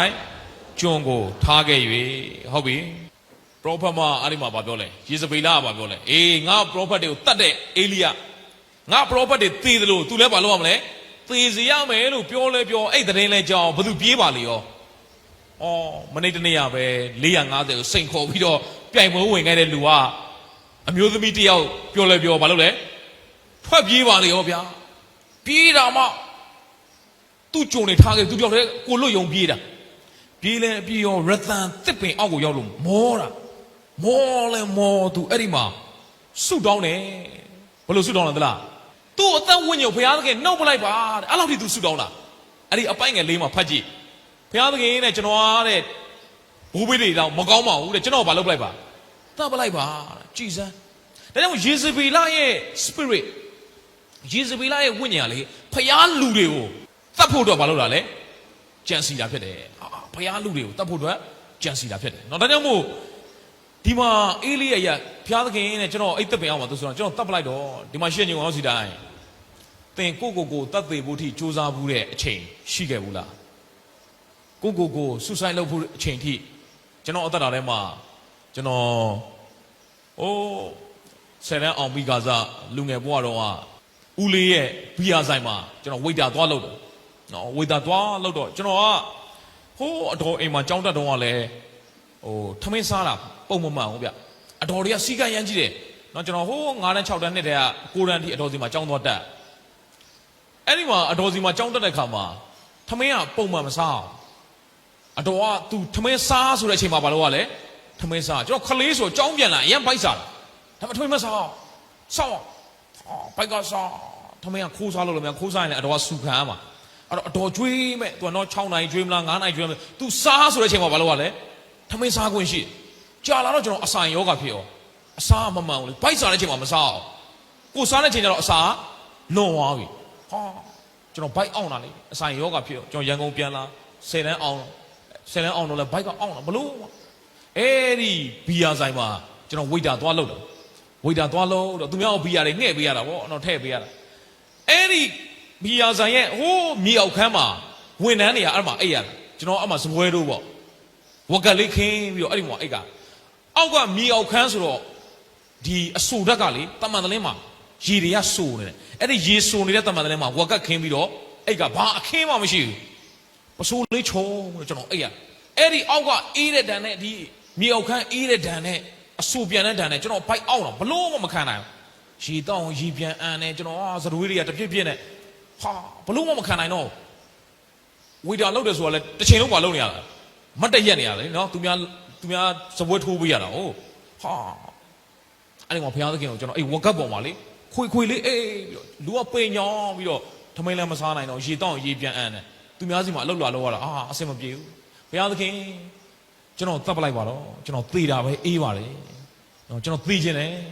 အဲ့ဒါကျွန်တော်ဘဝမှာသေဖို့အတွက်ဖြစ်ခဲ့တဲ့အချိန်ကာလတစ်ခုပဲအေလိယဖြစ်တယ်လို့ပဲနော်ဘုရားသခင်နဲ့ကျွန်တော်သိမကောင်းပါဘူးကျွန်တော်ဘာလုပ်လိုက်ရတော့လဲကျွန်တော်ဝိညာဉ်ကိုနှုတ်ယူလိုက်ပါတော့ကျွန်တော်ကိုယ့်တတ်ဖို့တော့မကြံစီဘူးသေတော့သေခြင်းတယ်ကိုတတ်တဲ့တော့ကြောင့်နေကောင်းကင်နိုင်ငံမရောက်ဘဲနဲ့နော်ငရဲများရောက်သွားမလားပေါ့နော်အဲ့ဒါလည်းအဖြစ်မခံနိုင်ဆရာတွေတရားဟောတာကြားဘူးတယ်နော်လူငယ်ဘဝတော့ကောင်းကင်နိုင်ငံသိတာရတာတဲ့ဒါဆိုတော့ငါမြေကြီးဘဝမနေတော့ဘူးလို့ကောင်းကင်မှာသွားတော့မယ်လို့ဘာလို့ကောင်းကင်နိုင်ငံမြေကြီးနဲ့ဘာမှမဆိုင်ဘူးလေအရန်တာရတော့ခိုးမှပိုကောင်းတယ်ဒီမှာတော့မကောင်းနော်ဒီမှာတော့အဆင်မပြေဘူးစားစရာလည်းမရှိတောက်စရာလည်းမရှိလူကယောဂါနဲ့ပိန်ညောင်းပြီးတော့ဘုရားသခင်လို့ကျွန်တော်ကဘာမှမလုပ်နိုင်တော့ဘူးလောကကြီးထဲမှာကိုလိုတော့လည်းကျွန်တော်အစီခံနိုင်မှာမဟုတ်ကျွန်တော်တန်မိုးမရှိတဲ့လူသားတစ်ယောက်ပါလို့ကျွန်တော်တတ်ပလိုက်ပါတော့လို့ကျွန်တော်သေခြင်းတယ်ဒီအဆိုင်အချင်ပေါက်ပြီးတော့ကျွန်တော်တတ်ပလိုက်တော့ဒီနေ့ညပဲကျွန်တော်သေပြရစီကျွန်တော်အဲ့လိုဆုတောင်းတာအဲ့ဝက်ကပ်ပေါ်မှာပစိုးကြီးချုံပြီးကျွန်တော်ဆုတောင်းတာမနက်မိုးလင်းတော့ကျွန်တော်ကြည့်တော့ကောင်းကင်နိုင်ငံပြန်ရောက်ပြီလားပေါ့နော်ကျွန်တော်ကြည့်တာမရောက်သေးဘူးဗျနော်အဲ့ဝက်ကပ်ပေါ်မှာပဲနော်ဟောဒါဆိုငါမသေးသေးဘူးပဲပေါ့နော်မသေးသေးဒါဘုရားသခင်အကြံစီတစ်ခုတော့ရှိမှာပါကျွန်တော်အဲ့ဦးလေးကိုပြောကျွန်တော်အလုံးမလုံးနိုင်တော့ကျွန်တော်အိမ်ပြန်လာပြီးတော့ဘာလုံးမှမလုံးနိုင်တော့နေ့တိုင်းဘိုက်အောင်စီကံလည်းမပြနိုင်စီကံပြဖို့ပတ်စံလည်းမရှိဘူးเนาะအဲ့ဒီကိုနီမတ်ဆိုတာဒီအဆိုင်အဲ့အထုပ်လေးပဲတထုပ်ပဲတောက်ရဘာမှပတ်စံလည်းမရှိစီကံပြဖို့လည်းမရှိအစာစားဖို့လည်းမရှိအဲ့ဒီဘုရားအမှကျွန်တော်အကိုတက်နေဆိုတာလေเนาะကျွန်တော်ညီကိုနှစ်ယောက်ရှိတယ်တက်နေမြက်နေဆိုတာเนาะပြဝိပြတ်တညီနောင်နှစ်ယောက်ပဲเนาะကျွန်တော်တို့နှစ်ယောက်မပါရင်သူကပွဲမစီဘူးအသင်းတော်မှာเนาะနည်းနည်းပါတာများရင်လည်းပွဲပြက်ကောနော်အဲ့တော့တိတ်ပါလို့လည်းမရအောင်နှစ်ယောက်သားအဲ့တော့ကျောင်းညီကိုနှစ်ယောက်ကငယ်ငယ်လေးတွေကကျွန်တော်တို့ကမိဘလည်းကျွန်တော်တို့မကြည့်နိုင်ဘူးနော်ကျွန်တော်ကလမ်းဘေးမှာနေလမ်းဘေးမှာစားဒါပေမဲ့တခုကောင်းတာပါလားသလားဖះเจ้าမတက်ပဲမနေနိုင်ဘာဖြစ်မှမသိဘူးအဲ့လူငယ်စီကြီးဆိုလေဟာသွားတက်နော်တချင်းဆိုကျန်တဲ့ချင်းတော့ပေါက်ကြရလို့တာနော်ဒါပေမဲ့ကျွန်တော်တို့ပေါက်ကြရလို့တယ်ဆိုတော့သူများကဘာမှဒုက္ခမပေးဘူးကိုပဲဒုက္ခပေးတာလမ်းမေးမှာအိတ်ချင်းအိတ်တာလက်ဖေးဆိုင်မှာတညာလုံးထိုင်တာနော်ထမင်းစားခြင်းမှာစားတာထမင်းမစားခြင်းလည်းမစားဘူးဟာအဲ့လိုကိုနေခြင်းစလုံးနေတာအပေတွေပဲဗျဒါပေမဲ့အဲ့ဒီအပေတွေကိုဘုရားသခင်ကအသုံးပြုတယ်နော်ဒီနေ့ကျွန်တော်ကိုသင်နေအခုတာချီလေးဆရာမန်းဆမ်းမောင်တပည့်တော်စုမှာသူသင်အောင်ဆရာပဲနော်ဘုရားသခင်သူ့ကိုချီးမြှောက်အသုံးပြုတယ်ကျွန်တော်လည်းဘုရားသခင်အသုံးပြုတယ်အမှုတော်ဆောင်နေနဲ့နော်ဒီလိုဘာမှအသုံးမရတဲ့သူအပေတွေနော်ကျွန်တော်စဉ်းစားတယ်ငါအဲ့ဒီချိန်တော့ငါတန်ဖိုးမရှိဘူးဆုတောင်းတာလေငါသေသွားခဲ့အခုလိုအမှုတော်ဆောင်အောင်မှာတော့ဟုတ်တော့ဘုရားအကြံစီရှိရင်တော့ပေးမသေးဘူးကောင်းကင်နိုင်ငံသိကောင်းတာမှန်တယ်ဒါပေမဲ့လောကမှာမင်းငါအတွက်လုပ်ဖို့ရှိသေးတယ်ဒါကြောင့်မို့ငါမသေးရသေးအသက်ရှင်၍ထာဝရဘုရားရဲ့အမှုတော်တို့ကိုသင်အသက်ရှင်ရတဲ့ရည်ရွယ်ချက်ကတစ်ခုပဲရှိတယ်ဘုရားအမှုတော်အတွက်ဖြစ်တယ်သင်အသက်ရှင်ရတဲ့ရည်ရွယ်ချက်ကဘာအတွက်လဲဘုရားအမှုတော်အတွက်ဒါကြောင့်မို့ကျွန်တော်အဲ့ဒီနေ့ကလည်းသေချင်တာဆုတောင်းတာဟာဘုရားပေးမသေးဘူးမနက်မိုးလင်းတော့ကြည့်တော့ဟာငါကောင်းကင်နိုင်ငံမရောက်သေးဘူးကွယ်အဲ့လိုနဲ့အိမ်ပြန်လာပြီးတော့ကျွန်တော်အကူနဲ့ကျွန်တော်ဆုတောင်းတယ်ကျွန်တော်ကသူ့အမှုတော်ထဲမှာပါဝင်မို့သူ့ဆုတောင်းပေးတဲ့နော်ကျွန်တော်ကလည်းဆုတောင်းတော့နော်သူကကျွန်တော်အဲ့တော့စလိတ်တောက်သေးတာ哦စလိတ်မပြတ်အောင်ကျွန်တော်ကိုတက်နေရကျွန်တော်တို့လက်ဖိတ်လိုက်ထိုင်ပြီဆိုရင်သူဘာပြောလဲတဲ့ဘုရားခင်ကျွန်တော်ဒီတစ်ခါနောက်ဆုံးမယ်နော်အဲ့ဒါမှစလိတ်တို့စလိတ်ယူပြီးတောက်လိုက်ပြန်အောင်နောက်တစ်ခါလက်ဖိတ်တိုင်လိုက်ထိုင်တယ် तू ကမတောက်ဘူးလေ तू ကတော့စပြီးတော့အမှုတော်ဆောင်နေပြီကျွန်တော်အမှုတော်မဆောင်သေးဘူးဆိုကျွန်တော်ဘာလုပ်လဲကျွန်တော်တောက်တာဗောကျွန်တော်တောက်တာမြင် तू ကမနေနိုင်ဘူးဟာတောက်ချင်လာတဲ့စိတ်ထဲဘုရားခင်ဒီတစ်ခါတကယ်နောက်ဆုံးမယ်စလိတ် तू နောက်ဆုံးနေတော့များတယ်ဗျာနော်နောက်ဆုံးကလေအဲ့တော့စလိတ်တော့3-4ခါလောက်ရှိတယ်အဲ့တော့နောက်ဆုံးကမရတော့လို့ဟာရောငါ့ကိုဆူတောင်းပေးတဲ့ငါအဲ့ဒါတွေမလုပ်ချင်တော့ဘူးတဲ့ဆူတောင်းမှမရမယ်ငါနောက်ဆုံးနေတော့များနေပေါ့နော် तू ကအဲ့ဒီဘုရားအမှုတော်ထဲမှာစက်ကပ်ဖို့တော့ကျွန်တော်ဆူတောင်းခိုင်းတယ်ကျွန်တော်ကဘာဆူတောင်းမလဲလို့မေးတော့အဆိုင်ပြောက်ဖို့တော့ဆုမတောင်းပေးနဲ့လို့အဆိုင်အစ်စ်ပေးဖို့အတွက်ဖះအောင်ဆုတောင်းမယ်ဟာအံ့ဩစရာ तू လည်းအံ့ဩပါဟာအဆိုင်အစ်စ်ပေးဖို့ဆိုတကယ်တော့ဆုတောင်းတဲ့အတိုင်းဖះခင်ကျွန်တော်အဆိုင်အစ်စ်ပေးတယ်အခုကျွန်တော်အဆိုင်ရလေဘာစားဘာဖြစ်တော့ကျွန်တော်အေးဝင်ကလေးထွက်တဲ့အခါမှာဟာသူများကျွေးတာစားရတာထမင်းမာလဲကျွန်တော်စားတာပဲငေုပ်သီးပါလဲစားတာပဲဒါပေမဲ့ကိုတော့စင်ကျင်ရတာဗောနော်အရန်စွတ်စားလို့တော့မရဘူးဗောနော်ဒါပေမဲ့ဖះသခင်ရဲ့ကြီးစွာကြောင့်ငကိုကလေမွေးငါစားရင်ငေုပ်ကောင်းလေးပါရင်ကျွန်တော်မရအောင်ဘိုက်အောင်တာဒါအခုဘာမှမဖြစ်တော့အဆိုင်အစ်စ်ရအံ့ဩစရာနော်ဘုရားသခင်ကအလုံးစုံတတ်နိုင်တယ်ဘုရားသခင်ဖြစ်တယ် ကျွန်တော်ကိုယ်နဲ့ကျွန်တော်အဲ့မှာဆုတောင်းတဲ့ဟာလေတကယ်ကိုဘုရားသခင်က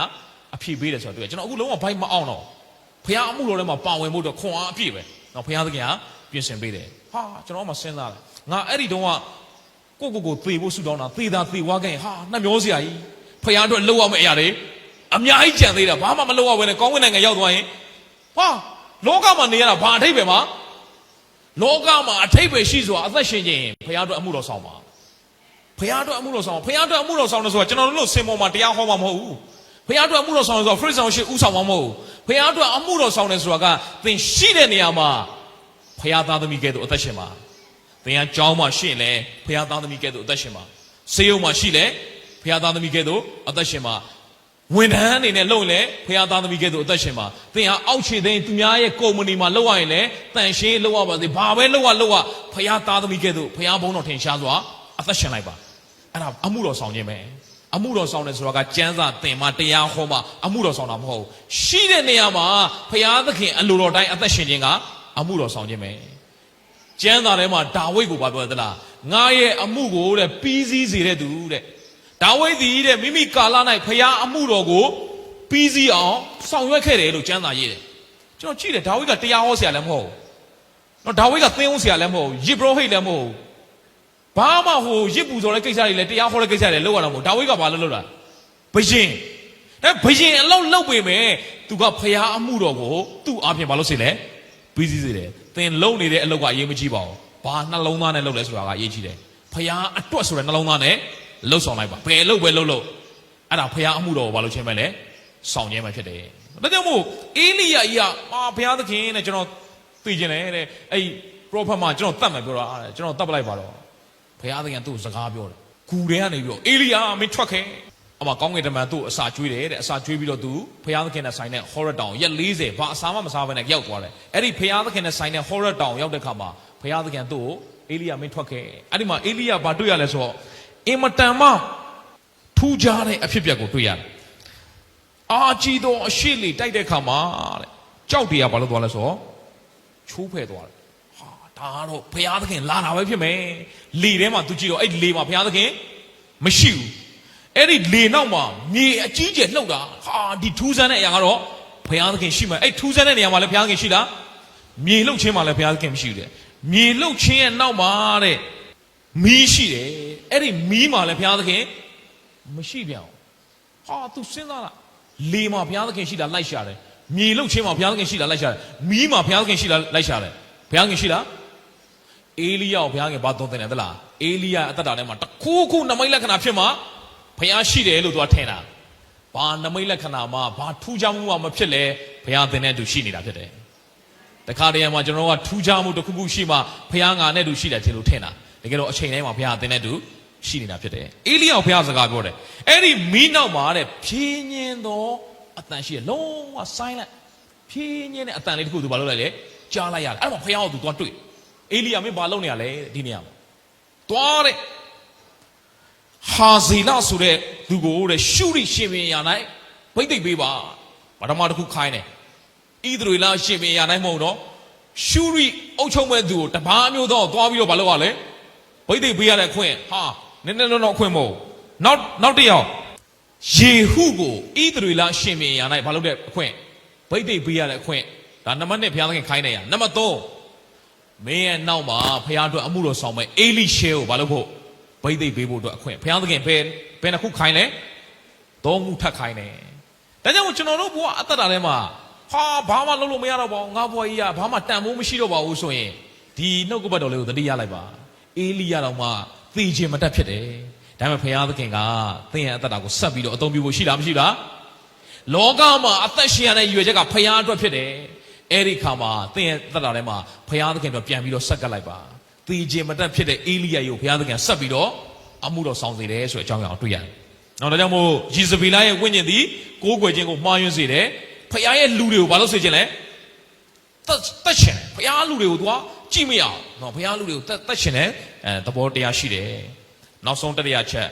်ယေဇဗေလရဲ့ဝိညာဉ်ကမတရားမှုတွေကိုလှုပ်ဆောင်တယ်။ယေဇဗေလရဲ့ဝိညာဉ်နော်အသင်းတော်ထဲမှာအဲ့ယေဇဗေလရဲ့ဝိညာဉ်ရှင်မတရားမှုတွေလှုပ်ဆောင်နော်ယေဇဗေလရဲ့ဝိညာဉ်နောက်ဆုံးတစ်ချက်ဘာလုပ်လဲဆိုရင်တော့ဓမ္မရာဆိုရင်တတိယဆောင်အခန်းကြီး21 အပိုင်းငယ်15နဲ့16မှာနာဘုတ်ဆိုတဲ့လူတယောက်ရဲ့စပစ်ဥယျာဉ်ကိုမလုပ်လိုက်လေသိမ့်ပိုက်ဖို့တော့ကြံစီခိုင်းတယ်အာဟတ်ကတနေ့တော့နန်းတော်ပရင်းပေါင်းနဲ့ကြီးဟာစပစ်ခင်းအရန်လှတယ်ကွာဒါဘာသူပိုင်တာလဲနာဘုတ်ဆိုလူတယောက်ပိုင်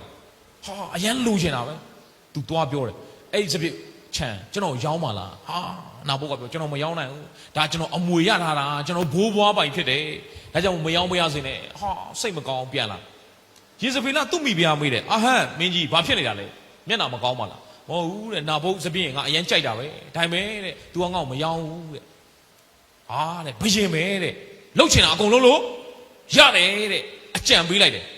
ဘာမှမပူနဲ့တဲ့ကျွန်မလှုပ်ပေးမယ်အဲ့ဒီနာဘုတ်ရဲ့မကောင်းတဲ့တွေကိုလိုက်လွှင့်ပြီးတော့လူတွေကအဲ့ဒီနာဘုတ်ကိုဘာနဲ့ပြစ်သက်စေလဲကြောက်ခဲနဲ့ပြစ်သက်စေတယ်နာဘုတ်သေသွားတဲ့အခါမှာအဲ့ဒီနာဘုတ်ရဲ့စပင်းဥယျာဉ်ကိုသိမ်းဖို့အတွက်အာဟတ်ကိုသိမ်းခိုင်းလိုက်တယ်သူများကိုလည်းတတ်တယ်သူများပစ္စည်းကိုလည်းဘာလုပ်လိုက်လဲသိမ်းယူလိုက်တယ်အဲ့ဒါဘသူရဲ့ဝိညာဉ်လဲယေဇဗေလရဲ့ဝိညာဉ်ဖြစ်တယ်အဲ့ဒီသဘောတရားတွေကအသင်းတော်ထဲမှာဘာလုပ်နေလဲရောက်နေတယ်ဒါကြောင့်မို့တဲ့ဒီအသင်းတော်ကဖောက်ပြန်သောအသင်းတော်ဖြစ်တယ်တွာတိယမြို့အသင်းတော်ကဘာလဲဖောက်ပြန်သောအသင်းတော်ဖြစ်တယ်တွာတိယမြို့အသင်းတော်ကိုဘုရားသခင်ကအဲ့ဒီမှားယွင်းမှုတွေဖောက်ပြန်မှုတွေရှိတဲ့အခါမှာဘယ်လိုတတိပေးလဲဗျာဒိတ်ကျမ်းခန်းကြီး2အပိုင်းငယ်24 25ကိုကြည့်အောင်ထို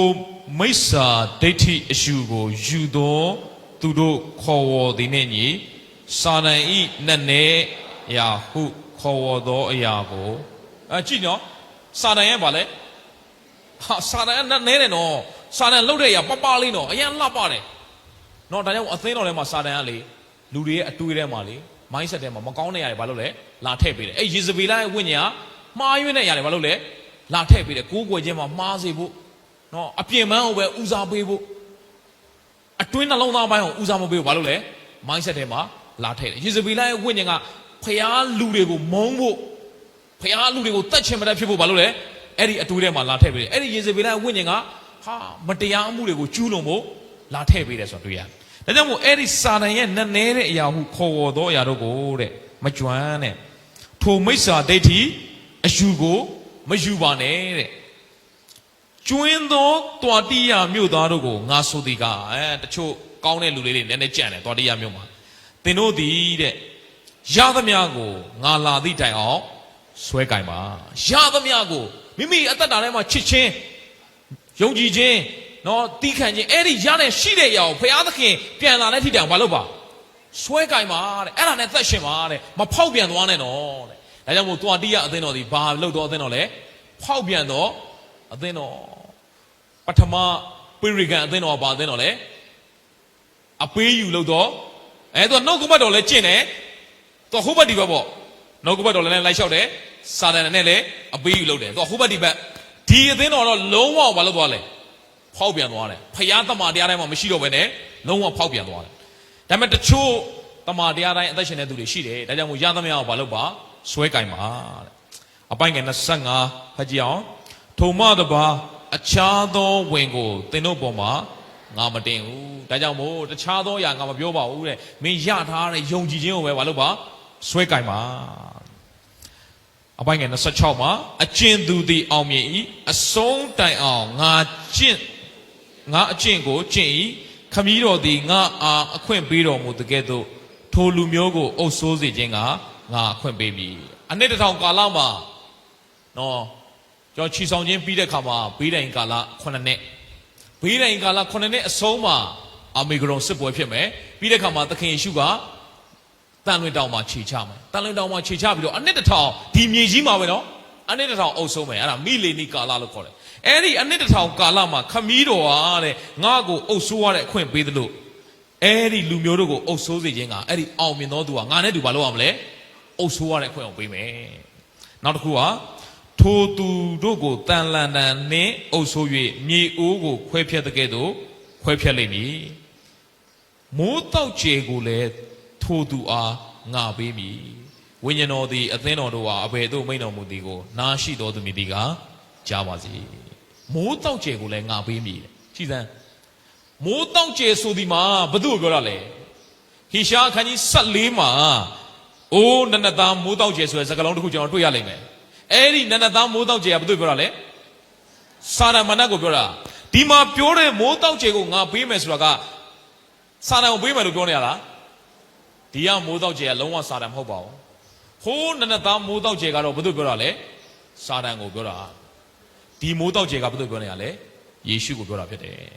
ယေရှုကိုပြောတာဖြစ်တယ်ဆိုတဲ့အကြောင်းရင်းကိုဗျာဒိတ်22:16မှာဖတ်မှတွေ့ရငါယေရှုသည်အသင်းတော်တို့အဖို့ဤရာများကိုသင်တို့အားတသက်ခံစေခြင်းကငါ၏ကောင်းကင်တမန်ကိုစေလို့ဤငါသည်ကဒါဝိဒ်အမြင့်ဖြစ်၏အနွယ်လည်းဖြစ်၏ထွန်းတောက်သောတွေ့လားယေရှုကပါလဲထွန်းတောက်သောမိုးတောက်ကျဲဟိုးနနသားမိုးတောက်ကျဲကသူလင်းတဲ့အချိန်အကန့်အသတ်ရှိတယ်နနသားမိုးတောက်ကျဲလူစီဖာကလင်းတဲ့အချိန်ဘာလို့လဲအကန့်အသတ်ရှိတယ်ယေရှုကလင်းတဲ့အချိန်အကန့်အသတ်မရှိဘူးသခင်ရှုကလုံးဝမှောက်မိုက်တဲ့အချိန်မရှိဘူးသူ့ရဲ့မိုးတောက်ကျဲကဒါပေမဲ့ဒီမှာမိုးတောက်ကျဲဆိုတာစာတန်ကိုယဉ်ညွန်းတာမဟုတ်ဘယ်လိုယဉ်ညွန်းတာလဲသခင်ရှုကိုယဉ်ညွန်းတာအောင်မြင်သောသူကိုမိုးတောက်ကျဲကိုငါပေးမယ်ဆိုတဲ့အတိတ်ပဲကအောင်မြင်သောဖခင်သားသမီးကိုဖခင်ကဘသူ့ကိုပေးမယ်လို့ပြောတာလဲဘသူ့ကိုပေးမယ်ပြောတာလဲယေရှုကိုပေးမယ်ပြောတာဘသူ့ကိုပေးမှာလဲဒါကြောင့်မို့ယုံကြည်သူဟာဘသူ့ကိုအပိုင်ရတော်သူလဲယေရှုကိုပိုင်ရတော်သူကျွန်တော်တို့ကယေရှုကိုမဆွဲလန်းအောင်ပတ်စံမဆွဲလန်းတာဖခင်ပေးမယ်ကောင်းကြီးတိုက်တွေကားတွေရွှေတွေငွေတွေလောကရတယ်ပဲတကယ်တော့ဖခင်သခင်သင်ကိုပေးချင်တာပါလေယေရှုကိုရရင်အားလုံးရပြီဗောဘာစိတ်ပူစရာလို့သိလဲဖခင်ပေးချင်တာကရွှေငွေလောကစည်းစိမ်တွေထက်အင်မတန်တန်ဖိုးကြီးတဲ့ကဘာမိုးမြေစัจ java ကိုဖန်ဆင်းတယ်ဘယ်သူ့ကိုပေးချင်တာလဲယေရှုကိုပေးချင်တာနော်ဒီနောက်ကဘက်တော်မှာဒါလေးအရင်ခွန်အားရတယ်ဖခင်သခင်ကျွန်တော်ပေးချင်တာယေရှုကိုပေးချင်တာဖခင်ဆိုတဲ့အရာကိုဘာလို့ချင်တာလဲအပိုင်ရစေချင်တာဒီနေ့သခင်ရှုကိုအပိုင်ရရင်အားလုံးရပြီဒါကြောင့်ငါတို့ဘာပြောလဲဆိုတော့ငါတို့ရှိသမျှအဖို့လုံးကစွန့်တော်မူသောသူတွေတဲ့သားတော်နဲ့တကွာခတ်သိမ်းသောအရာကိုငါတို့ကမပေးပဲအဘယ်သို့သားတော်ကိုပေးပြီဆိုရင်တော့ခတ်သိမ်းသောအရာမပေးပဲပြီးသွားပြီပေါ့ဒါပေမဲ့သင်စိတ်ဝင်စားမယ့်အရာကသားတော်ပဲဖြစ်ဖို့လိုတယ်ဖခင်ပေးမဲ့ကောင်းကြီးထက်ကောင်းကြီးပေးတဲ့ဖခင်ကိုစိတ်ဝင်စားပါဖခင်ပေးမဲ့ကောင်းကြီးထက်ကောင်းကြီးပေးတဲ့ဖခင်ကိုဘာလုပ်ရမလဲစိတ်ဝင်စားမယ်ဖခင်သခင်ရစေချင်တာယေရှုဖြစ်တယ်ယေရှုကိုရရင်အားလုံးဒါကြောင့်မြန်မာနိုင်ငံမှာလိုအပ်နေသောအရာကယေရှုပဲဖြစ်တယ်ယေရှုရရင်ညီတဲ့ချင်းရသွားပြီယေရှုရရင်လွတ်မြောက်ခြင်းရသွားယေရှုရရင်ကြွယ်ဝခြင်းရသွားပြီယေရှုရရင်အားလုံးရသွားပြီအဲ့ဒီယေရှုကိုရရင်အားလုံးရပြီဒါမို့ယေရှုကိုသင်ရရဲ့သားနဲ့ဘာလို့သင်အသက်တာထဲမှာဆုံးရှုံးနေသေးတယ်လဲယေရှုမှာစိတ်ဝင်စားလားနော်ကျွန်တော်ကတခြားသောຢာပဲဘာလို့နေရလဲလောကຢာပဲတော့စိတ်ဝင်စားတော့ကျွန်တော်စိတ်ဝင်စားမရဘူးလေယေရှုအဲ့ဒီယေရှုနဲ့သာနေ့စဉ်ဖြတ်တန်းကြည့်စားစရာမရှိရင်တော့အေးစေပဲဟာလေလုယာပဲဘာလောကຢာမှမရှိလဲဟာလေလုယာပဲအဲ့ဒီယေရှုကိုရဖို့ဟာအရေးကြီးတာဖြစ်တယ်တော့ကျမ်းစာထဲမှာပြည့်ညတ်တော်10ပါးကိုမောရှေတိနာတောင်ပေါ်မှာတက်ယူတဲ့အခါမှာအောက်မှာဖောက်ပြန်မှုဖြစ်တယ်ကိုးကွယ်မှုမှားသွားတယ်အာယုံကိုယ်တိုင်ဥဆောင်ပြီးတော့အေဂုတုကပါလာတဲ့ရွှေတွေနဲ့ဘာရုပ်ထုလုပ်လိုက်လဲရွှေနွားတငယ်ရုပ်ထုလုပ်လိုက်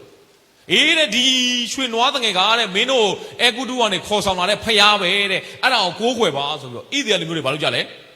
ကိုးကွယ်ကြတယ်မှားယွင်းသွားတယ်ဖျားတကယ်ပြောမောရှေတဲ့မင်းပြန်ဆင်းသွားတော့အောက်မှာမင်းလူမျိုးဘာလုပ်နေပြီလဲမှားယွင်းနေပြီအဲ့ဒီလိုမှားယွင်းတဲ့အခါမှာမောရှေစိတ်ဆိုးပြီးတော့ကြောက်ပြားကြီးဘာလုပ်လိုက်လဲရိုက်ခွဲပလိုက်ဒါကြောင့်ပထမဖျားသခင်လှုပ်ပေးတဲ့ကြောက်ပြားဘာလုပ်သွားလဲကွဲသွားတာနောက်တစ်ခေါက်ပြန်တက်ရတယ်နောက်တစ်ခေါက်ကြောက်ပြားယူပြီးတော့ပြန်တက်ရတယ်ဒုတိယတစ်ခေါက်ဖျားလှုပ်ပေးတဲ့ကြောက်ပြားမောရှေဘာလုပ်လိုက်လဲရိုက်ခွဲပလိုက်စိတ်ဆိုးတာပြိဿအားလုံးပြောဖျားသခင်ဘက်မှာဘယ်သူရှိလဲဖျားသခင်ဘက်မှာရှိတဲ့သူလာခဲ့ဒီဘက်ကိုလာခဲ့ဣသရေလ12မျိုးထဲမှာဖျားဘက်မှာယက်တည်တော်သူတစ်မျိုးပဲရှိတယ်ဘယ်လူမျိုးလဲလေဝိအမျိုးဖြစ်တယ်ဘယ်လူမျိုးလဲလေဝိမျိုးဖြစ်တယ်ဒါကြောင့်မို့အဲ့ဒီလေဝိမျိုးကိုဖျားရွေးကောက်လိုက်တယ်လေဝိမျိုးကိုဣသရေလ12မျိုးထဲမှာထဲမရေတွက်တော့လေဝိကိုတတ်ဖယ်လိုက်တယ်လေဝိကိုဘယ်မျိုးဖြစ်သတ်မှတ်လိုက်လဲဖျားရဲ့လူမျိုးဖြစ်သတ်မှတ်လိုက်တယ်ဒါကြောင့်ဣသရေလလူမျိုးတွေခရီးသွားရင်အရှေ့ဘက်မှာ3နွယ်ဘေးဘက်မှာ3နွယ်ဒီဘက်မှာ3နွယ်အနောက်ဘက်မှာ3နွယ်အလယ်မှာရှိလဲယေဘရဟိတ်နဲ့လေဝိရှိတယ်နော်ဣသရေလ12မျိုးကနေဘယ်နှမျိုးဖြစ်သွားသလား73မျိုးဖြစ်သွားတာဘာလို့73မျိုးဖြစ်ရလဲဆိုတဲ့အကြောင်းရင်းကရူဘင်ရှီမောင်လေဝိဣသခါဇာမုလုံဒန်နသလိဂတ်အာရှာယောသန်ဗင်ဂျမင် နော်အဲ့ဒီဣသရေလ12မျိုးမှာယောသက်ကိုစားယောသက်ကိုဖယ်ထုတ်ပြီးတော့ယောသက်ရဲ့သား2ယောက်ဖြစ်တဲ့မနာရှင်နဲ့ဘယ်သူ့ကိုထည့်လိုက်လဲအေဖရင်ကိုထည့်လိုက်တယ်ဣသရေလ12ယောက်မှာယောသက်ကိုစား2ယောက်ဝင်လာတော့12မျိုးကနေဘယ်နှမျိုးဖြစ်သွားလဲ73မျိုးဖြစ်သွားတယ်အဲ့ဒီ73မျိုးမှာဘုရားသခင်ဘယ်သူ့ကိုပြန်ဖယ်လိုက်လဲလေဝိကိုရွေးကောက်လိုက်တော့ဘယ်နှမျိုးပြန်ဖြစ်သွားလဲ12မျိုးပဲပြန်ဖြစ်သွားတယ်နော်ဘုရားသခင်လုပ်တဲ့အရာနော်အံ့ဩစရာဒီဘက်ဓမ္မသစ်ကာလမှာတပည့်တော်ဘယ်နှပါ12ပါးတပည့်တော်12ပါးမှာနောက်ထပ်နောက်ဆုံးမှနော်အချိန်မတော်မှတမန်တော်ဖြစ်တဲ့တယောက်ပေါ်လာတယ်ဘယ်သူလဲတမန်တော်ကြီးရှင်ဘောလို့ဖြစ်တယ်နော်73ပဲဒါပေမဲ့ယူဒရှ်ကောင်တယောက်ဖယ်လိုက်တော့7ပြန်ဖြစ်သွားတယ်နော်ဒါကြောင့်မို့ဘုရားသခင်လုပ်တဲ့အရာလေဓမ္မဟောင်းဓမ္မသစ်အားလုံးချိတ်ဆက်အဲ့ဒီတိနာတောင်းအောင်ဆင်းလာတဲ့ခါမှာဘသူဘုရားဘက်မှာယက်တည်မလဲဆိုလေဝိတစ်မျိုးပဲယက်တည်အဲ့ဒီလေဝိမျိုးတွေကိုဓာတ်ကန်ခိုင်းပြီးတော့ကျန်တဲ့လူတွေကိုတတ်ခိုင်းလူဘယ်လောက်သေသွားလဲ3000သေသွားဘယ်လောက်သေသွားလဲပြည့်ညက်တရားပေးတဲ့အချိန်မှာပဲလူဘယ်လောက်သေသွားလဲ3000သေသွားတယ်ဒါကြောင့်မို့လေပြည့်ညက်တရားကလူကိုရှင်စေလားသေစေလားတရားမကောင်းလို့လားခေါင်းတာဗောအဲ့တရားဘသူစီရလားလဲဘုရားစီရလားတရားအရင်ကောင်းလို့နဲ့ဘသူမကောင်းတာလဲလူကမလိုက်နိုင်တာဟိုမှာငါမတပါအခြားသောဘုရားကိုမကိုးကွယ်နဲ့ပေးတုံးရှိသေးတယ်အောက်မှာမလုပ်ပြီကိုးကွယ်ရုပ်တုစင်းလူမလောက်နဲ့ပြောတုံးရှိသေးတယ်အောက်မှာလုပ်ပြီးသွားပြီပြောတာတော့နည်းနည်းနောက်ကျသွားတယ်ဟိုမှာဘာလဲစပြီးတော့မှားနေပြီဒါကြောင့်ဘုရားသခင်ကလူတွေမလိုက်နိုင်ဘူးလူတွေမလိုက်နိုင်တော့သိလို့သူကိုယ်တိုင်ဆင်းလာပြီးတော့လောက်ဝါးကားတယ်ကဘာလုပ်လဲအသေးခံပေးတာဖြစ်တယ်ဒါကြောင့်ပြည့်ညက်တရားကလူကိုသိစေတယ်ကျေးဇူးတရားကလူကိုဘာလို့ဆိုလဲရှင်းစေတယ်ရှင်ပေတရုအင်ဝင်ကလေးတရားကိုစဟောတဲ့ခါမှာလူဘလောက်ပြောင်းလဲတယ်3000ဟိုမှာလဲ3000ဒီမှာလဲ3000ပဲဟိုဘက်3000သိသွားလားဒီဘက်3000ကထာဝရသက်ရသွားလားပြည့်ညက်တရားပေးတဲ့ချိန်မှာလူ3000သိသွားတယ်ကျေးဇူးတရားမှာတရားဟောတဲ့ခါမှာလူ3000ထာဝရသက်ရသွားတယ်ကြည်စံကျေးဇူးတရားလူဘာလို့ဆိုလဲအသက်ရှင်စေတယ်ကျေးဇူးတရားလူကိုလှုပ်ပေးတယ်ပြည့်ညက်တရားကလှုပ်ခိုင်းတာလှုပ်ခိုင်းမလို့ပေးလို့ရှိသေးတယ်အောက်မှာဖောက်ပြန်သွားပြီလူတွေမလောက်နိုင်တာသိရတဲ့နဲ့ဘုရားကဘာလို့ပြည့်ညက်တရားကိုပေးရသေးတာလဲမေးစရာမေးခွန်းရှိတယ်ဘုရားသခင်ပြည့်ညက်တရားကိုပေးတဲ့ရည်ရွယ်ချက်ကဘာလဲသလားအပြစ်တွေစက်မလုပ်ဖို့ရန်အတွက်အပြစ်ကိုသိစေဖို့ပေးရတယ်ဖြစ်တယ်ပြည့်ညက်တရားကိုပေးရတဲ့ရည်ရွယ်ချက်တစ်ချက်ပဲရှိတယ်အဲ့ဒါဘာကိုသိစေဖို့အပြစ်ကိုသိစေဖို့ကျွန်တော်ကတော့နားမလဲဘူးအသင်းတော်တွေမှာပြည့်ညက်တော်10ပါးတွေရှောက်တင်ကျင့်ကြပါကျင့်နိုင်လားဖဲကျင့်နိုင်မလဲအသင်းတော်မှာပြည့်ညက်တော်10ပါးတင်တာမမားပါဘူးတင်ဖို့တင်ပြီးမှန်ဖို့တော့လို့တယ်ကျင့်ဖို့တင်တော့မားပြီလားကျင့်ဖို့တင်တော့မားပြီဖာရီရှဲတော့မကျင့်နိုင်ဘူးနော်ပြည့်ညက်တရားကြောင့်မကျင့်ပြည့်ညက်တရားဆိုတာကျင့်ဖို့မဟုတ်ဘူးအဲ့ဒီပြည့်ညက်တရားဆိုတာသိဖို့ဖြစ်တယ်ဘာလို့သိဖို့လဲဒီပြည့်ညက်တရားကိုသိမှကျွန်တော်တို့ကဘယ်ဟာကကောင်းတယ်ဘယ်ဟာမကောင်းတယ်ဆိုတာဘာလို့မှလဲသိမှဖြစ်တယ်အဲ့ဒီသိသွားတဲ့အရာကိုလက်တွေ့လုပ်နိုင်ဖို့ကသင်မလုပ်နိုင်ဘူးဘာလို့လုပ်ပေးမှလဲယေရှုကသင်အထဲကနေရှင်ပြီးတော့လုပ်ပေးမှဖြစ်တယ်ဒါကြောင့်ငါဟာပြည့်ညက်တရားတွေကိုဖျက်ဖို့လာတာမဟုတ်ဘူးတဲ့ပြည့်စုံစေဖို့ဆိုတာသင်အားဖြင့်မဟုတ်ဘူးဘယ်သူအားဖြင့်လဲယေရှုအားဖြင့်အဲ့ဒါကိုနားမလည်တဲ့ခါမှာကျွန်တော်ပြည့်ညက်တရားတွေပြန်ရောက်သွားတယ်ဒီနေ့ပြည့်ညက်တရားကိုဘုရားပေးတဲ့ရွေးချယ်တစ်ခုပဲသိဖို့ဘာလို့သိဖို့လဲအပြစ်ကိုသိဖို့ပြည့်ညက်တရားကိုဘုရားပေးတဲ့ရွေးချယ်ကတစ်ခုပဲပါလဲအပြစ်ကိုမှန်တယ်မှာကြီးလိုက်တဲ့ခါမှာကျွန်တော်မျက်နှာကိုကျွန်တော်ပြန်မြင်ရတယ်ပေနေလို့ရှိရင်တွေ့ရလားမှန်တယ်ပါအဲ့ဒီပေနေတဲ့အညစ်ကြေးကိုအဲ့ဒီမှန်ကတန့်ရှင်းလုပ်ပေးနိုင်လားမှန်ကဘာပဲလုပ်ပေးနိုင်လဲပေနေတယ်ဆိုတာကိုသိအောင်ပဲပြည့်ညက်တရားဆိုတာမင်းအပြစ်ရှိတယ်ဆိုတာသိအောင်ပဲဘာလုပ်ပေးနိုင်လဲဒါကြောင့်မို့ဘာသာတရားပြည့်ညက်တရားအားလုံးအတူတူပဲအင်မတန်မှကောင်းမွန်တယ်လူကိုဘာလုပ်ပေးလဲအပြစ်ရှိကြောင်းသိစေတယ်အပြစ်ကနေလွတ်အောင်တော့မလုပ်ပေးဘူးအပြစ်ကနေလွတ်အောင်လုပ်ပေးတာယေရှုခရစ်တော်ဘုရားဖြစ်တယ်ပြည့်ညက်တရားကသင်မှာမတန့်ရှင်းဘူးဆိုတာပေနေတယ်ဆိုတော့မှန်ကဲ့သို့ဘာလို့ဆိုလဲသိစေတယ်ဒါပေမဲ့အဲ့ဒီပေနေတဲ့အညစ်အကြေးကိုတန့်ရှင်းမလုပ်ပေးနိုင်ဘူးတန့်ရှင်းသွားအောင်လုပ်ပေးနိုင်တာယေရှုခရစ်တော်ဘုရားပဲဖြစ်တယ်သင်ရဲ့အပြစ်အားလုံးတော့လောက်ဝါးကတိုင်းမှာအသေးခံပြီးတော့3ရက်မြောက်သောနေ့မှာရှင်ပြန်ထမြောက်ခြင်းအပြင်သင်အပြစ်တွေကိုတန့်ရှင်းအောင်လုပ်ပေးလိုက်တယ်အဲ့ဒီယေရှုကိုယုံလိုက်တာနဲ့သင်ဟာအပြစ်ကနေလွတ်သွားပြီဒါကြောင့်မို့ဂျေဇုတရားကသင်ကိုဘာလုပ်လဲအပြစ်ကနေလွတ်စေတော်တရားဖြစ်တယ်ပြည့်ညက်တရားကအပြစ်ကိုသိစေတော်တရားဖြစ်တယ်ပြန်ပြောမလို့ပြည့်ညက်တရားကအပြစ်ကိုသိစေတော်တရားဖြစ်တယ်အပြစ်ကိုလွတ်အောင်မလုပ်ပေးနိုင်အပြစ်ကိုလွတ်အောင်လုပ်ပေးနိုင်တာဂျေဇုတရားဒီဟုသောယေရှုခရစ်တော်ဖခင်ဖြစ်တယ်အပြစ်ကနေလွတ်အောင်ယေရှုပဲလုပ်ပေးနိုင်တယ်ဒါကြောင့်မို့ဖ ဖျားဘက်မှာဘာသူရက်မလဲဆိုတော့အဲ့ဒီလေဝိတစ်မျိုးပဲရက်တဲ့ခါမှာဖျားကအဲ့ဒီလေဝိမျိုးရွေးကောက်ပြီးတော့ကောင်းကြီးပေးလိုက်တယ်ဘလို့ကောင်းကြီးပေးလိုက်တယ်တရားဟောကြံခန်းကြီး30အပိုင်ငယ်17ထို့ကြောင့်လေဝိသားတို့သည်ညီကိုတို့နှင့်ရော၍အဖို့ကိုမပိုင်အမွေကိုမခံရသင်ဖျားသခင်ထာဝရဘုရားဂတိတော်ရှိသည့်အတိုင်းထာဝရဘုရားသည်သူတို့ခံရသောအမွေဖြစ်တော်မူ၏ကြည်စမ်းဣသရေလ12မျိုးအတွက်အမွေကိုဘုရားပြင်ဆင်ထားတယ်ခါနန်ပြည်ရောက်တဲ့ခါမှာနေရမယ့်နေရာတွေဘုရားမလုပ်ပြီးသားပြင်ဆင်ပြီးသားဒါပေမဲ့လေဝိမျိုးကတော့မြေနေရမရအောင်အမွေမရအောင်အဲ့ဒီဘာအမွေမရအောင်လဲသားလောကအမွေမရအောင်ဒါပေမဲ့ဘာအမွေရမလဲဘုရားနဲ့ဆိုင်တဲ့အမွေရမယ်အဲ့ဒီလေဝိအမျိုးကလောကအရာထက်ကောင်းတဲ့ဒီလောကကိုပိုင်ဆိုင်တဲ့ထာဝရဘုရားသည်သူတို့ခံရသောအမွေဖြစ်တော်မူ၏ဘာအမွေရသွားလဲဖျားဆိုတဲ့အရာကိုဘာရသွားလဲအမွေရသွားတာဒါမို့ယုံကြည်သူသားသမီးကဖျားဆိုတဲ့အရာကိုဘာလုပ်သွားလဲအမွေရသွားတာဖျားကျွန်တော်သိစေချင်တာဒါကြောင့်မို့ဒီမှာမိုးတောက်ကျဲကိုငါပေးမယ်ဆိုတာကယေရှုကိုရစေချင်တာဒီနေ့ယေရှုကိုရသွားရင်တော့ကျွန်တော်ဘာမှမလုပ်တော့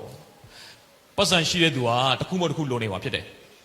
ပတ်စံရှိတဲ့သူသွားမေးကြည့်အားလုံးပြည့်စုံပြီလားမပြည့်စုံပါဘူးတစ်ခုမှတစ်ခုလုံနေမှာဖြစ်တယ်အောင်မြင်တဲ့သူသွားမေးကြည့်တစ်ခုမှတစ်ခုလုံနေမှာဖြစ်တယ်ဒါပေမဲ့ယေရှုကိုရရင်တော့လေဘာမှမလုပ်တော့အားလုံးပြည့်စုံတဲ့အတ္တတာဖြစ်တယ်ဆိုတော့တွေ့ရတယ်ဒါကြောင့်မို့ဒီတွာတိယမြို့မှာရှိတဲ့အသင်းတော်ကဖောက်ပြန်သွားတော့အသင်းတော်ဖြစ်တယ်ပရောဖက်မယေဇဗေလရဲ့ဝိညာဉ်ဆိုးကအဲ့ဒီအသင်းတော်မှာဝင်ရောက်နှောက်ယှက်တယ်ဒီနေ့ကျွန်တော်ရဲ့အတ္တတာထဲမှာလည်းအဲ့ဒီယေဇဗေလရဲ့ဝိညာဉ်ကကျွန်တော်ကိုသေခြင်းမတက်ဖြစ်အောင်လုပ်တဲ့ဝိညာဉ်ဆိုဖြစ်တယ်အဲ့ဒီယေဇဗေလဝိညာဉ်ကကျွန်တော်တို့ကိုကိုးကွယ်မှုမှားယွင်းသွားအောင်လုပ်တဲ့ဝိညာဉ်ဖြစ်တယ်အဲ့ဒီယေဇဗေလဝိညာဉ်ကကျွန်တော်တို့ကိုမတရားတဲ့ကိစ္စတွေလုပ်ဖို့ရန်အတွက်ကျူးလွန်ဖို့အတွက်နှိုးဆော်တဲ့ဝိညာဉ်ဖြစ်တယ်ဒါကြောင့်မို့ကျွန်တော်တို့ဘာလုပ်အောင်မလဲဘုရားသခင်သတိပေးတယ်မင်းရထားတဲ့အရာတွေကိုဘာလုပ်အောင်မလဲကင်ဆွဲပါဒါကြောင့်မို့ဒီအသင်းတော်ကနေခွန်အားယူရမယ့်အချက်ကတော့ယုံကြည်ခြင်းကိုဆွဲကင်လျက်ရှောက်လန်းပါဒီအသင်းတော်ကကျွန်တော်တို့ဘာစကားပြောနေလဲယုံကြည်ခြင်းကိုဆွဲကင်လျက်အတ္တတာကိုရှောက်လန်းပါဒီအသင်းတော်နဲ့ဆိုင်တဲ့ကျမ်းပိုက်နောက်ဆုံးတစ်ပိုက်ဖတ်အောင်တိ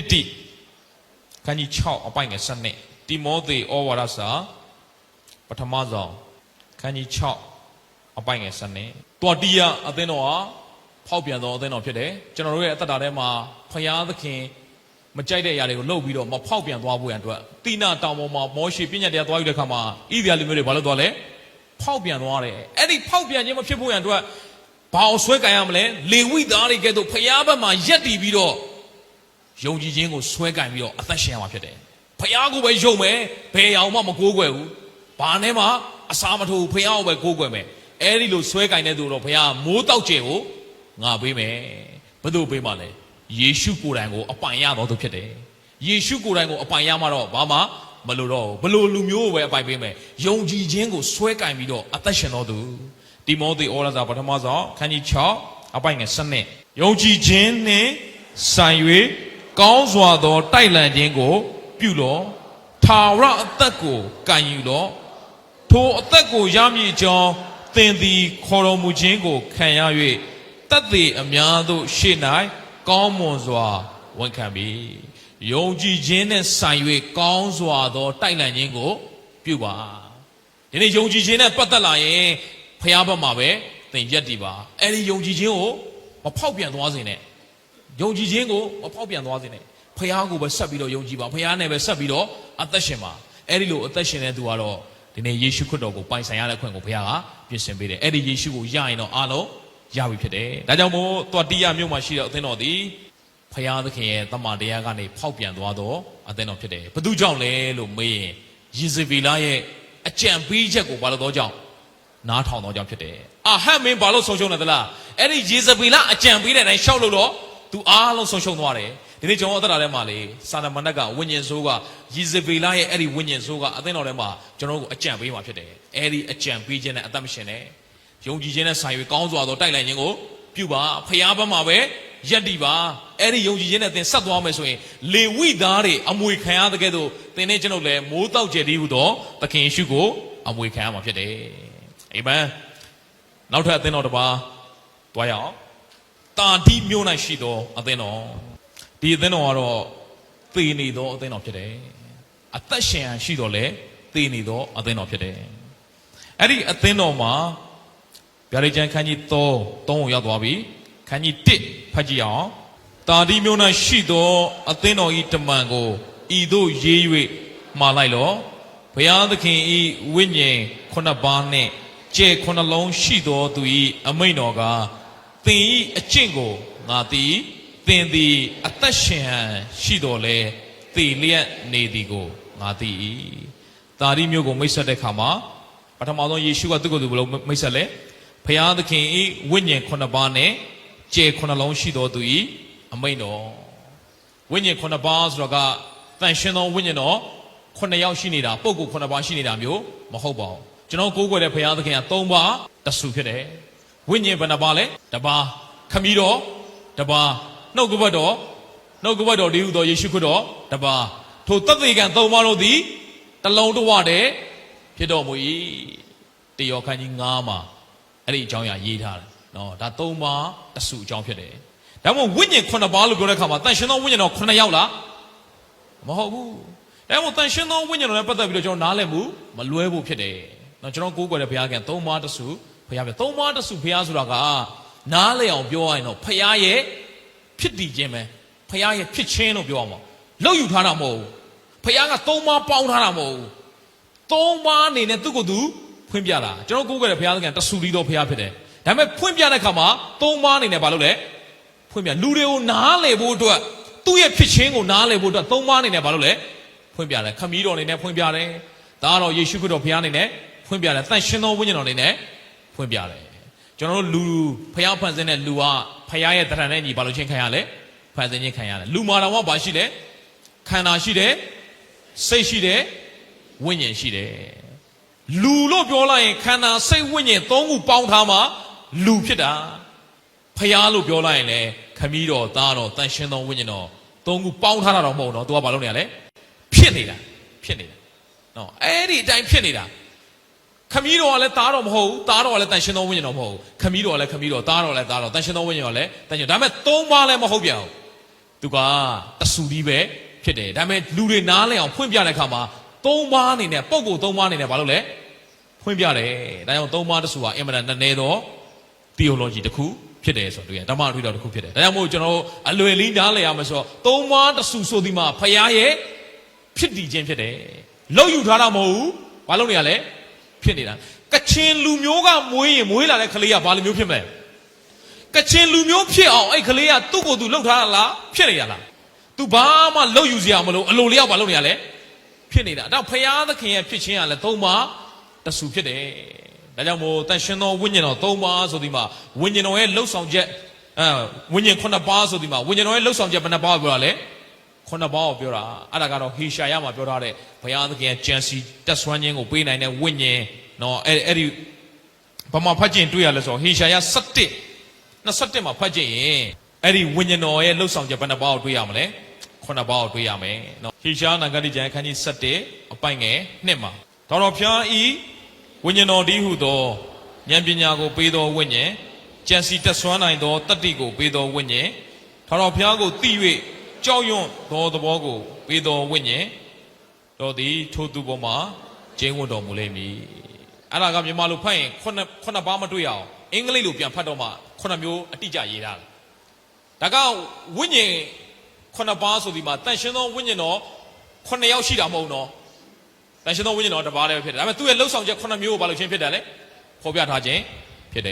်နော်ဒီနေ့ယုံကြည်သူတွေမှာရှုပ်ထွေးတဲ့ဝိညာဉ်တော်နဲ့ပတ်သက်တဲ့အရာတစ်ခုရှိတယ်အဲ့တော့တန်ရှင်သောဝိညာဉ်တော်ကိုခေါ်ဖိတ်တာမှန်လားမှားလာ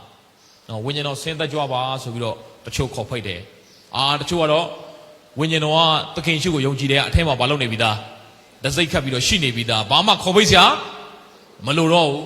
ကျွန်တော်လည်းအဲ့ဒါနဲ့ပတ်သက်ပြီးတော့တော်တော်လေးကိုဇဝေစွာဖြစ်တယ်ဝိညာဉ်တော်ကိုခေါ်ဖိတ်တာမှန်လားမှားလားဘုရားသခင်ကျွန်တော်နားမလဲဘူး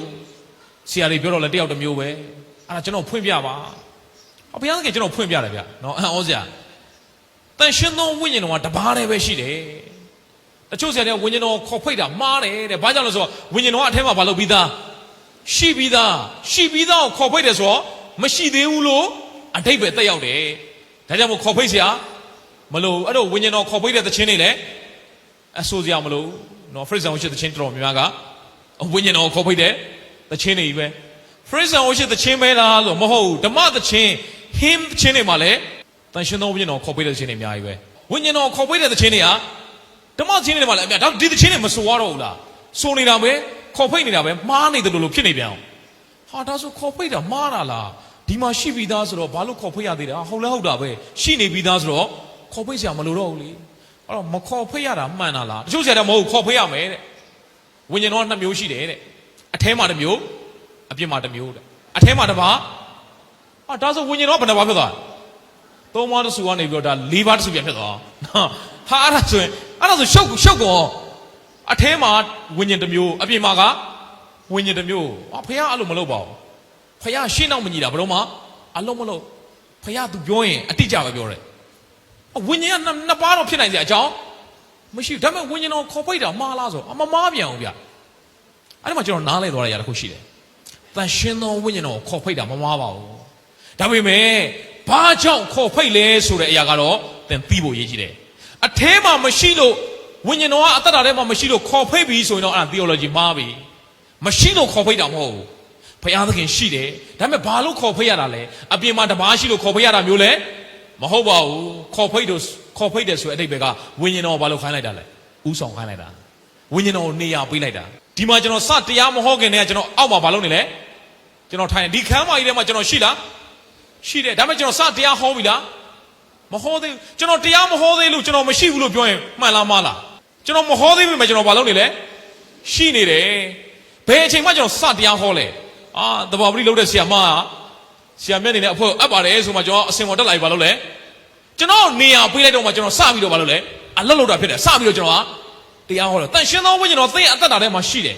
သင်အခွင့်ပေးလိုက်တော့မှဝိညာဉ်တော်စပြီးတော့ဘာလုပ်မှလဲ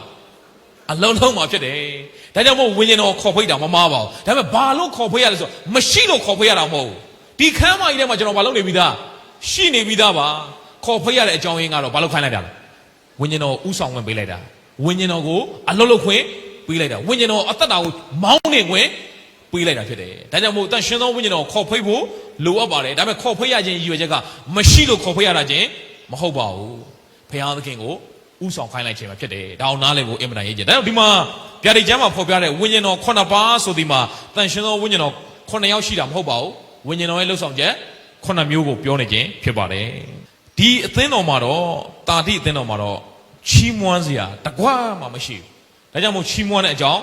မတွေ့ရဘူးစတာနဲ့အပြစ်တင်တဲ့စကားနဲ့စတယ်ဗျာဒိတ်ကျမ်းခန်းကြီး3နော်ခုနအပိုင်ငယ်1ကိုဖတ်ရင်းနဲ့အပြစ်တင်တဲ့စကားတခုကျွန်တော်တွေ့ရလိမ့်မယ်သင်သည်အသက်ရှင်ဟန်ရှိတော်လဲသေနေတယ်မင်းကကြည်လိုက်ရင်တော့ဝတ်ပြုကိုးကွယ်ခြင်းတွေနဲ့ချီးမွမ်းခြင်းတွေနဲ့တရားဟောတာနဲ့အစီအစဉ်တွေနဲ့အသက်ရှင်ဟန်လှုပ်ရှားဟန်ရှိနေတော့ညလဲဘာလုပ်နေလဲသေနေပြီဒီနေ့တချို့ယုံကြည်သူအသက်တာထဲမှာ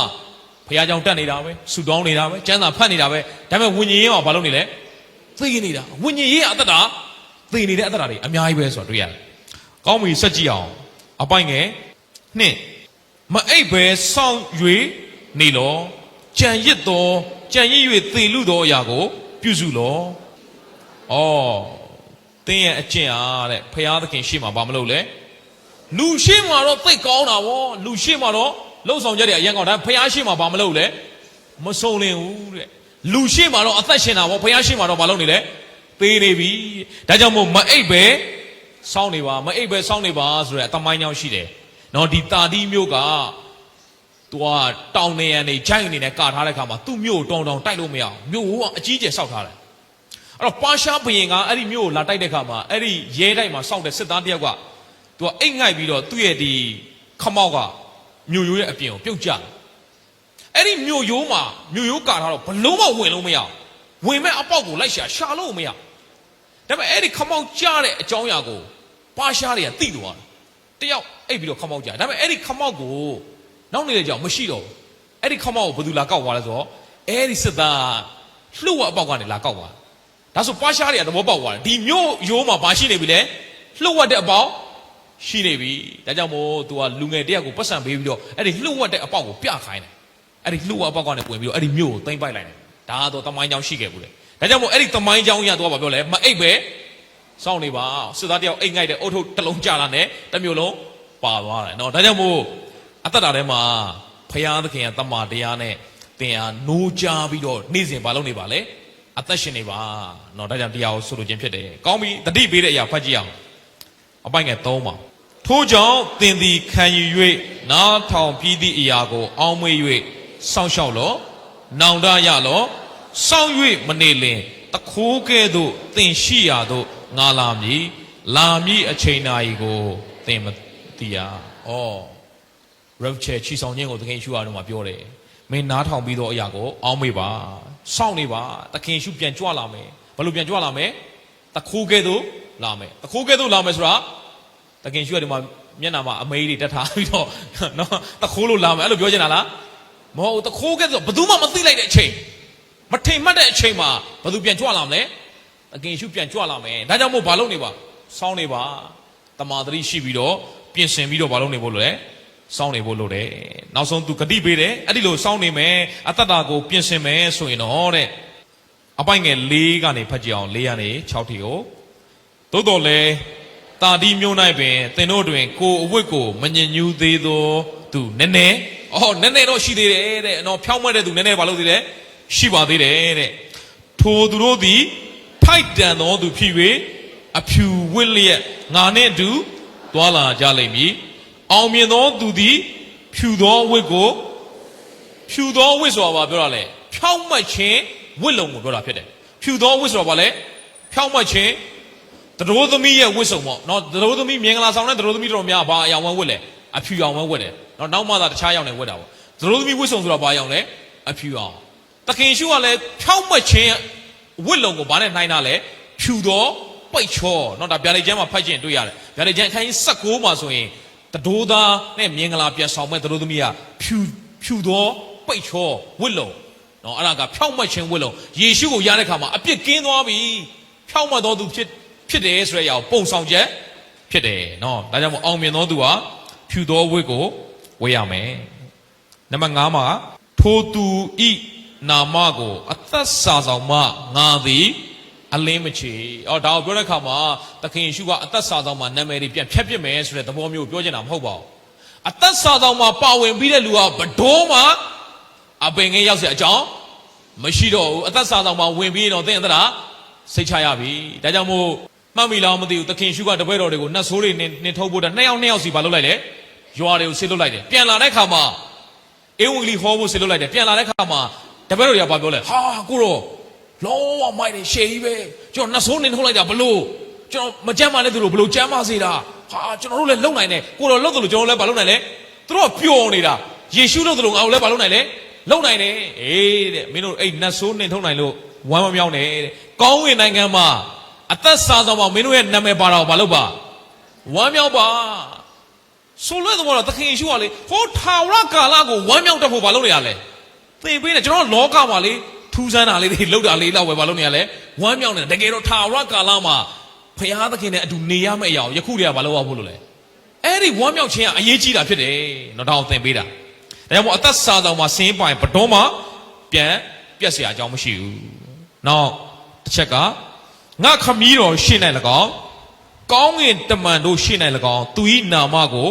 ငါဝန်ခံမည်ဝိညာဉ်တော်သည်အသင်းတော်တို့အားအဘယ်သို့မိန့်တော်မူသည်ကိုနားရှိတော်သူမည်ဒီကကြားပါစေဝိညာဉ်တော်အသင်းတော်တို့အားအဘယ်သို့မိန့်တော်မူသည်ကိုနားရှိတော်သူမည်ဒီကကြားပါစေအကျဉ်သူဟာတဲ့လူရှိမှငါ့ကိုဝန်ခံတယ်တဲ့ငါခမည်းတော်ရှိမှအဲ့ဒီလူငါဘာလုပ်မလဲပြန်ဝန်ခံမယ်အကျဉ်သူကငါ့ကိုညင်းပယ်တယ်တဲ့ကောင်းဝင်နိုင်ငံခမည်းတော်ရှိမှငါဘာလုပ်မလဲပြန်ညင်းပယ်မယ်အဲ့ဒါအရေးကြီးတယ်နော်သင်ယေရှုခရစ်တော်ကိုဝန်ခံခြင်းအရေးကြီးတယ်ဒါကြောင့်မို့ကျွန်တော်တို့နှစ်ချင်းမြင်္ဂလာခံတယ်ဆိုတာ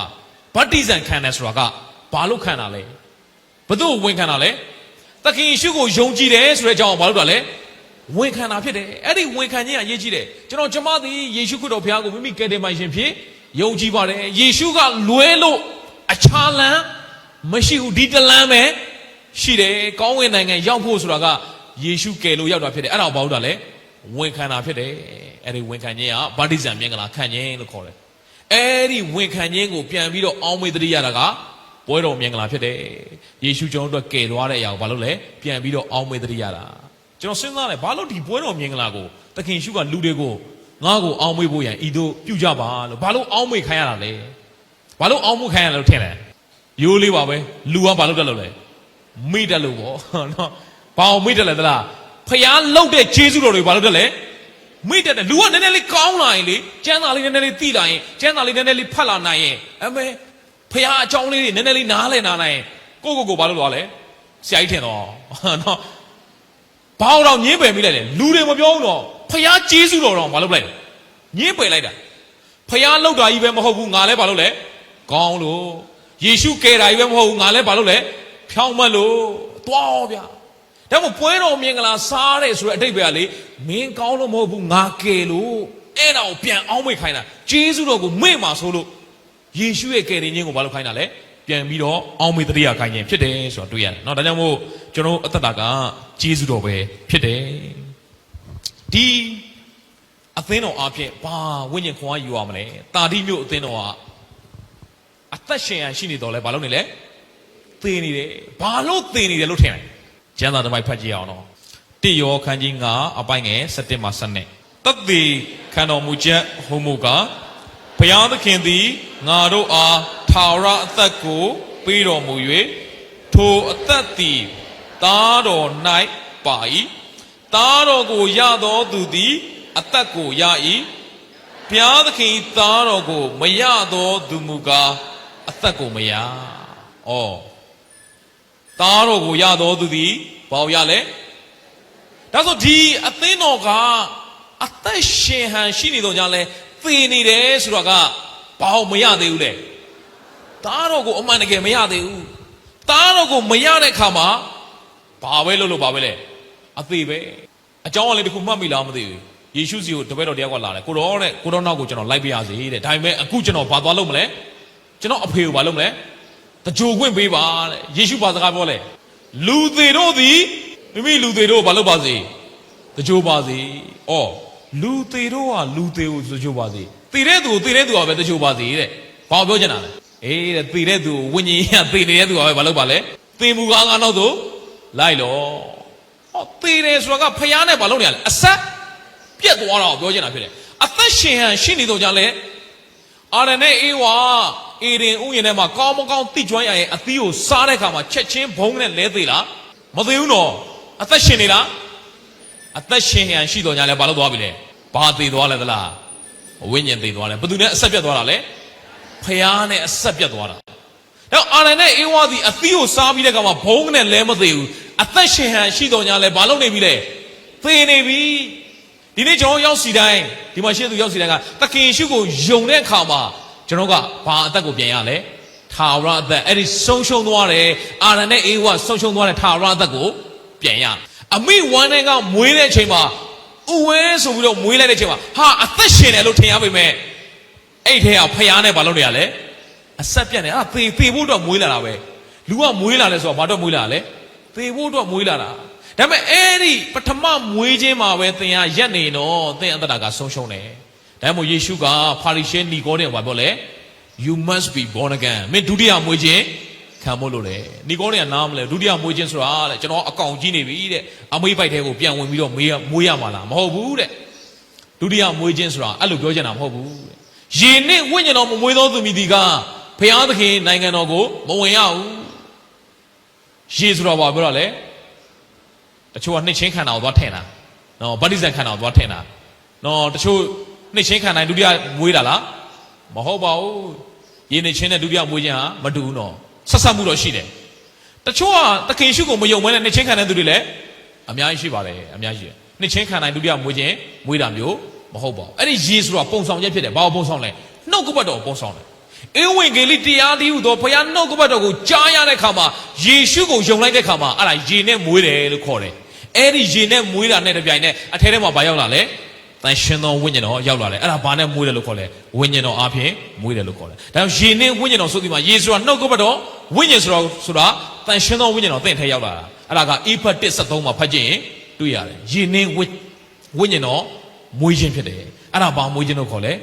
ဒုတိယမွေးခြင်းလို့ခေါ်တယ်ပထမမွေးခြင်းကအမိဝမ်းနဲ့မွေးတာအဲ့ဒါပထမမွေးခြင်းအပြစ်သားဖြစ်တယ်ပထမမွေးခြင်းမှာဖျားသားမဟုတ်ဘာသားလဲအပြစ်သားအဲ့ဒီအသက်က အသက်ရှင်ဟန်ရှိနေတော့ညာလဲဘာလုပ်နေရလဲသေနေတာဘာလို့သေနေရလဲအသက်ရှင်တဲ့ဖခင်နဲ့ဘာလုပ်နေလို့လဲအဆက်သွယ်ပြတ်နေတော့ကြောင့်ဖြစ်တယ်ဒါကြောင့်ဒုတိယမွေးခြင်းဆိုသည်မှာယေရှုခရစ်တော်ဘုရားကိုမိမိကယ်တင်မှာရှင်ဖြစ်ဘာလုပ်လိုက်တာလဲလက်ခံယုံကြည်လိုက်ခြင်းပဲဖြစ်တယ်ဒုတိယမွေးခြင်းဆိုတာအလွယ်လေးပါပဲယေရှုကိုဘာလုပ်လိုက်တာလဲလက်ခံယုံကြည်လိုက်တာထိုသူကိုလက်ခံသမျှသောသူတည်းဟုသောကိုတော်ကိုယုံကြည်သောသူတို့ဟာဘုရားသခင်ဤသားဖြစ်ရတဲ့ခွင့်ပေးတယ်ယေရှုကိုယုံလိုက်တာနဲ့သင်ကအမိဝမ်းထဲကအပြစ်သားဘဝကနေဘယ်သားဘဝရောက်သွားလဲဘုရားသားဘဝကိုရောက်သွားတယ်အဲ့ဒီအသက်တာကရှင်သောအသက်တာဖြစ်တယ်သားတော်ကိုရသောသူသည်အသက်ကိုသားတော်ကိုမရသောသူသည်ဒီလေအသင်းတော်ထဲမှာယုံကြည်သူခရိယန်ဖြစ်ပြီးတော့သားတော်ကိုတကယ်မရတဲ့သူတွေရှိနေမလားဆိုပြီးတော့ဆိုရင်စရာရှိပါတယ်ဘုရားကြောင့်တော့တတ်နေပါတယ်သင်တကယ်ဟောယေရှုကိုရရဲ့လားယေရှုကိုရမှအသက်ရှင်တာနော်ယေရှုကိုမရရင်တော့ခရိယန်ဖြစ်လို့အသက်ရှင်တာမဟုတ်ဘူးဘုရားကြောင့်တတ်နေလို့အဲ့ဒါအသက်ရတာမဟုတ်ဘူးယေရှုကိုတကယ်ရမှဘာရတာလဲအသက်ရတာသင်ကဘယ်ခိုင်းကနာဘယ်အဖွဲ့အစည်းမှာပါဝင်ပါစေအရေးမကြီးပါဘူးယေရှုကိုတကယ်ရတော်သူဖြစ်ဖို့ပဲလိုအပ်တာဖြစ်တယ်သားတော်ကိုရတော်သူမှသာဘာကိုရတာလဲအသက်ကိုရဒါကြောင့်မို့ဒီတာဒီမျိုးမှာရှိတဲ့အသင်းတော်ကအသက်ရှင်ရရှိနေတော့ညာလဲဘာလို့သိနေလဲဆိုရင်ယေရှုကိုအမှန်တကယ်မရလို့ဖြစ်တယ်ဒါကြောင့်မို့ဒီတာဒီအသင်းတော်ကနေပြီးတော့ဝိညာဉ်ခွန်အားယူရမယ့်တစ်ချက်ကယေရှုကိုအမှန်တကယ်ရတော်သူဖြစ်ပါစေယေရှုကိုအမှန်တကယ်ရတော်သူဖြစ်ပါစေယေရှုကိုအမှန်တကယ်ရရင်တော့သင်ကအသက်ရှင်မှာဖြစ်တယ်ဒါကြောင့်မို့ရှင်ဟောခွင့်ခိုင်း30အပိုင်ငယ်30တခိုးသည်ခိုးခြင်းတက်ခြင်းဟုတ်ပြီတခိုးဆိုတာဘာလို့ပြောတာလဲတကယ်တခိုးပြောနေတာမဟုတ်ဘာလို့ပြောတာလဲစာတန်အောင်ပြောနေတာစာတန်မနက်ကသင်စီမှာရှိတဲ့ဝမ်းမြောက်ခြင်းတွေဘာလုပ်လိုက်မလဲခိုးပလိုက်မယ်သင်စီမှာရှိတဲ့ငြိမ်သက်ခြင်းတွေဒါမှမဟုတ်တခိုးကခိုးမယ်တတ်မယ်ဖြက်စီးမယ်သားတော်ကိုရတော်သူသည်အသက်ကိုရ၏သားတော်ကိုရတဲ့ခါမှာဘာလုပ်လဲအသက်ကိုဖျားသခင်အဲ့ဒါနဲ့မကျင့်တတ်ဘူးသားတော်ကိုရပြီးအသက်ရယုံနဲ့မကျင့်တတ်ဘူးအသက်နဲ့ပြည့်စုံတော်သူဖြစ်ဖို့ဘုရားလိုရှိတာဖြစ်တယ်နောက်တစ်ကြောင်ဖတ်ကြည့်နော်ငါမူကားတိုးတို့သည်အသက်လွတ်ယုံများမကအသက်နဲ့ပြည့်စုံစေခြင်းကဖျားသခင်အလိုတော်ရှိတဲ့ຢာကလေသေနေသောအသက်တာမဟုတ်အသက်ရှင်သောအသက်တာဖြစ်တယ်သားတော်ကိုရရင်သင်ကအသက်ကိုရတာဖြစ်တယ်ဒါပေမဲ့အဲ့ဒီအသက်ကိုရယုံနဲ့ဘုရားမကျင့်တော့ဘူးအဲ့ဒီအသက်ရဲ့ကောင်းကြီးမြင်ကလားအသက်ရဲ့အကျိုးပြည့်စုံစွာခံစားရဖို့ဘုရားကအလိုရှိတာဖြစ်တယ်ဒါကြောင့်မို့သခင်ရှုလောကကိုလာတာတဲ့တိုးတွေကိုအသက်လွတ်ယုံမြမကားတဲ့ငရဲမကြဖို့တော့ပဲမဟုတ်ဘူးတဲ့အသက်လွတ်သွားတယ်နော်ထာဝရအသက်ကိုရသွားတယ်အဲ့ဒါပဲမဟုတ်သေးဘူးတဲ့အထူးသဖြင့်ဘာနဲ့ပြည့်စုံဖို့အသက်နဲ့ပြည့်စုံဖို့အဲ့ဒီအသက်ရဲ့သဘောတရားကိုကောင်းကောင်းနားလည်ပြီးတော့ယေရှုရဲ့အသက်နဲ့ပြည့်စုံစွာဒီလောကကြီးထဲမှာအသက်ရှင်ဖို့ဘုရားအလိုရှိတာဖြစ်တယ်အံ့ဩစရာနော်တခိုးသည်ခိုးခြင်းတက်ခြင်းဖြက်စီးခြင်းကသာလာတဲ့ကျွန်တော်မေးမယ်တခိုးဆိုတာက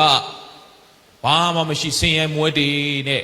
အိမ်ကိုခိုးမလားအိမ်မတန်မှပြည့်စုံနေတဲ့အိမ်ကိုခိုးမလားပြည့်စုံတဲ့အိမ်မခိုးမှာပေါ့ဘာမှမရှိတဲ့နေရာသူခိုးပါမလားစာရမဏကသင်စီကခိုးမယ်ဆိုတာကသင်မှာမရှိလို့လားရှိလို့လားရှိလို့ယေရှုခရစ်တော်အားဖြင့်သင်ကကောင်းကြီးမြင်လာခံစားတော်သူဖြစ်တယ်ယေရှုခရစ်တော်အားဖြင့်သင်ကဝမ်းမြောက်ခြင်းကိုပိုင်ဆိုင်တော်သူဖြစ်တယ်ယေရှုခရစ်တော်အားဖြင့်သင်ကငြိမ်သက်ခြင်းကိုခံစားတော်သူဖြစ်တယ်ဝမ်းမြောက်ခြင်းကိုရှာဖွေနေရတော်သူမဟုတ်ဝမ်းမြောက်ဖို့အတွက်ကြိုးစားနေရတော်သူမဟုတ်ငြိမ်သက်ခြင်းကိုရှာဖွေနေရတော်သူမဟုတ်အောင်မြင်ဖို့ကြိုးစားနေရတော်သူမဟုတ်အောင်မြင်တော်သူဖြစ်တယ်ယေရှုအားဖြင့်သင်ကရရှိပြီးသားအဲ့ဒီရရှိပြီးတဲ့အရာတွေကိုမခံစားရဖို့ရန်အတွက်ဘယ်သူကလှုပ်ဆောင်လဲစာတန်ကလှုပ်ဆောင်တယ်ထာဝရအသက်ရယုံကလွဲလို့ဖခင်ရဲ့အသက်နဲ့ပြည့်စုံတဲ့အသက်တာဘာတစ်ခုမှမခံစားရဖို့ရန်အတွက်စာတန်ကသင်ရဲ့ငြိမ်သက်ခြင်းကိုခိုးမှဖြစ်တယ်သင်ရဲ့ဝမ်းမြောက်ခြင်းကိုခိုးမှဖြစ်တယ်သင်ရဲ့အောင်မြင်ခြင်းကိုခိုးမှဖြစ်တယ်ပြီးရင်တတ်မယ်ပြီးရင်မလုပ်မလဲဖျက်ဆီးမယ်စာတန်ရဲ့အလုပ်ကအဲ့ဒီအလုပ်ပဲဒီနေ့သခင်ရှုရတော့ဘာပြောလဲငါမူကားတိုးတို့ကိုအသက်လွတ်ယုံများမကအထူးသဖြင့်အဲ့ဒီအသက်နဲ့ပြည့်စုံခြင်းဆိုတာ abundant life လို့ခေါ်တယ်ကြွယ်ဝသောအသက်တာလို့အင်္ဂလိပ်ကျမ်းစာမှာပြောတယ်ဒီနှုတ်ကပတ်တော်ကိုကျွန်တော်ဖတ်တဲ့ခါတိုင်းမှာငါကနားမလဲအိုးငါကတော့လည်းကျွန်တော်တရားဟောချက်တွေနားထောင်မှုတယ်ဒီကျမ်းပိုက်ကိုဘလို့ပဲအနက်ပြန်လဲဆိုရင်သခင်ယေရှုကိုယုံရင်ငရဲကလွတ်ယုံနေမကောက်လောကမှာနေတဲ့ခါမှာလဲချမ်းချမ်းသာသာကြွယ်ကြွယ်ဝဝဘာလို့ရမလဲနေရမယ်ဆိုတဲ့တရားဟောချက်ကြားမှုတယ်no ဒီနှုတ်ကပတ်တော်ကအဲ့လိုပြောတာလုံးဝမဟုတ်ပါဘူး သခင်ယေရှုကိုယုံပြီးတော့လောကမှာချမ်းချမ်းသာသာကြွယ်ဝခြင်းကဖခင်ကောင်းကြီးဆိုရင်ယေရှုကိုလုံးဝမသိတဲ့သူတွေကြွယ်ဝလားမကြွယ်ဝဘူးလားသခင်ယေရှုကိုမယုံမဲနဲ့လောကမှာမီလန်နာဘီလန်နာဖြစ်နေလို့ရှိလားမရှိလားအဲ့ဒါဖခင်ကောင်းကြီးပေးတာလားဖခင်ကောင်းကြီးကိုငွေကြေးနဲ့သွားတိုက်ရင်မှားသွားမှာပေါ့ဖခင်ကောင်းကြီးမြင့်ဆိုတာငွေကြေးစည်းစိမ်ဥစ္စာနဲ့တိုင်းလို့ရလားအဲ့ဒါထက်အရန်ကိုမြင့်မားလုံးတယ်ဖခင်သားသမီးမှန်ရင်အဲ့ဒီငွေကြေးစည်းစိမ်ဥစ္စာကိုခေါင်းထဲကိုမထည့်တော့စကားထဲတောင်ထည့်မပြောတော့ဘာဖြစ်လို့လဲဖခင်ပြင်ဆင်ထားတဲ့အရာတွေကအရန်ကြီးမားလုံးလို့တော့ဆာလမန်ကယေရှုပဲပြောလဲမင်းငါ့ကိုရှစ်ခိုးလိုက်တဲ့တွေ့လာတဲ့ဒီတိုင်းနိုင်ငံစည်းစိမ်တွေငါဘာလုပ်နိုင်လဲငါပေးနိုင်တယ်တဲ့ငါ့ကိုမင်းထိုင်ရှစ်ခိုးလိုက်တဲ့ဩစာတန်ပေးနိုင်တယ်နော်ဒါပေမဲ့ယေရှုကပြောလဲသင်ဖျားခင်ထောက်တော့ဖျားအောင်ပဲကိုးကွယ်အောင်အချင်းစာတန်ငါတော့ဆိုတော့ဟာဒါကြောင့်ကျွန်တော်ဘုရားအသက်တာထဲမှာဖခင်ကောင်းကြီးဆိုတာလောကရန်နဲ့တော့တိုင်လို့မရဘူးဖခင်ကောင်းကြီးမြင်လားဆိုအသက်နဲ့ပြည့်စုံတဲ့အသက်တာဆိုတော့ဘာကိုပြောတာလဲလောကစည်းစိမ်တွေပိုင်ဆိုင်နေတာကိုပြောချင်တာမဟုတ်ဘူးအသက်နဲ့ပြည့်စုံသောအသက်တာဆိုတာအဲ့ဒီယေရှုခရစ်တော်ဘုရားရဲ့ကောင်းမြတ်ခြင်းအဲ့ဒီယေရှုခရစ်တော်ဘုရားရဲ့မဆာခြင်းတွေကိုသိကျွမ်းသောအသက်တာပြောတာဖြစ်တယ်အဲ့ဒီခရစ်တော်ပေးတဲ့အသက်ကဘလို့အသက်မျိုးလဲဆိုတာနေ့စဉ်သိကျွမ်းလေလေသင်ကအဲ့ဒီအကျိုးခံစားလေဖြစ်တယ်အာမင်ဒီနေ့ယေရှုခရစ်တော်သင်တို့ဘာလို့ပေးခဲ့လဲဆိုရအောင်သင်သိလေလေသင်ကောင်းကြီးခံရလေလေပဲဒါကြောင့်မို့အသက်နဲ့ပြည့်စုံတယ်ဆိုတာကတိုးတစ်ကောင်အတွက်အရေးကြီးဆုံးကစိမ့်လန်းသောကျက်စားအရက်မှာဘာမှမလို့စားစရာတောက်စားအားလုံးပြည့်စုံတဲ့နေရာမှာနေရခြင်းမျိုးမဟုတ်ပါဘူးအသက်နဲ့ပြည့်စုံတယ်ဆိုတာကတာယာသောမျက်နှာမှာတောက်စရာရည်လည်းရှိတဲ့အေးဆေးပဲဆိုတဲ့အသက်တာမျိုးလည်းမဟုတ်ပါဘူးတိုးတစ်ကောင်အတွက်အရေးကြီးဆုံးကစိမ့်လန်းသောကျက်စားအရက်မှာရှိခြင်းလည်းမဟုတ်တာယာသောမျက်နှာမှာရှိခြင်းလည်းမဟုတ်သေမင်းရိပ်လွှမ်းမိုးတဲ့ခြံဝန်းထဲကိုမဖျက်ရခြင်းမျိုးလည်းမဟုတ်တိုးတစ်ကောင်အတွက်အရေးကြီးဆုံးကတိုးထိန်နဲ့အတူရှိခြင်းပဲတိုးထိန်နဲ့အတူရှိခြင်းကအသက်နဲ့ပြည့်စုံသောအသက်တာဖြစ်တယ်စဉ်းစားကြည့်နော်စိမ့်လန်းသောကျက်စားရက်မှာတိုးလေးတစ်ကောင်ရှိနေတယ်တိုးထိန်ကြီးမရှိဘူးဆိုရင်အဲ့ဒီတိုးအတွက်အန်ရရှိလားမရှိလားရှိတာဗောစာတန်ချက်ချင်းဖြည့်ဆည်းသွားလို့ရတာဗောတိုးတစ်ကောင်ကတာသောမျက်နှာမှာရှိနေပေမဲ့တိုးထိန်သူနဲ့မရှိဘူးဆိုရင်အဲ့တိုးအတွက်အန်ရရှိတာဗောအဲ့ဒီတိုးကသေမင်းရိပ်လွှမ်းမိုးတဲ့ခြံဝန်းထဲမှာရှောက်စီကမှုကိုရောဒီကျွန်ုပ်နဲ့အတူရှိတော်မူသည်ဖြစ်၍လှန်နံတော်နဲ့တောင်ဝေးတော်သည်ကျွန်ုပ်ကိုအဲ့ဒီတိုးရင်းကြီးကင်ထားတဲ့လှန်နံနဲ့တောင်ဝေးကအဲ့ဒီတိုးကိုဘာလို့စီလဲချမ်းသာစေတယ်ဒါကြောင့်စစ်မှန်သောချမ်းသာခြင်းဆိုတာကလေပတ်စံမပေးနိုင်ဘူးစစ်မှန်သောချမ်းသာခြင်းဆိုတာလောကရတယ်မပေးနိုင်ဘူးစစ်မှန်သောချမ်းသာခြင်းကဘယ်သူပဲပေးနိုင်လဲယေရှုပဲပေးနိုင်တယ်အဲ့ဒီယေရှုကိုရတော်သူဟာစစ်မှန်သောကြွယ်ဝခြင်းပဲတော့ဒီနေ့ဒီအသင်းတော်နှစ်ပါးတူညီတဲ့အချက်ကိုဖော်ပြနေတယ်ပထမအသင်းတော်ဘာအသင်းတော်လဲတွာတိယအသင်းတော်နော်တွာတိယအသင်းတော်ဘာအသင်းတော်လဲဖောက်ပြန်တော်အသင်းတော်ဖောက်ပြန်တော်အသင်းတော်အဲ့ဒီတွာတိယအသင်းတော်မှာကျွန်တော်ပြောချင်တဲ့သတင်းစကားတော့ဘုရားသခင်ကယုံကြည်ခြင်းကိုမလုပ်ပါဆွဲကင်ပါယုံကြည်ခြင်းကိုဆွဲကင်ရင်လေဝိသားတွေခံစားရတဲ့ကောင်းကြီးမြတ်လာကိုခံစားရမယ်လေဝိသားတွေဘာကောင်းကြီးခံစားရလဲဘသူ့ကိုအပိုင်ရလဲဘသူ့ကိုအမွေရလဲဘုရားကိုအမွေရတယ်ကျွန်တော်တို့လည်းဘုရားသခင်အောင်မြင်သောသူကမိုးတောက်ကျဲကိုပေးမယ်ဘသူ့ပေးမှာလဲယေရှုကိုပေးမှာဒီတွာတိယမျိုးကလည်းယေရှုကိုပေးမယ်ဆိုတဲ့သဘောကိုပြောတယ်ဒီအသင်းတော်မှာလည်းတာတိအသင်းတော်မှာလည်းကျွန်တော်ရဲ့ကောင်းကြီးမြင်လာအစစ်မှန်ဘယ်သူပဲလဲယေရှုပဲတာတိအသင်းတော်ကသေနေသောအသင်းတော်ဖြစ်တယ်ဘာကြောင့်သေနေရလဲဘသူမရှိလို့လဲယေရှုကိုမရလို့သေနေတာဖြစ်တယ်ဒါကြောင့်ကျွန်တော်ဘုရားတရားမှာယေရှုကိုအမှန်တကယ်ရတော်သူဖြစ်ပါစေဒါကြောင့်ယေရှုခရစ်တော်ကိုအမှန်တကယ်ရတော်သူကလေဘာမှမလို့တော့ဘသူပဲလို့လဲသခင်ယေရှုပဲလို့တော့ဒါကြောင့်ကျွန်တော်အသက်တာထဲမှာယေရှုကိုရတော်သူဖြစ်ဖို့ရန်အတွက်အင်မတန်ရည်ကြည်တယ်ယောမဩဝါဒစာအခန်းကြီး9အပိုင်ငယ်1နှစ်ထို့ကြောင့်ငါတို့သည်ယုံကြည်ခြင်းရှိ၍ဖြောင့်မတ်ရာသို့ရောက်လျင်ငါတို့သခင်ယေရှုခရစ်အားဖြင့်ဖျားသခင်ရှိတော်၌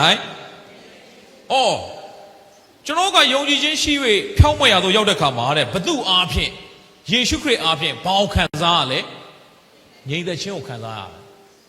ယေရှုခရစ်တော်အားဖြင့်ဝမ်းမြောက်ခြင်းကိုခံစားရတယ်ယေရှုခရစ်တော်အားဖြင့်အာဗြဟံခံရတဲ့ကောင်းကြီးတွေဘာလို့လဲကောင်းကြီးအားလုံးကိုဘုရားပေးပြီးသားတော့အောင်မြင်ဖို့ကြိုးစားမဟုတ်အောင်မြင်သူဖြစ်ဖို့တော့ဘုရားဘာလုပ်ပြီးသားလုပ်ပေးပြီးသားအဲ့ဒီလုပ်ပေးတဲ့ဂျေဇုတော်တွေကိုခံစားရဖို့ရန်အတွက်တဲ့အပိုင်ငယ်နှစ်ကိုဆက်ဖတ်ကြည့်အောင်ထိုဂျေဇုတော်ကိုခံစားရသည့်အကြောင်းမှာယုံကြည်ခြင်းရှိ၍ထိုသခင်အားဖြင့်သာခံစားရသောအခွင့်ကိုရကြ၏ တို့ဖြစ်၍ဖျားသခင်ဘုန်းတော်ကိုမျှော်လင့်၍ဝါကြွားဝမ်းမြောက်ခြင်းရှိဖျားသခင်ယေရှုခရစ်တော်အားဖြင့်ပြင်ဆင်ထားတဲ့ကျေးဇူးတော်ကိုခံစားရဖို့ရန်အတွက်လှုပ်ဝက်ချက်ကတစ်ခုပဲရှိတယ်။ဘာရှိ၍ယုံကြည်ခြင်းရှိပြီ။သင်မှာသာယုံကြည်ခြင်းရှိမယ်ဆိုရင်ဖျားပြင်ဆင်ထားတဲ့ကျေးဇူးတော်တွေကိုသင်မလုပ်အောင်မလဲ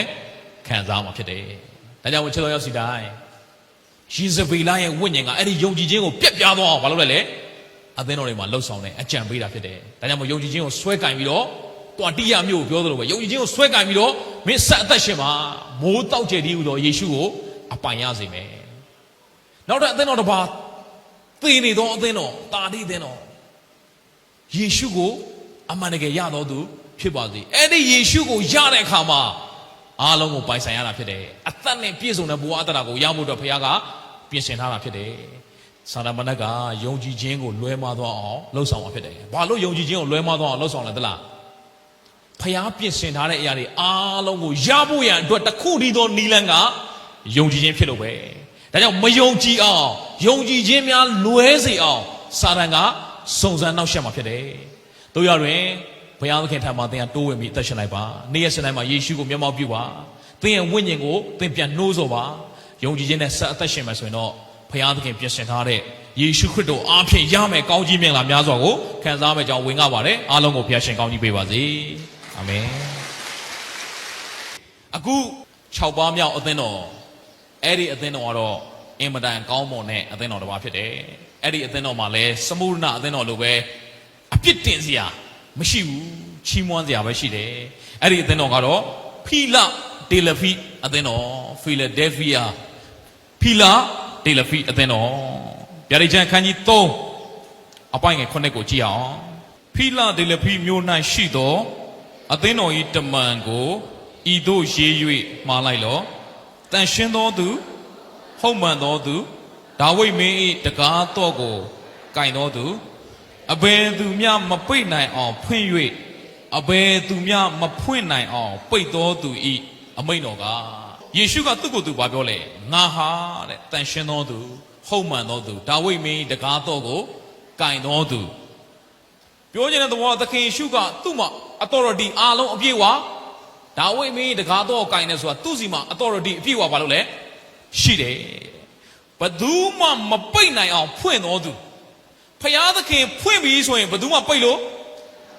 ့ဖယားသခင်ပိတ်ပြီဆိုရင်လေတဲ့ဘယ်သူမှဖွင့်လို့ကိုဗစ်ကာလမှာလေဘာတွေပိတ်သွားလဲအသင်းတော်တွေပိတ်သွားရင်တော့ဘယ်သူဖွင့်လို့ရလဲဘယ်သူမှဖွင့်လို့မရအောင်ဖယားပိတ်လိုက်ပြီဆိုဘယ်သူမှဖွင့်လို့မရဘူးကိုဗစ်ကာလမှာအသင်းတော်အားလုံးတကားပိတ်သွားတယ်မြန်မာတိုင်းနိုင်ငံလဲတာမဟုတ်ပါဘူးတကဘာလုံးဖြစ်တာအန်အောစရာတမိုင်းမှာတခါမှမဖြစ်ခဲ့ဘူးကိုဗစ်ကာလမှာတကဘာလုံးအသင်းတော်တွေဘာလို့သွားလဲပိတ်သွားတာဂိုင်းကနာတွေအသင်းတော်တွေအားလုံးပိတ်သွားပြီမဲ့ဘုရားသခင်အပေါ်ဖွင့်တာလားကိုးကွယ်ခြင်းတော့ဖွင့်တာနံဝိညာဉ်နဲ့၎င်းသစ္စာနဲ့၎င်းကိုးကွယ်ခြင်းတော်သူတို့ဘုရားသခင်ကကိုးကွယ်မှုစနစ်ကိုတော့ဘာလို့ထားလဲအဲ့ဒါဘယ်သူမှပိတ်လို့မရဘူး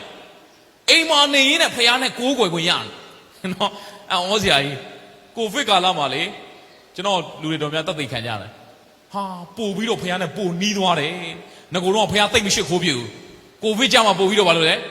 ဟာမနက်ကောနေ့လေရောညောကျွန်တော်တို့အသင်းတော်ဆိုလဲညဘက်တခါမှဘုရားမရှိခိုးကိုဗစ်ကနေအခုတည်းည8 နာရီတိုင်းမှာ online နဲ့ဘုရားရှိခိုးပြတယ်နော်ဇွန်အားဖြင့်ကိုဗစ်ကာလမှာဟိုးအမေရိကရှိတဲ့မိတ်ဆွေနဲ့လည်းပြန်တွေ့ရတယ်ဟိုးအော်စတြေးလျမိတ်ဆွေနဲ့လည်းပြန်တွေ့ရတယ်အားလုံး online မှာဘုရားရှိခိုးခွင့်ရတယ်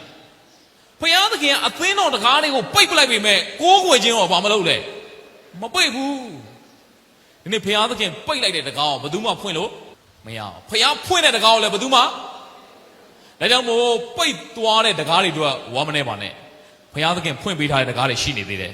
တစ်ဖက်မှာတကားတစ်ချက်ပိတ်သွားရင်ဘုရားသခင်တစ်ဖက်မှာတကားတစ်ချက်ကိုပြန်ဖွင့်ပေးတဲ့ဘုရားဖြစ်တယ်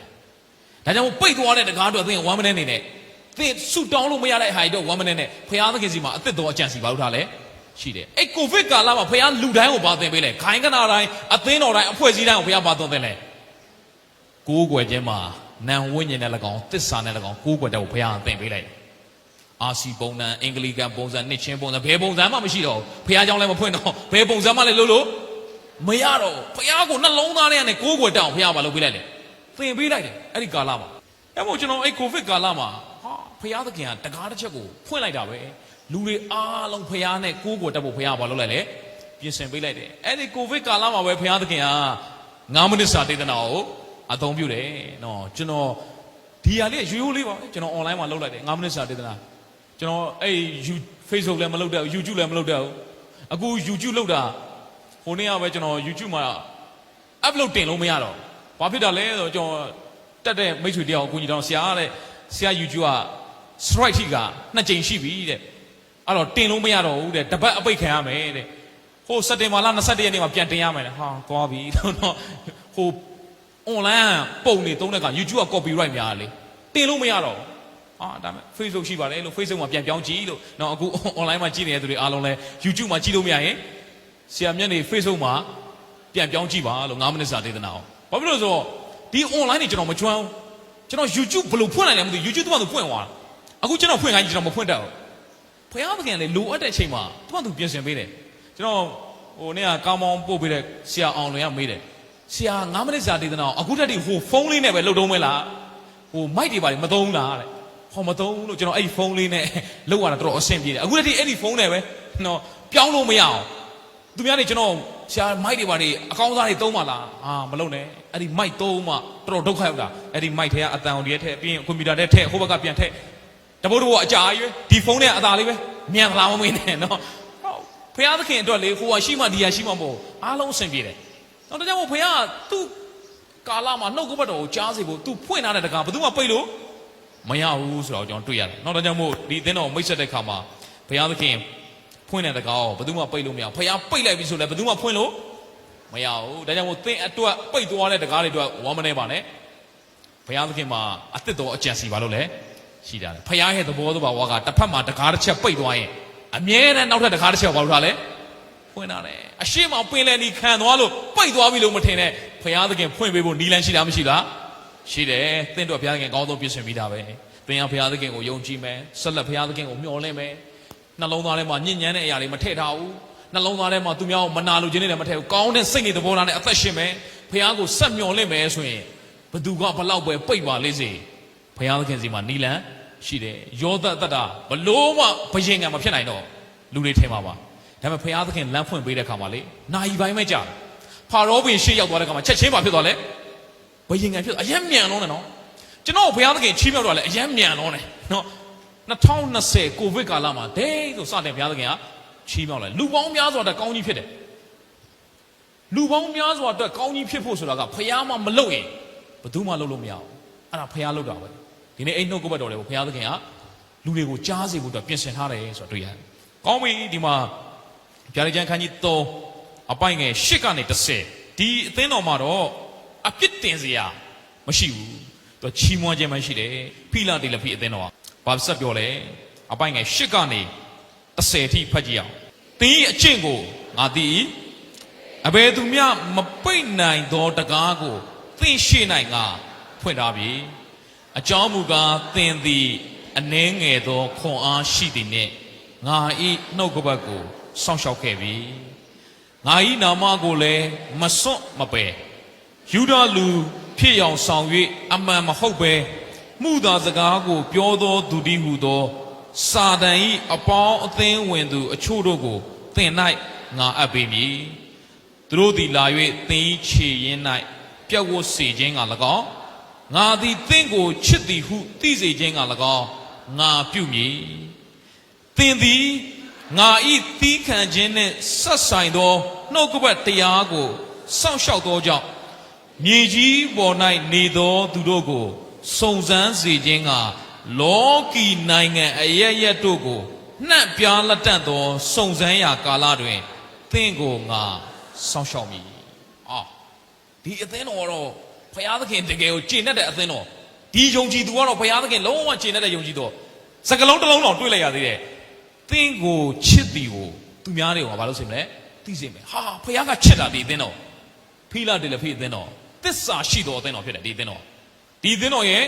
ထင်ရှားတဲ့အရာကတော့သစ္စာရှိတယ်ဘယ်ပုံမှာသစ္စာရှိတယ်ဖျားနှုတ်ကပတ်တော်ပုံမှာသစ္စာရှိတယ်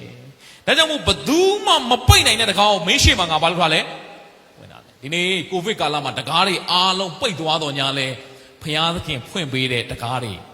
ဖျားဖွင့်ပေးတဲ့တကားတွေအများကြီးရှိတယ်ကိုဗစ်ကာလမှာလူတွေအားလုံးဒုက္ခရောက်တော့ညလဲဖျားနဲ့သွားတဲ့လူကတော့ဖျားဖွင့်ထားတဲ့တကားနဲ့ဟာလေလုယာပဲအသက်တာထဲမှာဝမ်းမြောက်နေတယ်ဒါကြောင့်မို့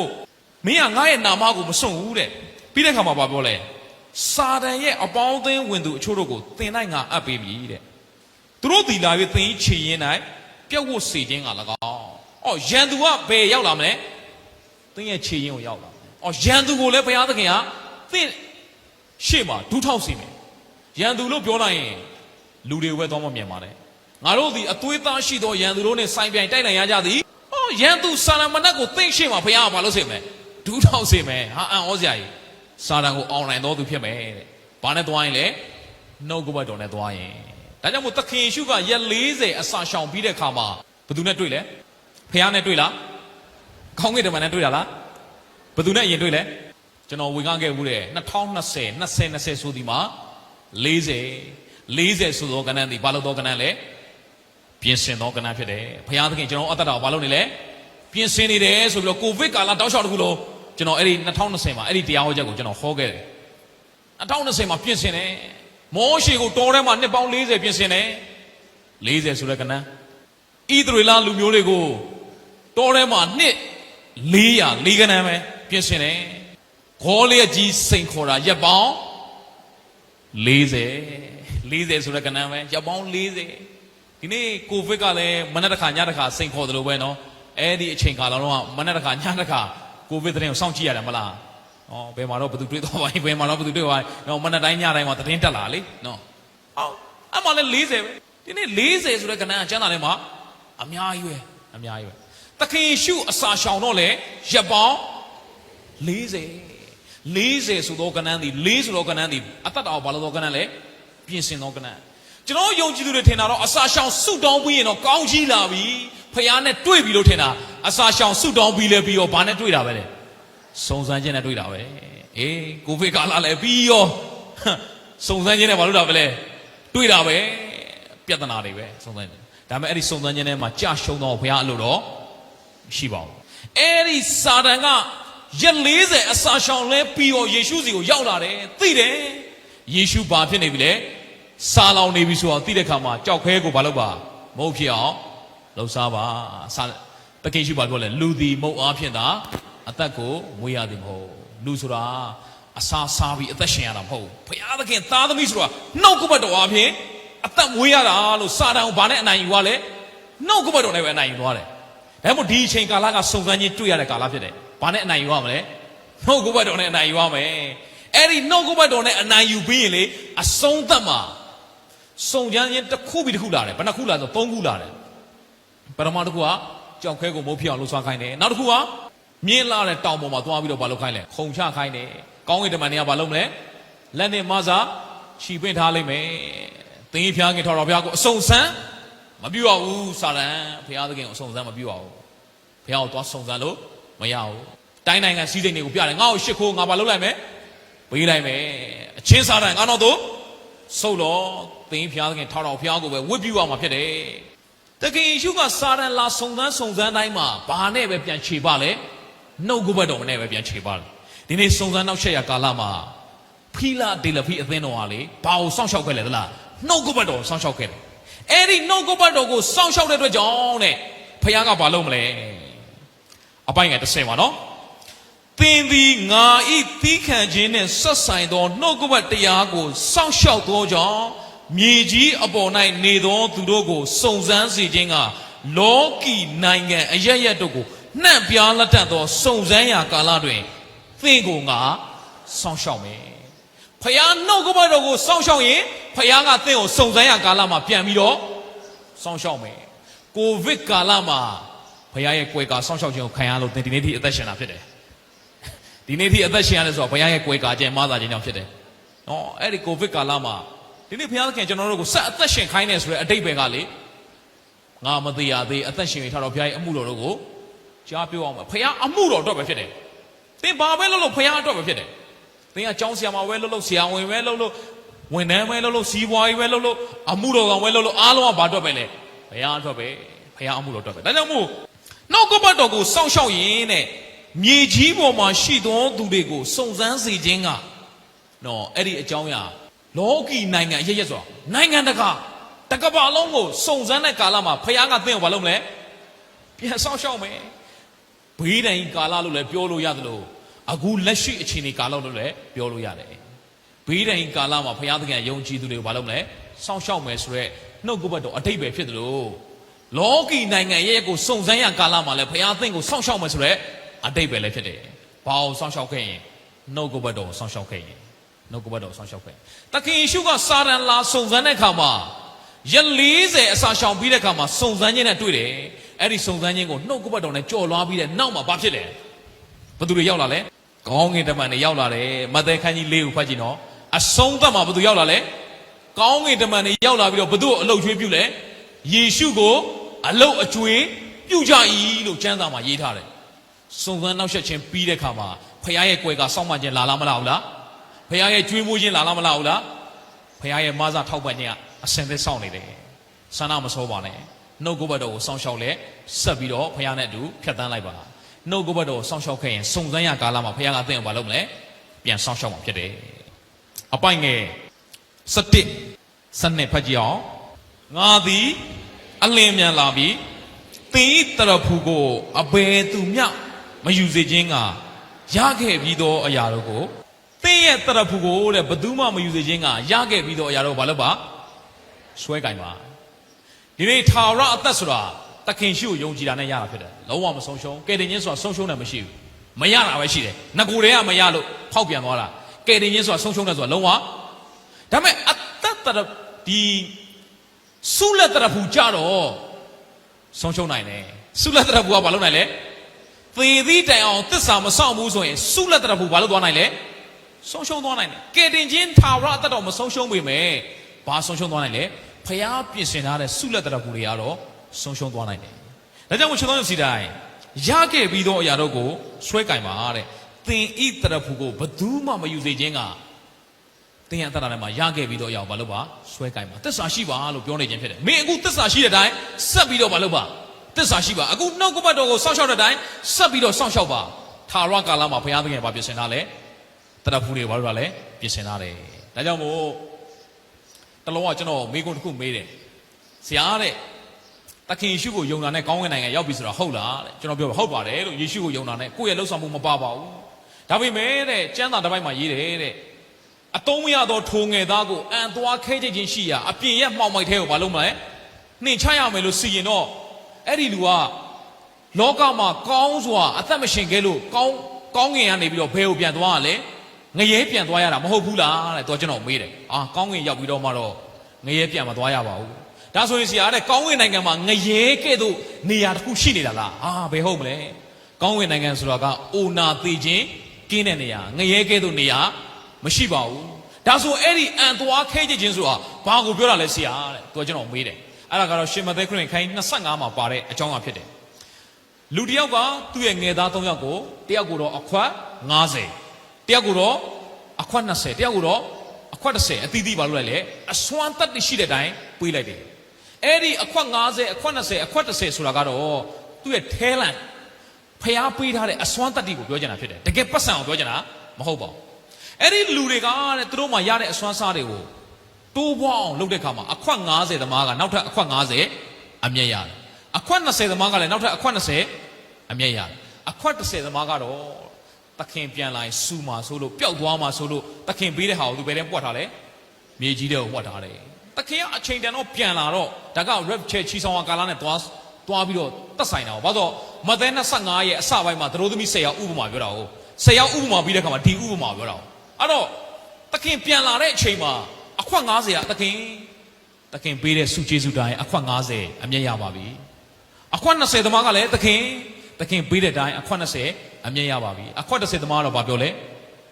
သခင်ကခဲရင်တော်သူဖြစ်တယ်ကိုမဆိုင်မပြိုးတဲ့အရက်မှာရိတ်သိမ်းခြင်းနဲ့ကိုမကျဲမဖြတ်တဲ့အရက်မှာစုသိမ်းခြင်းတာတဲ့သခင်ကကြောက်စရာကောင်းတယ်ကျွန်တော်တခုခုဒဏ်ခတ်မှာဆိုလို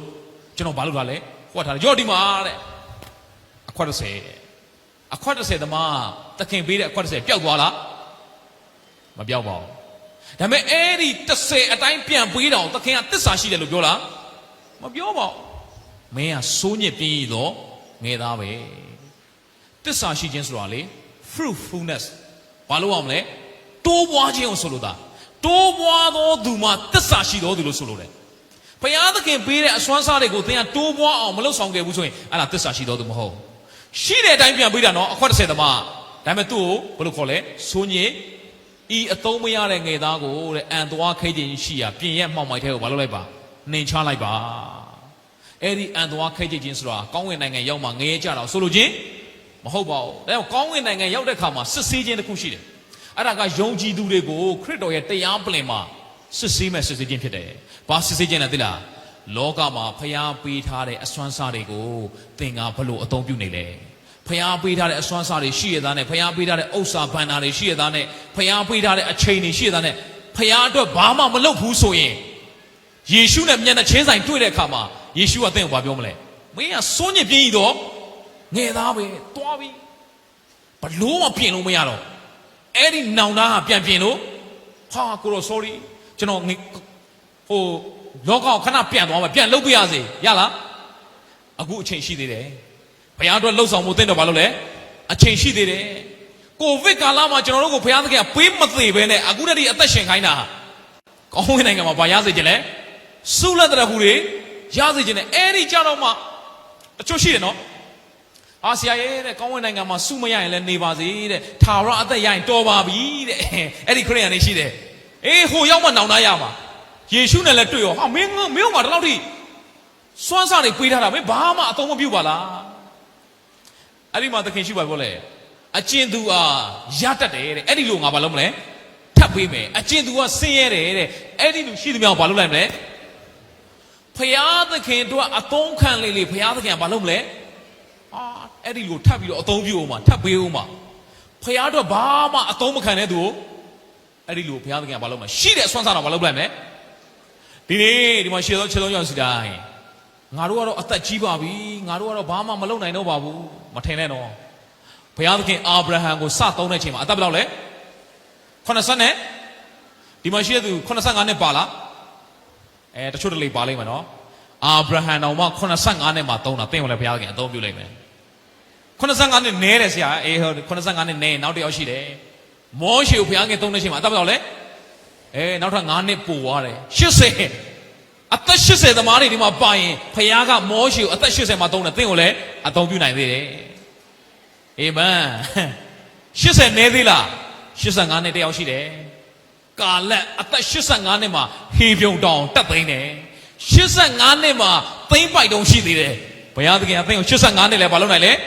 အသုံးပြုနိုင်တယ်အသက်ကြီးသွားပြီငါဘာမှမတတ်နိုင်တော့ဘူးမထင်ပါနဲ့ဖျားသုံးတာအသက်ရွယ်နဲ့မဆိုင်ဘူးအသက်ငယ်တဲ့သူတွေခလေးတွေနော်ဒီမှာပါတယ်နော်ခလေးတွေပါတယ်ခလေးတွေလည်းဖျားသုံးနိုင်လားရှမွေလငငယ်လေးဖျားအတန်ကြားရတယ်မုံငါလုံးနဲ့ငါးလက်ကောင်ပေးတဲ့ခလေးလေးငငယ်လေးဖျားသခင်ကြီးမားစွာအသုံးပြုသွားတယ်အသက်ရွယ်နဲ့မဆိုင်ဘူးနှလုံးသားနဲ့ပဲဆိုင်တယ်ဖျားသခင်တို့လှုပ်ချင်တဲ့သူစက်ကတ်ချင်တဲ့သူကိုဖျားသခင်ဆက်ပြီးတော့အသုံးပြုမှာဖြစ်တယ်ဒါကြောင့်မို့အန်သွားခဲချိတ်ခြင်းဆိုတော့ဘာလဲကြိတ်မနိုင်ခဲမရအောင်ပြောတာအန်သွားခဲခြင်းဆိုတာငါကွာလောကမှာနေတော့ဖခင်အတွက်ဘာမှမလုပ်ခဲ့မိလေခြင်းကြိတ်မနိုင်ခဲအန်သွားခဲချိတ်ကြိတ်မနိုင်ခဲမရနောင်တော့အကြီးကျယ်ရတာအန်သွားခဲချိတ်တော့ငိုကြွေးတာယူကြုံမရဖြစ်တာလောကမှာငါတလောက်အသက်ရှင်ခဲ့တဲ့အချိန်တွေယေရှုအတွက်ဘာမှမလုပ်ခဲ့ရလေခြင်းဆိုတဲ့အဲ့ဒီကြိတ်မနိုင်ခဲမရဖြစ်ခြင်းဒါဆိုဆရာပြင်ရက်မှောင်မိုက်ကပါပြောတာလေအဲ့ဒါပုံဆောင်ချက်ပါယေရှုခရစ်တော်ဒီဟူသောမိုးတောက်ကျအလင်းရှင်နဲ့တွေ့တာတော့မှဘဝကြီးကဘာဖြစ်သွားတာမှောင်သလိုဖြစ်သွားတာအသက်တာထဲမှာလေမှောင်သလိုဖြစ်သွားတာအဲ့ဒီအလင်းရှင်နဲ့တွေ့တာတော့မှအလင်းရဲ့အရာတော်ကိုဘာမလုပ်အောင်လဲမခံစားရအောင်ဘဝကြီးကဘာလို့သွားလဲမှောင်မိုက်သွားတာဟာငါကွာလောကမှာနေတော့ဘာမှခရစ်တော်အတွက်မလုပ်ခဲ့မိလေခြင်းအဲ့ဒီလိုယူကြုံမရဖို့ရအတွက်ဒီနေ့ဘုရားသခင်သင်အောင်စကားပြောနေတယ်သင်ရဲ့အချိန်နာကြီးသင်ရဲ့ဥစ္စာစီးစိမ်ဘဏ္ဍာငွေကြေးဘုရားအတွက်အသုံးပြုပါသင်ကိုပေးထားတဲ့အရာတွေဘုရားသခင်တို့ဖြစ်စေပါအဲ့ဒီလိုဖြစ်စေမယ်ဆိုရင်တော့သစ္စာရှိသောသူကိုတော့ဘုရားသခင်ဟာဆုလက်တရဖို့တွေဘာလို့ထားလဲပြင်ဆင်ထားတာဖြစ်တယ်ဒါကြောင့်မို့ချစ်တော်ရောက်စီတိုင်းဒီအသင်းတော်ကိုဘုရားသခင်ဟာဂတိပေးတယ်နောက်ဆုံးအပိုက်လေးနှစ်ပိုက်ဖတ်ကြည့်အောင်အကျဉ်သူသည်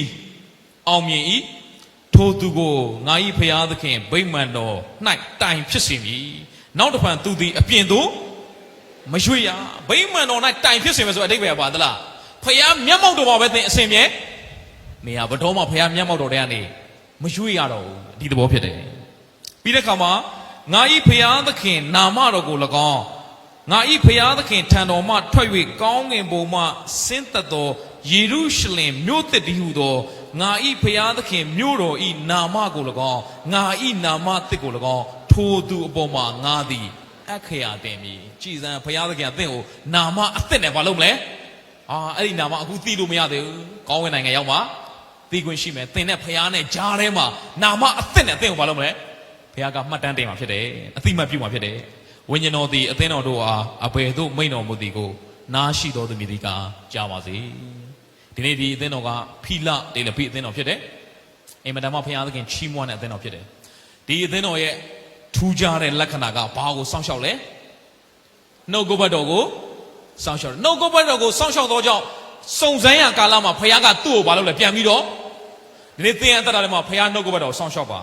ဘဝအသက်တာထဲမှာခဲရင်မှုတွေနဲ့ကြုံလာရင်ဘုရားအသင်ကိုပြန်ဆောက်ရှောက်လိုက်မယ်ဘုရားအသင်ကိုပြန်ကွယ်ကားလိုက်ဒါကြောင့်မို့ဒီအသင်းတော်ကနေပြီးတော့သတင်းစကားကတော့ဘုရားရဲ့နှုတ်ကပတ်တော်ကိုဘာလုပ်ပါဆောက်ရှောက်ပါဘုရားနှုတ်ကပတ်တော်တိုင်းအသက်ရှင်ပါဘုရားနှုတ်ကပတ်တော်ပဲဆွဲကင်ပါအဲ့ဒါဆိုရင်တော့ဘုရားကစုံစမ်းရကာလမှာသင်ကိုဘာလုပ်မလဲပြန်ဆောက်ရှောက်မယ်ကောင်းပြီနောက်ဆုံးအသင်းတော်တစ်ပါးသွားရအောင်လောဒဂိမြို့၌ရှိသောအသင်းတော်လောဒဂိမြို့၌ရှိသောအသင်းတော်ဗျာဒိတ်ကျမ်းခန်းကြီး3အပိုင်းငယ်14ဒီလောဒဂိအသင်းတော်မှာတမိုင်းကြောင်းလေးတစ်ခုရှိတယ်အဲ့ဒါကတော့ဟီရာပေါလစ်ဆိုတဲ့ရေဘူးဆန်းအဲ့ဒီမြို့ကရေဘူးဆန်းထွက်တယ်အဲ့ဒီရေဘူးဆန်းစီးလာပြီးတော့ဘယ်ကိုရောက်လဲဆိုတော့လောဒဂိမြို့ကိုရောက်တယ်လောဒဂိမြို့ကအဲ့ဒီရေဘူးဆန်းကိုပိုက်နဲ့တွေ့တာလောဒဂိမြို့ကိုရောက်တဲ့ခါမှာအဲ့ဒီရေဘူးဆန်းပူလာတဲ့ရေကလောဒဂိလည်းရောက်ဘာလို့သွားလဲနှွေးသွားတယ်အဲ့ဒီနှွေးလာတဲ့ရေကဘယ်ကိုဆက်စီးသွားလဲသလား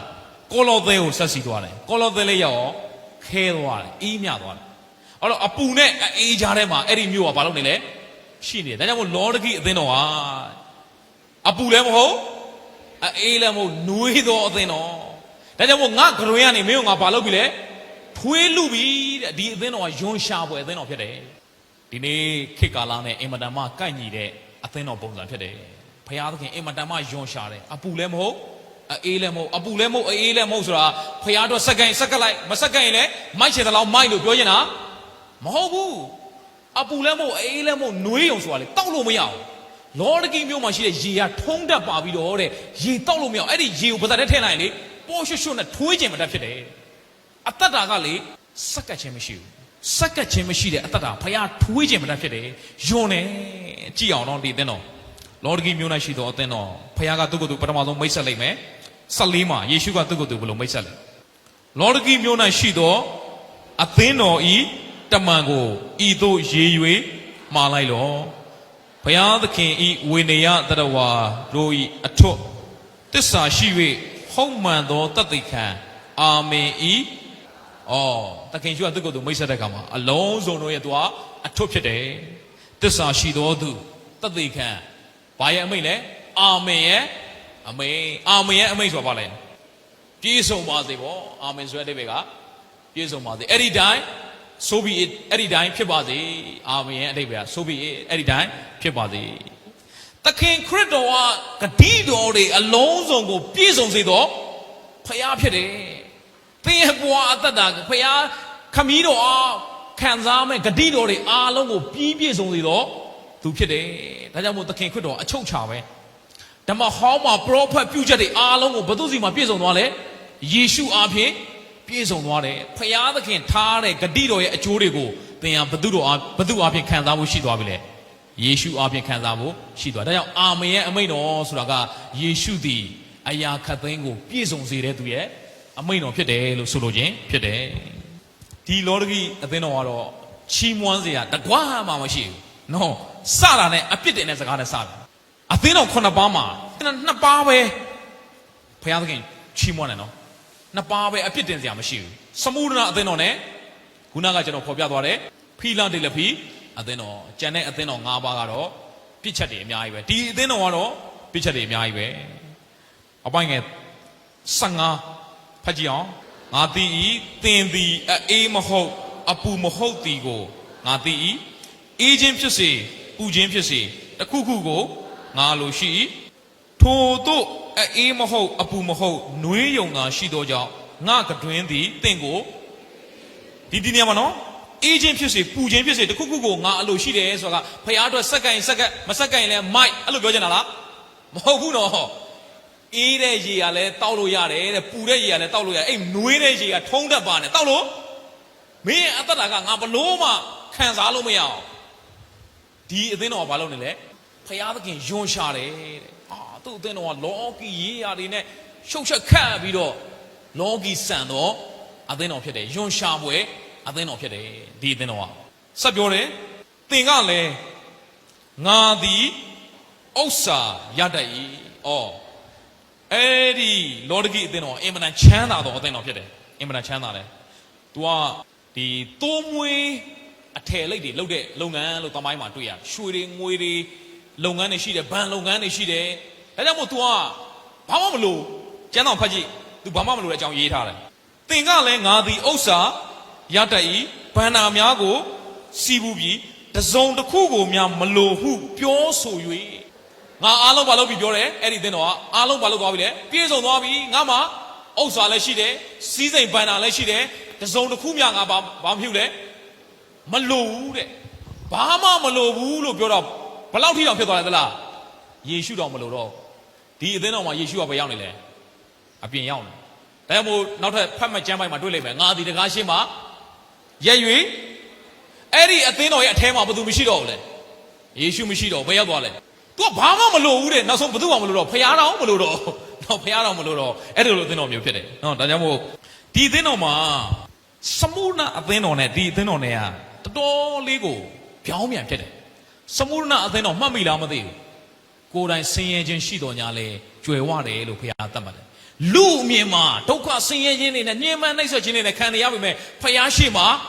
ကြွယ်ဝတော်အသင်းတော်ဖြစ်တယ်ဒီလောဒကိအသင်းတော်ကြတော့ဟာတကယ်ကိုစီးစိမ်ချမ်းသာတွေနဲ့အထေဝါတွေနဲ့ဟာတကယ်အကြီးမားတဲ့နော်လောကရဲ့အရာတွေနဲ့တွေ့ရပြီးတော့ဘာပေမဲ့သူ့ရဲ့အသက်တာထဲမှာဘာဖြစ်နေလဲဖခင်ရှိမှာတော့ဘာလုပ်နေလဲဆင်းရဲနေတယ်လူရှိမှကြွယ်ဝတော်ညာလဲဖခင်ရှိမှဆင်းရဲသောအသင်းတော်သည်ဒီလောဒကိအသင်းတော်ဖြစ်တယ်နောက်ဒါကြောင့်မို့ဆက်ကြည့်အောင်တစုံတစ်ခုမျှမလိုဟုပြောဆို၍ကိုယ်တိုင်ပင်ပန်းခြင်းတနာပွဲဖြစ်ခြင်းဆင်းရဲခြင်းမျက်စိကန်းခြင်းအဝတ်အချီးစီးရှိခြင်းဖြစ်သည်ကိုမသိပါတကားသင်သည်ဥစ္စာရတတ်ခြင်းကမီးနှင့်ချွတ်ပြီးသောရွှေကို၎င်းအဝတ်အချီးစီးရှိ၍သူတစ်ပါးရှေ့တွင်မရှက်စေခြင်းကခြုံစရာဖို့ဖြူသောအဝတ်ကို၎င်းငါထံမှဝယ်လော့သင်၏မျက်စိကိုမြင်စေခြင်းကမျက်စိ၌မျက်စင်းကိုခတ်လောဟုသင်အားငါသည်အကြံပေး၏ဘုရားကအကြံပေးရတယ်နော်ဒီအသင်းတော်အားလုံးပြည့်စုံတော့နောက်ဆုံးဘုရားတော်မလို့တော့ဒီနေ့အသင်းတော်တွေတော့များများမှာယုံကြည်သူတွေရဲ့အသက်တာထဲမှာလောကအရာတွေပြည့်စုံလာတဲ့ခါမှာနောက်ဆုံးဘုသူ့ဘာညင်းပယ်လိုက်တယ်ဘုရားကညင်းပယ်လိုက်တယ်ဘာမလို့တော့ဒီနေ့တဖြည်းဖြည်းနဲ့လောကကြီးကလေအဲ့ဒီဘက်ကိုရောက်နော်ဘုရားသခင်ကိုဘယ်မှာထားလဲအပြင်မှာပဲထားတယ်ဘာပဲစိတ်ဝင်စားတယ်လူတွေကလောကအရာပဲစိတ်ဝင်စားတယ်လောကအရာပဲစိတ်ဝင်စားတယ်ယေရှုကဘယ်ရောက်နေလဲအပြင်ရောက်နေပြီဒါကြောင့်မို့သင်ရဲ့အသက်တာထဲမှာသင်ဘာကိုရှာဖွေနေလဲအင်မတန်မှအရေးကြီးပါတယ်ဒီမှာသခင်ယေရှုကဘာပြောလဲအဲ့ဒီမြို့မှာထူးခြားတဲ့တစ်ခုရှိတယ်အဲ့ဒီမြို့ကမျက်စင်းစေးအင်မတန်ကောင်းတယ်နော်မျက်စင်းစေးအင်မတန်ကောင်းတယ်နာမည်ကြီးတယ်ဒါကြောင့်မို့ဒီမှာအဲ့ဒီမျက်စိကန်းခြင်းအကြောင်းသူရေးထားတယ်အပိုင်ငယ်၁၈မှာနော်မင်းဥစ္စာနဲ့ကြွယ်ဝဖို့ရန်အတွက်တဲ့မီးနဲ့ချွတ်ပြီးတော့ရွှေကိုငါးစီမှာဘာလုပ်ပါဝယ်ပါသူတို့ကထင်တာလောကစည်းစိမ်တွေရှိတော့အားလုံးပြည့်စုံနေပြီထင်တာမင်းကဆင်းရဲနေတာမင်းကဆင်းရဲနေတာကျမ်းစာမှာရေးတာမင်းကတနာစရာကောင်းနေတာဆင်းရဲနေတာတဲ့အေးတဲ့မင်းတကယ်ချမ်းသာကြလားတဲ့ကြွယ်ဝကြလားတဲ့မီးနဲ့ချွတ်ပြီးတော့ရွှေကငါးစီမှာပဲရှိတာငါးစီမှာဝယ်ပါအတိတ်ပဲပါလေစစ်မှန်သောချမ်းသာခြင်းဒီဘယ်သူစီမှာပဲရှိလဲယေရှုစီမှာပဲရှိတယ်ဒါကြောင့်မင်းငါးစီကနေဝယ်ပါလို့သခင်ရှုကပြောခြင်းဖြစ်တယ်မီးနဲ့ချွတ်ပြီးတော့ရွှေအဲ့ဒါကစစ်မှန်သောချမ်းသာခြင်းဝင်လေပင်ပန်းသောသူပေါင်းတို့ငါထံသို့လာကြလောငါသည်လောကကြီးကမပေးနိုင်တဲ့စီးစိမ်ဥစ္စာကမပေးနိုင်တဲ့ငွေကမပေးနိုင်တဲ့ပတ်စံကမပေးနိုင်တဲ့အောင်မြင်ခြင်းကမပေးနိုင်တဲ့ချမ်းသာကြွယ်ဝခြင်းဟာယေရှုစီမှာပဲမင်းငါစီကဝယ်ပါငါမင်းကိုပေးမယ်နောက်ဘာပြောလဲ သူတို့ဘာနေရှေ့မှာမရှက်စေဖို့တဲ့ခြုံစရာအဝတ်ကိုငါထံမှာဝဲပါကြည်လိုက်ရင်တော့ကောင်းသလိုပဲလူရှေ့မှာဒါပေမဲ့မင်းဟာမဖြောင်းမှတ်ဘူးဖြောင်းမှတ်ခြင်းဝတ်လို့ဘသူရဲ့ဖြောင်းမှတ်ခြင်းလဲယေရှုရဲ့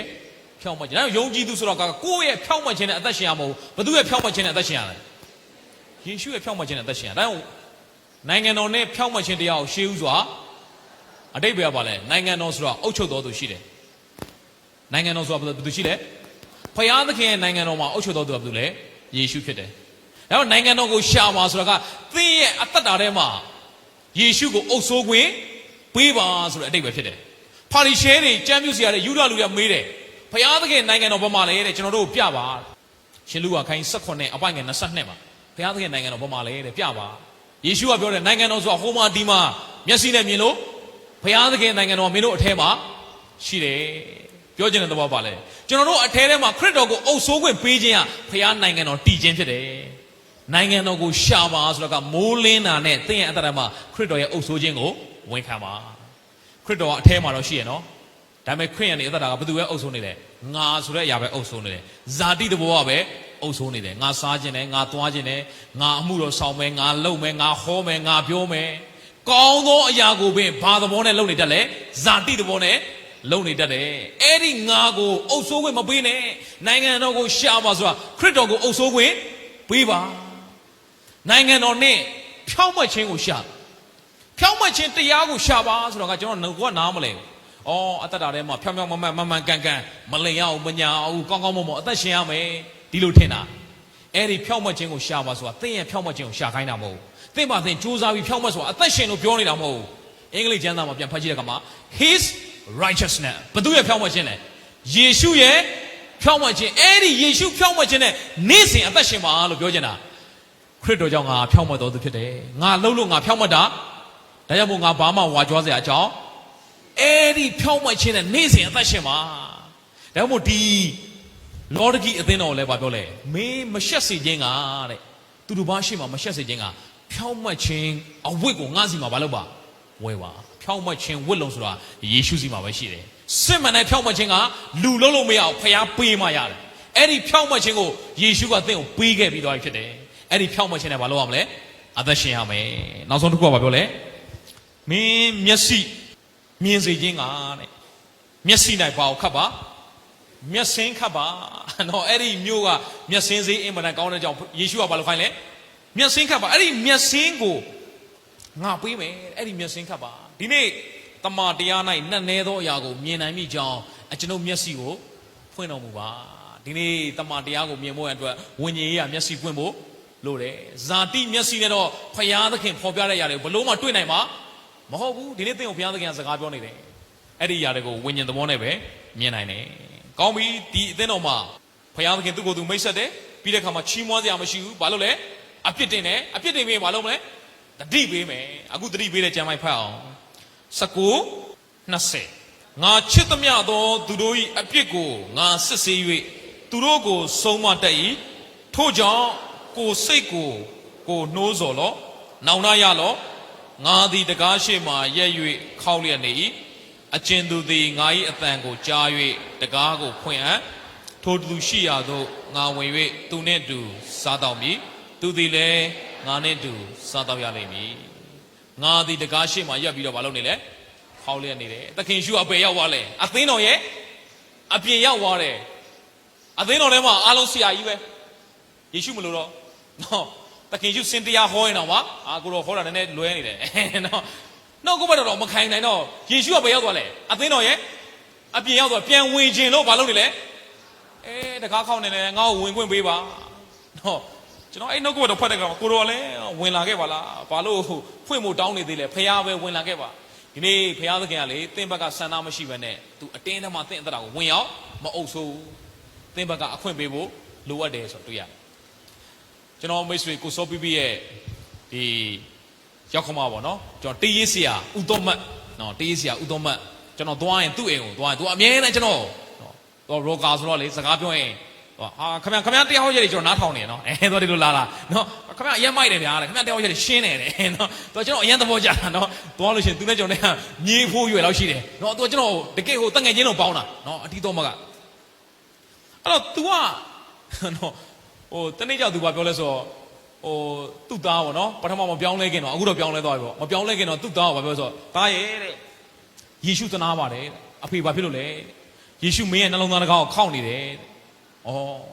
ဖခင်သခင်ဝင်ကျင်လို့ခောက်တယ်လို့သူ့သားထင်တာမဟုတ်ဘူးတဲ့ဝင်ကျင်လို့မဟုတ်ပြန်ထွက်ချင်လို့တဲ့ဖွင့်ပေးလိုက်ပါသားရဲ့တဲ့နော်ယေရှုကတကားခောက်နေတာဝင်ကျင်လို့မဟုတ်ပြန်ထွက်ချင်လို့မင်းအထဲမှာကောင်းတာဘာမှမရှိတော့ယေရှုကအထဲမှာမနေချင်တော့ဘူးတဲ့ပြန်အောင်ထွက်ချင်လာပြီနော်တခါလေကျွန်တော်ခရစ်ယာန်သက်တာလည်းအဲ့လိုဖြစ်တယ်နော်ယေရှုတော်မနေချင်တော့အခုကသခင်ယေရှုကအပြင်ရောက်သွားတာဟာဒီအသင်းတော်ထဲမှာဘာတွေပဲများလို့လဲသလားလောကအရာတွေပဲများတဲ့ခါမှာယေရှုမရှိတော့ဘူးဒီနေ့အသင်းတော်တွေထဲမှာယေရှုရှိသေးရလားဒီနေ့ယုံကြည်သူအသက်တာထဲမှာဒီနေ့သခင်ယေရှုကိုနေရာပေးဖို့ဖြစ်တယ်ကျွန်တော်အသက်တာထဲမှာယေရှုကဟိုးအပြင်ဘက်ကိုထွက်သွားတာတော့မဟုတ်ဘူးသင်ရဲ့နှလုံးသားကိုမအုပ်ဆိုးတော့ပဲနဲ့နှလုံးသားရဲ့ပလင်ချေရင်းကိုရောက်သွားတာနော်နှလုံးသားမှာပလင်ရှိတယ်နော်ခရစ်တော်ကိုအုပ်ဆိုးခွင့်ပေးမှလား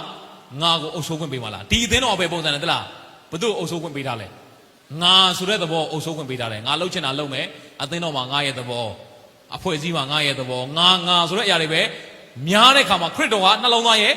ပလင်အောက်ကိုရောက်ခရစ်တော်ငါစိုးစံခြင်းနဲ့ငါမင်းသက်တာနဲ့မိသားဖွဲ့ခြင်းနဲ့ကွာအကျဉ်သူသည်ငါ၏အတန်ကိုကြားရတကားကိုဖွင့်ရထိုသူသည်ငါနဲ့တူပါလို့လဲအဲ့ဒါမိသားရဖြစ်တယ်စားတောက်ရလိမ့်မယ်ဆိုတာမိသားရ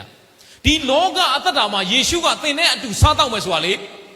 မိသားရဖွဲ့သွားမှာနောက်တစ်ခုထပ်ရေးတယ်ထိုသူသည်လည်းငါနဲ့အတူဘာလုပ်ရမလဲအဲ့ဒါပါပြောတာဟိုးကောင်းကင်နိုင်ငံမှာတိုးတငယ်မြင်ကလာဆောင်ပွဲမှာယေရှုနဲ့တဖန်ပြန်ပြီးတော့စားတောက်ရတဲ့အခွင့်ရှိမယ်သူသည်ငါနဲ့အတူစားတောက်ရလိမ့်မယ်ငါသည်လည်းသူနဲ့အတူစားတောက်မယ်နောက်ပထမတစ်ခေါက်ကသူနဲ့အတူဘာလုပ်မလဲငါစားတောက်မယ်ယေရှုကသင်နဲ့အတူဒီလောကကြီးထဲမှာအသက်ရှင်မယ်ဟိုကောင်းကင်နိုင်ငံမှာတော့သင်ဟာယေရှုနဲ့အတူဘာလုပ်ရတဲ့အခွင့်စားတောက်ရတဲ့အခွင့်ရှိမယ်ဟာအံ့ဩစရာကြီးနော်ဘုရားပြင်ဆင်ထားတဲ့အရာနောက်ဆုံးကျမ်းပိုင်း21-22ဖတ်ကြည့်အောင်ငါသည်အောင်မြင်၍ငါခမည်းတော်၏ပလင်တော်ပေါ်မှာခမည်းတော်နှင့်အတူထိုင်နေတကဲ့သို့အောင်မြင်သောသူသည်ငါ၏ပလင်ပေါ်မှာငါနှင့်အတူထိုင်နေရသောအခွင့်ကိုငါပေးမည်ဝိညာဉ်တော်သည်အသင်းတော်တို့အားအဘယ်သို့မိန့်တော်မူသည်ကိုနားရှိသောသူမည်သည်ကကြားပါစေဟုမိန့်တော်မူ၏အောင်မြင်သောသူကတဲ့ခမည်းတော်ရဲ့ပလင်မှာခမည်းတော်နဲ့အတူထိုင်ရတဲ့ကဲ့သို့အောင်မြင်သောသူကလည်းအဲ့ဒီယေရှုနဲ့အတူငါဤပလင်မှာငါနဲ့အတူထိုင်ရသောအခွင့်ကိုအတိတ်ပဲပါလေခရစ်တော်ရဲ့ပလင်မှာထိုင်ရတယ်ဆိုတာခရစ်တော်နဲ့အတူဘာလို့ရသောအခွင့်စိုးစံရသောအခွင့်ယေရှုနဲ့အတူဘုံဝင်စားသောအခွင့်ရှိမယ်ခရစ်တော်နဲ့အတူထာဝရကာလမှာစိုးစံရသောအခွင့်ကိုဘုရားကပေးမယ်လို့ဂတိပေးထားပါတယ်နောက်ဒီအသင်းတော်ရဲ့အဓိကအကြောင်းအရာကဘာလဲဆိုရင်တော့အသက်တာထဲမှာသခင်ယေရှုကိုအပြည့်အဝနေရာမပေးခြင်းဖြစ်တယ်အသက်တာထဲမှာဘာတွေပဲနေရာပေးလဲစီးစိမ်ချမ်းသာလောကအရာတွေအဲ့ဒီအရာတွေကိုပဲနေရာပေးပြီးတော့အဲ့ဒီအရာတွေနဲ့ပြည့်စုံနေတဲ့ခါမှာငါဘာမှမလုပ်ဘူးတကယ်တော့လိုအပ်နေတာယေရှုဆိုတာ तू မသိဘူးလောကအရာတွေပြည့်စုံတဲ့ခါမှာဘာမှမလိုလို့ထင်တာသခင်ယေရှုကဘာပြောလဲမင်းကသနာဖို့ကောင်းတယ်တော်တော်ဆင်းရဲတာပဲငါမင်းကိုမီးနဲ့ချုပ်ပြီးတော့ရွှေအင်မတန်မှစစ်မှန်တဲ့ချမ်းသာကြဘယ်သူစီမှာပဲရှိတယ်ငါစီမှာပဲရှိတယ်ဖြောက်မှတ်ခြင်းအောင်ဘယ်သူစီမှာရှိတယ်ငါစီမှာပဲရှိတယ်ဖျားပြင်ဆင်ထားတဲ့ຢာကိုမြင်နိုင်စွမ်းဟာငါအားဖြင့်ပဲဖြစ်တယ်ဒါကြောင့်မင်းအသက်တာထဲမှာငါ့ကိုအပြေဝနေရာပေးပါဆရာကနေသက်သေခံချက်တစ်ခုကျွန်တော်အရန်သဘောကျတယ်သူရဲ့အသက်တာထဲမှာငါကတခြားလောကအရာတွေကိုပဲနေရာပေးတယ်အသက်တာထဲမှာအောင်မြင်ခြင်းနဲ့တချင်းရေးတဲ့ခါမှာအောင်မြင်ခြင်းနဲ့ကြော်ကြားခြင်းနဲ့နော်လောကထဲမှာအောင်မြင်တဲ့ဘောလုံးသမားဖြစ်ချင်တာသူကဘောလုံးအရင်ဝါသနာပါနော်ကျွန်တော်လည်းဝါသနာပါတယ်နော်ဘောလုံးကကန်တာနေနဲ့နော်အဲ့တော့သူတနေ့မှာတဲ့သူပြောပြတက်သိခံဆရာကနေကဘောလုံးပွဲတစ်ပွဲသွားကြည့်တဲ့ခါမှာအဲ့တော့ဘရာဇီးကမ္ဘာဖလားပွဲဘရာဇီးရဲ့အသင်းကောင်းဆောင်ကာဖူးနော်အဲ့ကာဖူးကဒီကမ္ဘာဖလားကြီးကိုဒီလိုကင်မြောက်လိုက်တဲ့ခါမှာစာတန်းတစ်ခုပေါ်လာတယ်သူ့ရင်ဘက်ကအင်ဂျီတော့စာတန်းအောင်ပြကြပထမဖလားနဲ့သူ꿰ထားတယ်ဖလားကိုမြောက်လိုက်တော့အားလုံးဟေးဆိုအားပေးရတဲ့ခါမှာဒီမှာစာတန်းကြီးမီဒီယာအဲ့ဒါယူထိုးထားတယ်အဲ့စာတန်းမှာရေးထားတယ်ဆို 100% Jesus တရားရခိုင်တော့ယေရှုအခုကဲ့သို့အောင်မြင်ခြင်းရခြင်းဟာ တရားရာခိုင်တော့ကငါတို့လှုပ်လို့မဟုတ်ဘူးတဲ့ဘသူကြောင့်ပဲယေရှုကြောင့်ပဲဆိုတော့ကိုခေါ်ပြတာဖြစ်တယ်ဒီနေ့ကျွန်တော်အသက်တာထဲမှာဒီနေ့ထိအမှုတော်ဆောင်နိုင်တာဒီနေ့ထိတရားဟောနိုင်တာတရားရာခိုင်တော့ဘသူကြောင့်လဲယေရှုကြောင့်ဖြစ်တယ်ဆရာတယောက်ကျွန်တော်ဖုန်းဆက်တယ်ဆရာမြတ်နေတဲ့ဒီကိုဗစ်ကာလမှာတဲ့ဘုရားသခင်ကဆရာကိုကြီးမားစွာအသုံးပြုတယ်တဲ့ဒါကြောင့်မို့တဲ့ဆရာတဲ့ဘုရားသခင်ဆရာကိုချီးမြှောက်တယ်ဆိုတာဆရာကြိုးစားလို့တဲ့တော့ကျွန်တော်ပြောတယ်အဲ့ဆရာကျွန်တော်ပြန်ပြောတယ်ဟာမဟုတ်ဘူးလို့ကျွန်တော်ကြိုးစားတာမဟုတ်ပါဘူးလို့ဘုရားသခင်ရဲ့ကျေးဇူးတော်တသက်ကြောင့်ပါခရိယန်တွေကအဲ့ဒါပြဿနာတဲ့နော်ကြိုးစားမလားကိုးစားမလားနော်ခရိယန်သက်တာဆိုတာကြိုးစားတာမှန်လားကိုးစားတာမှန်လားတချို့ခရိယန်တွေကကိုးစားမယ်တချို့ခရိယန်တွေကကြိုးစားမယ်တကယ်တော့ခရိယန်သက်တာဆိုတာလေကိုးစားခြင်းအပြင်ကြိုးစားတော့သက်တာဖြစ်တယ်ပြန်ပြောပြမယ်နော်ခရိယန်သက်တာဆိုတာကကိုးစားခြင်းအပြင်ကြိုးစားတော့သက်တာခရိယန်သက်တာဆိုတာပြင်းဖို့ဘုရားလိုတော့မရှိပါဘူးဒါပေမဲ့ကိုယ်ခွန်အားနဲ့ကြိုးစားတာမျိုးလဲမဟုတ်ပြန်ဘူးဖျားကိုကိုးစားပြီးတော့ဘာလို့ရတော့သက်တာကြိုးစားအဲ့ဒီကြိုးစားခြင်းဆိုတော့ကိုယ်ခွန်အားမို့တော့ဘယ်သူခွန်အားဖျားခွန်အားဖြစ်သွားတာဂျေဇုတော်အားဖြင့်ကြိုးစားခြင်းလို့ခေါ်တယ်ဖျားလှုပ်ပေးတာအထဲထဲကနေဖျားလှုပ်ပေးတာကျွန်တော်အဲ့ဆရာပြန်ပြောရမဟုတ်ပါဘူးလို့ကျွန်တော်ဖျားအသုံးပြုတယ်ဆိုတာလို့အထဲထဲကနေဖျားလှုပ်ပေးတာလို့အားလုံးကယေရှုကြောင့်ပါပဲမကြည်နဲ့ဘူးအဲ့ဆရာဖျားလှုပ်ပေးတာတော့ဟုတ်တာပေါ့တဲ့ဆရာကလည်းလှုပ်သေးတယ်လေတဲ့တရားဟောချက်တွေပြင်တယ်ညဘက်ဆိုအတန်သွင်းတယ်မနက်ဆိုရင်ဗီဒီယိုတွေလှုပ်တယ်ဆရာဘက်ကလည်းစူးစမ်းသေးတယ်လေတဲ့ဖခင်က90ဆရာက90ပေါ့တဲ့။အော်ကျွန်တော်စဉ်းစားတယ်ဖခင်90ငါ90နော်။အော်ငါလည်း90လောက်လုပ်တယ်ပေါ့ဖခင်လည်း90လုပ်တယ်ပေါ့။ကျေးဇူးတော်အလုံးမဟုတ်ဘူး။ကျွန်တော်အဲ့ဆရာပြန်ပြောမဟုတ်ဘူးဆရာလို့ဖခင်တရားခိုင်တော့မှာလို့ကျွန်တော်ဘာမှမဟုတ်ပါဘူးလို့ကျွန်တော်ဖခင်လှုပ်ခိုင်းတဲ့ပုံမှာလိုက်လှုပ်တာပဲရှိပါပါလို့အားလုံးကဖခင်ပဲလှုပ်တာပါ။လုံးဝလက်မခံနိုင်ဘူးဗျာ။မဟုတ်ဘူးတဲ့။ဖခင်90ဆရာ90နော်။ဒီနေ့ခရစ်ယာန်တော်များလည်းအဲ့လိုထင်တယ်လား။ဖခင်ကတဝက်ကိုကတချို့ကလည်းဖခင်က80ကိုက20ပေါ့ဖခင်က90ကိုက10ပေါ့ဒီနေ့ယေရှုခရစ်တော်ဘုရားကတရားရာခိုင်နှုန်းလောက်တာဖြစ်တယ်ကျွန်တော်သက်တာထဲမှာကျွန်တော်သူ့ပြောပြတယ်ကျွန်တော်ဆုတောင်းတယ်ကျမ်းစာဖတ်တယ်တရားဟောချက်တွေပြင်နိုင်တယ်ဆိုရထားအောင်လို့ကျွန်တော်ကြိုးစားနေထားအောင်အဲ့ဒီကြိုးစားနိုင်ဖို့တော့ခွန်အားကိုဘယ်သူပေးတာလဲဖခင်ပေးတာကျမ်းစာနည်းနည်းလေးဖတ်လာနိုင်တချို့ကမာနကြီးလာတယ်ကျမ်းစာသိမ့်မဖတ်တဲ့သူကိုသိကြည့်မရတော့နင်တို့ကျမ်းစာလေးပါလေဖတ်ကြအောင်နော်ကိုလုံနိုင်တယ်လို့ထင်တာသင်ကျမ်းစာဖတ်နိုင်တဲ့နှုတ်ကပတ်တော်တွေနားလည်လာရင်လေဘုရားသခင်နားလည်ခွင့်ပေးလို့အရင်မြတ်ကဘယ်သူပဲလဲဘုရားပဲကျွန်တော်တရားတွေဟောနိုင်တဲ့နှုတ်ကပတ်တော်တွေပြင်ဆင်နိုင်တယ်နော်အပြင်မှာလည်းတရားတွေဟောတယ်အွန်လိုင်းမှာလည်း9မိနစ်စာတွေ